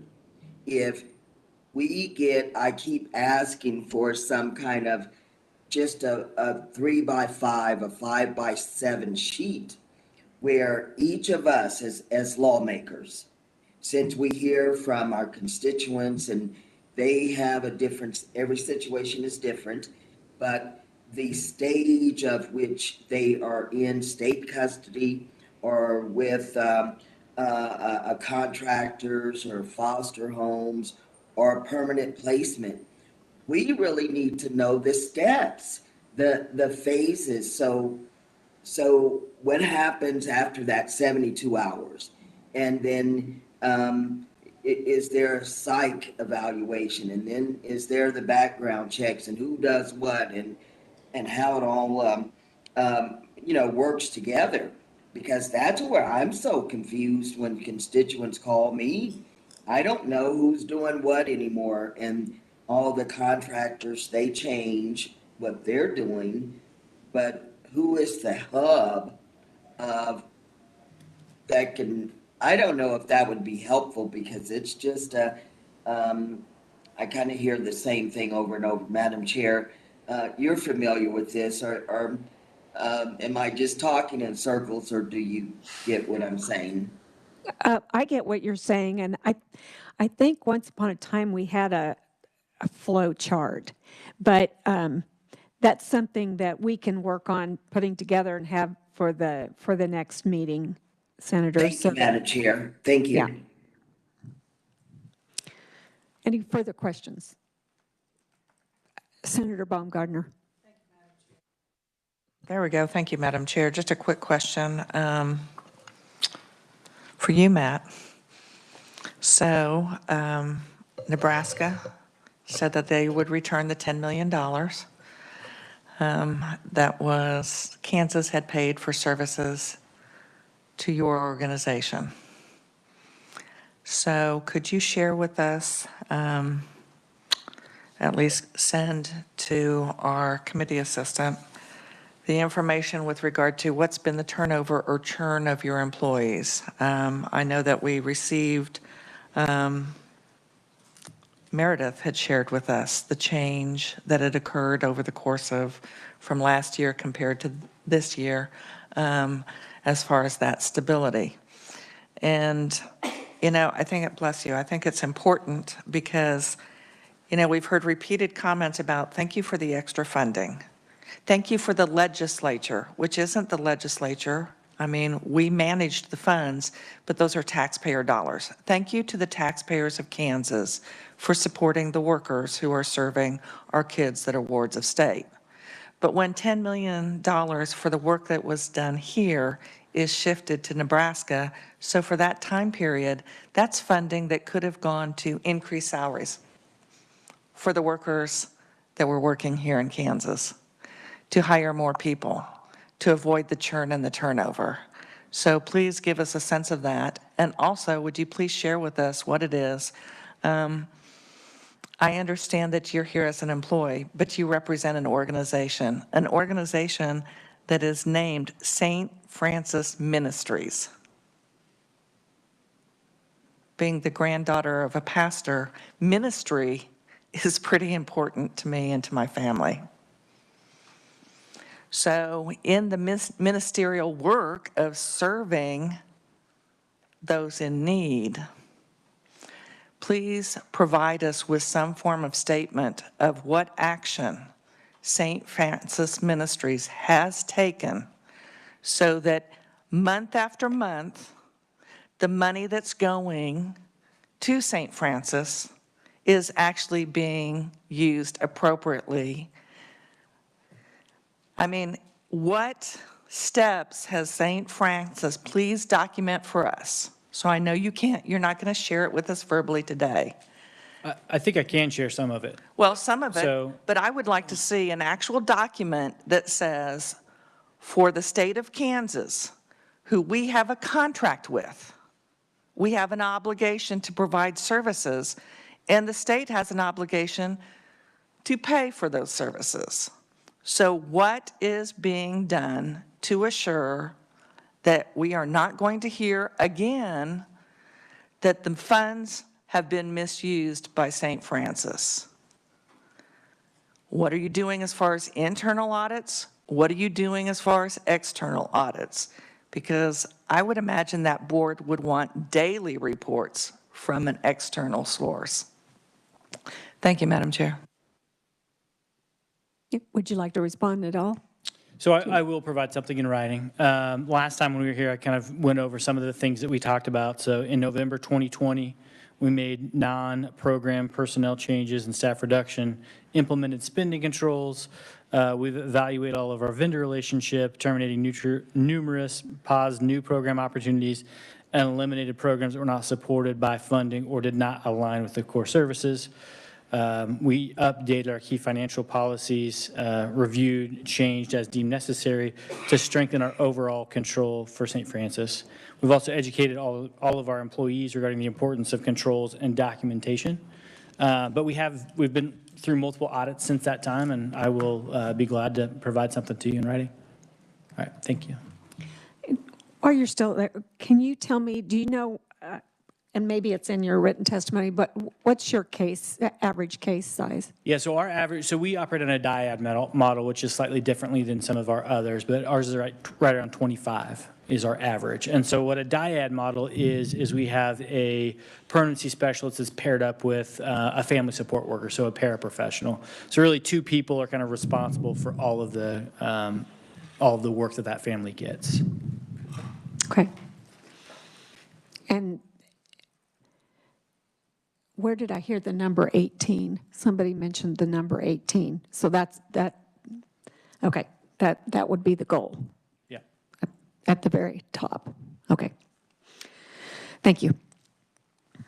Any other questions? Okay. We'll move on to Secretary Howard. No, we still have we are behind. Sorry. Oh.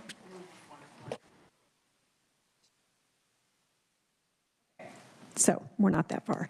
Okay, so now we have the presentation on runaway foster youth, the study by the University of Kansas, and we've got Dr. Kayla Byers. And do we have Rochelle again? Yes, Yeah, I'm back. That's not a typo. And we also have Emily Hermish, who is a VP of Permanency at TFI as well. Okay, Emily, what's your last? Hermish, Hermesch.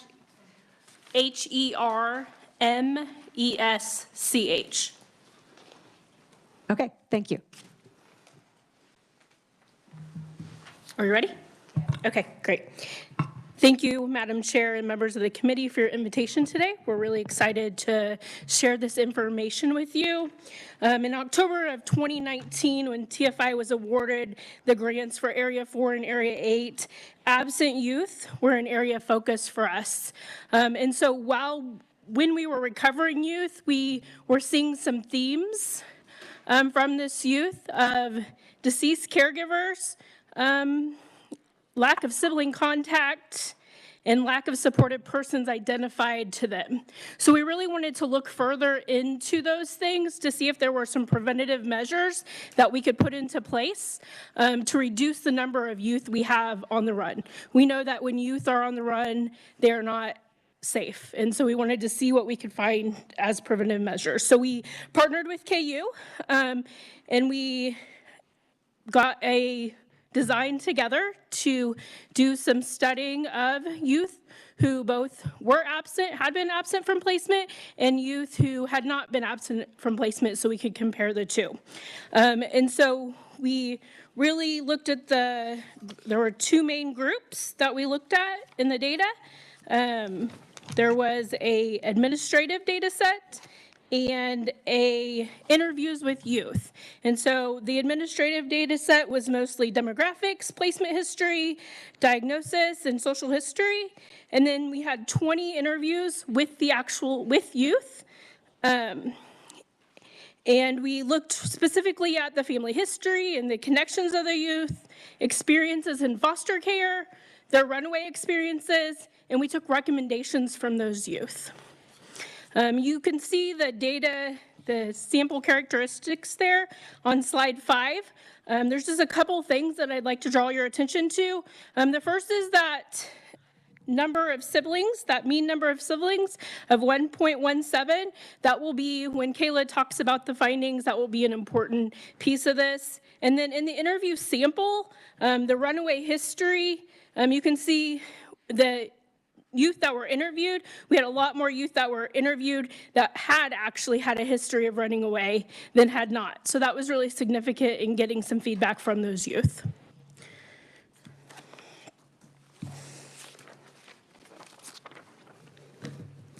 Good afternoon, Chairperson Concannon, members of the committee. Thank you so much for the invitation to be here today. I'm Dr. Kayla Byers, an associate research professor from the University of Kansas School of Social Welfare.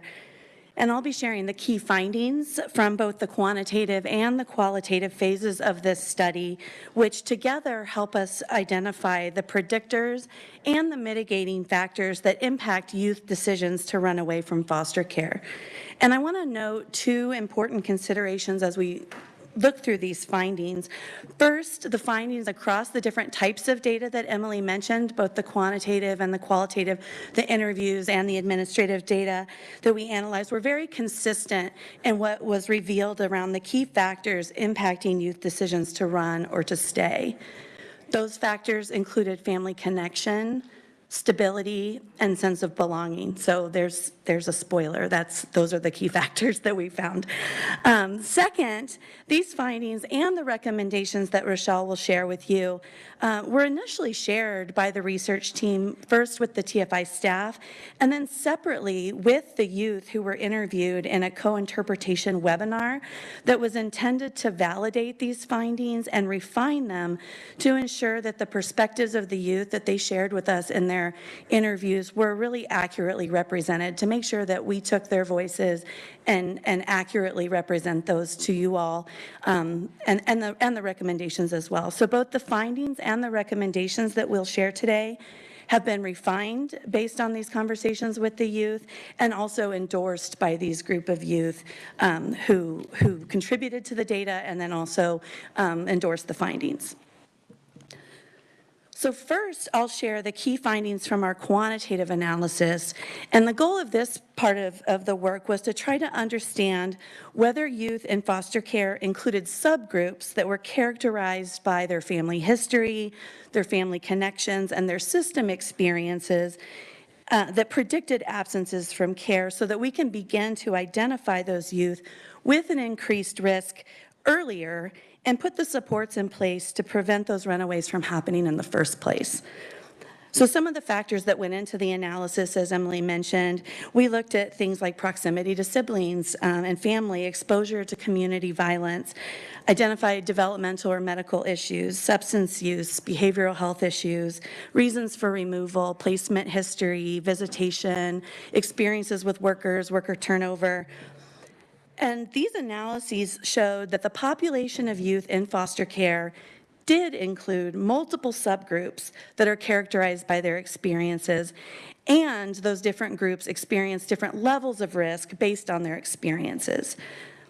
So specifically, youth in the group who experienced the highest risk of runaway behavior were characterized as having low stability and low environmental connection. And I'll tell you a little bit more about what we mean by those terms. So low stability and low environmental connection were defined by several factors. The subgroup that has this highest risk has higher juvenile justice involvement among the youth in the group, higher instances of identified substance use issues, high likelihood of having a diagnosed mental health condition.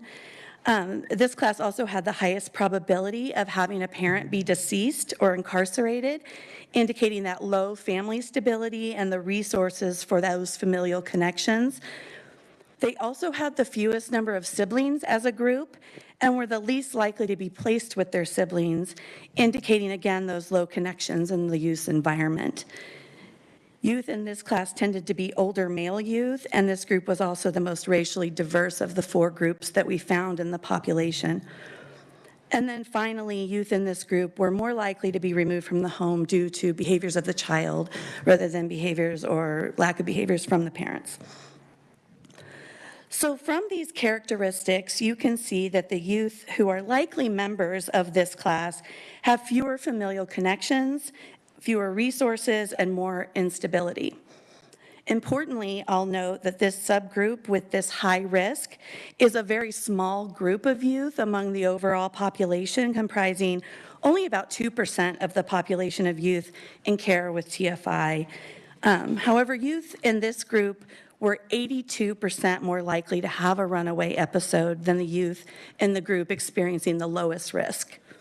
And I'll tell you a little bit more about this low-risk group in just a moment.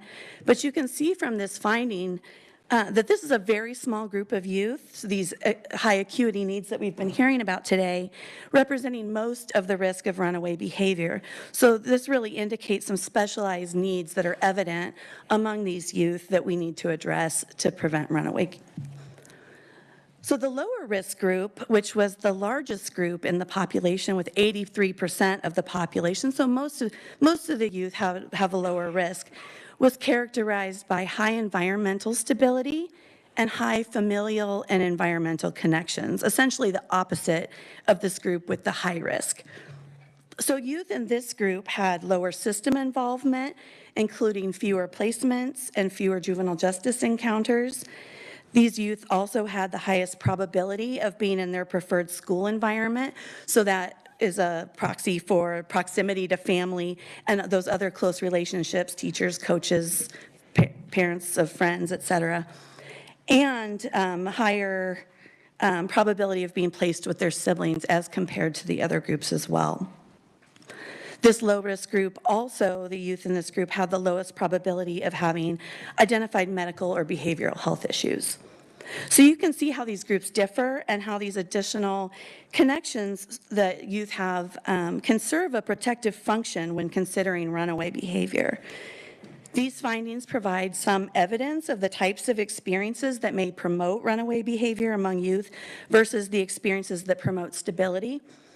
And this analysis showed us helped us identify this really small subgroup of children who are facing higher risk than their peers.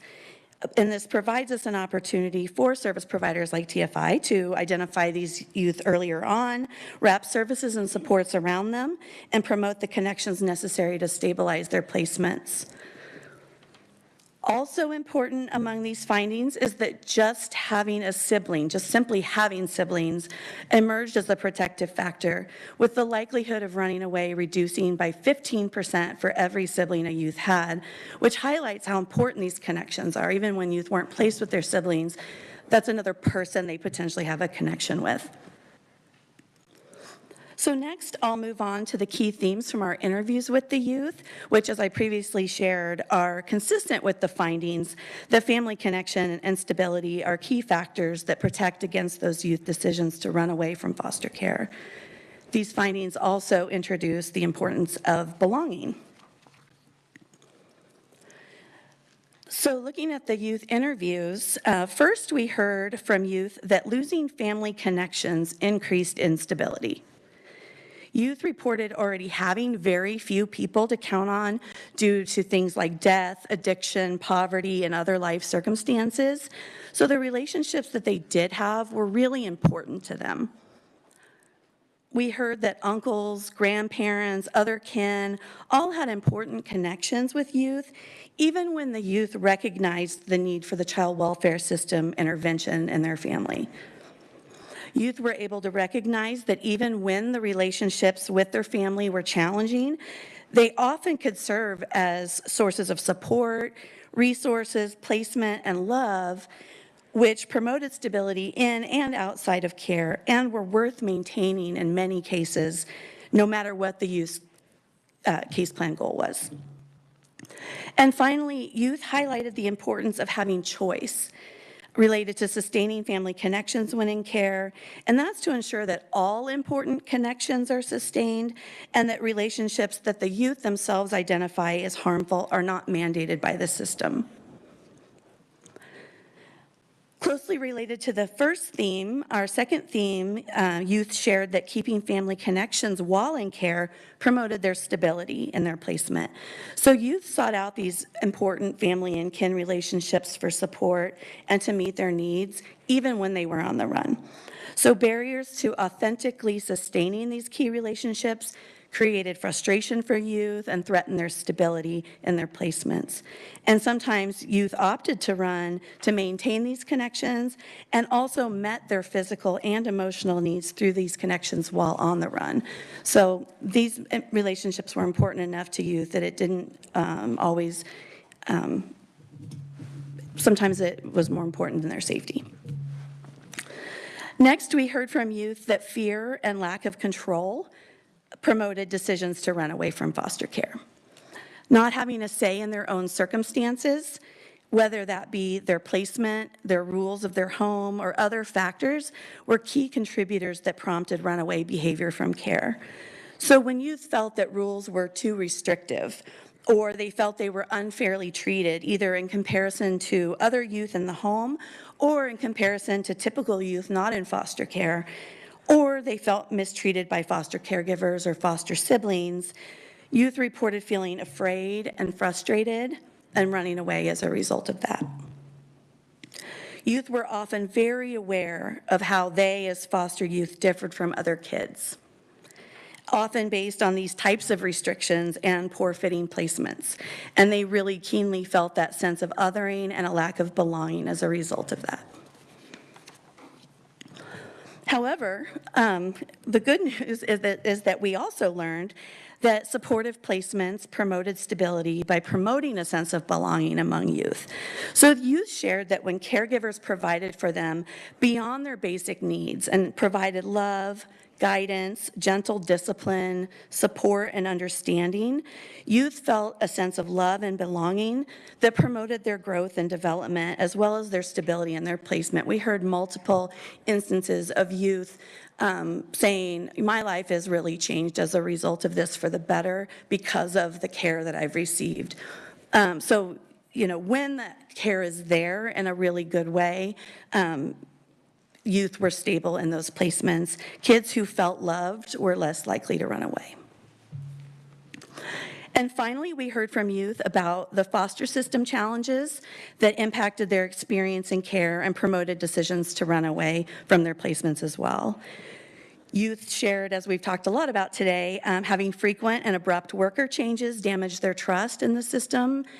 They shared instances of bias from workers and harmful opinions that impacted their visitation options, impacted their connections to families, whether or not they were able to see siblings. And really importantly, youth shared that limited visitation supports available to maintain those relationships that they identified as important to them left them feeling frustrated and alone. And these negative system experiences were often a catalyst for youth decisions to run away from care. So as you can see across all of these themes and across the different analyses that we conducted, family connection, stability, and belonging emerged as the primary factors either promoting or mitigating decisions to run away from care. And when youth were provided with the supports necessary to sustain relationships that they deemed important, and when they receive high quality care and placements that they feel like are a good fit for them, and when they're allowed voice and choice in their care, youth are more likely to remain stable in their placements. So now I will turn it to Rochelle, who's going to share the recommendations that emerged from the study. Yeah, we were really pleased by the findings that we heard when we first met with KU, and they started talking to us about what the results were. And so when they shared the recommendations, they were pretty important and impactful for us, and really supported work that made sense to those of us who've been around for a while. So the very first one that they talked about was improving family visitation and support for maintaining family connections. So making sure that kids were seeing their family, not just their parents. And so often the courts order, or we know that parents have to see their children on a routine basis. We want them to do that. That's part of the goal, to get the kids back at home, or even if the goal changes, that they need to continue to have those contacts. But really, they also need to have contact with other people that aren't just their parents, that it's their grandparents, their aunts, their uncles, people that they have identified as being important to them. We also, they also told us, and we also believe, that we need to have kids having visits with parents regardless of the child's behavior or whether or not the parent is meeting the goals on the case plan. As long as the child will be safe, they should be able to see their parent and to not have that visitation interrupted. You're going to see throughout my testimony some quotes from kids, and I'm going to read those as well. One child said, "I had multiple grandpas and grandmas, by the way. My favorite grandma and grandpa decided that they were going to try and take me, my brother, and my little siblings, but unfortunately they could not pass a marijuana drug test." So, the second recommendation was around prioritizing youth voices, making sure that kids have the ability to talk about what they want and what they want to see happen in their lives. And so the three primary recommendations, the first one around shared parenting, so that parents and foster parents can agree on discipline for the child and what's going to happen to the child when they, use their cell phone after 9 o'clock or skip class, or, things that teenagers do. so that there's some agreement in how they're going to approach that.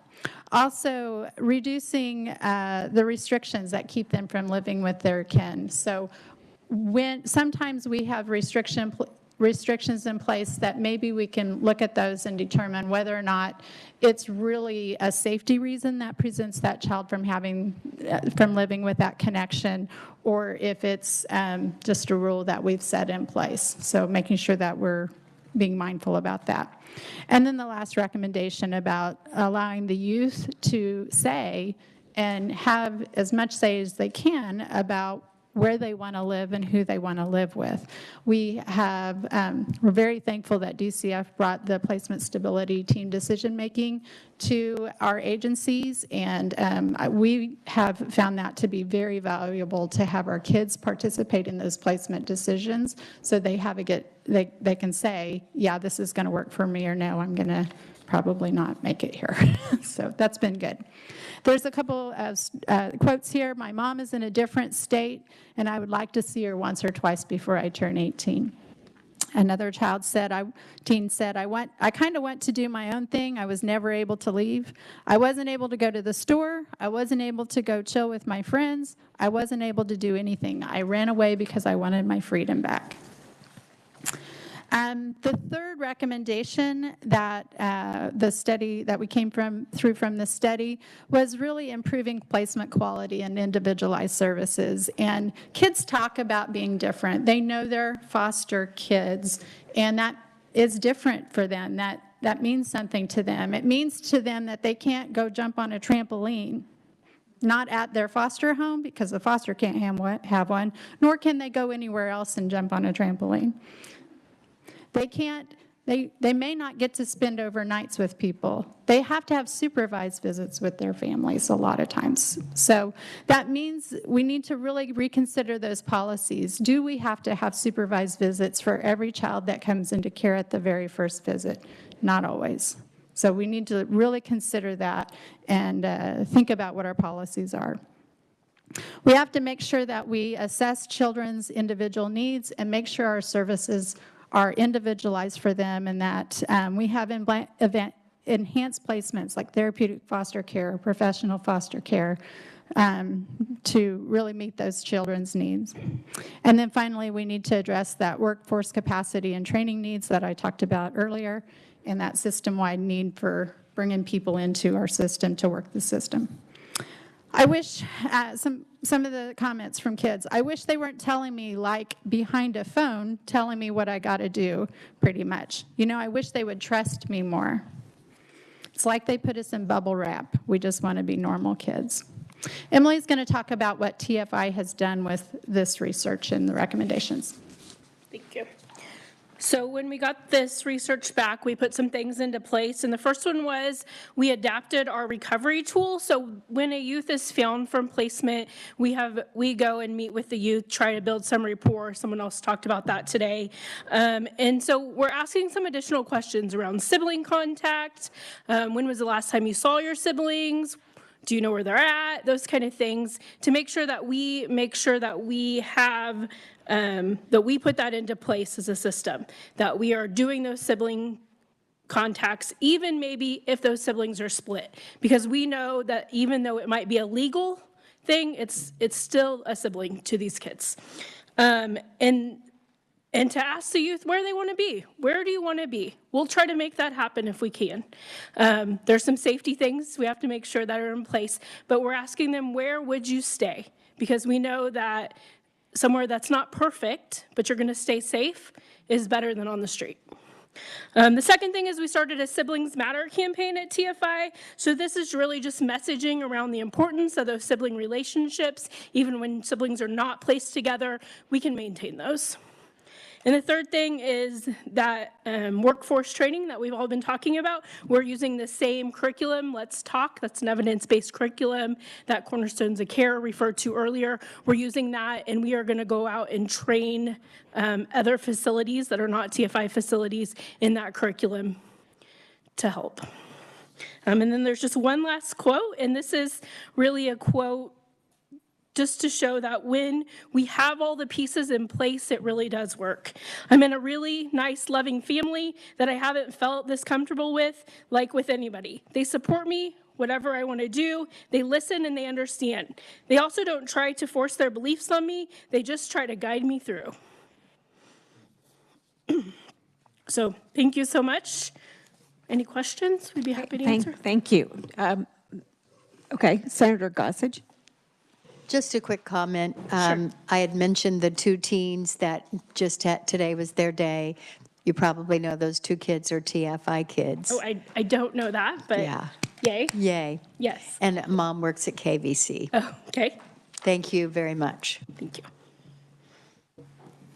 Any questions? I can't see online anymore. Do you have any?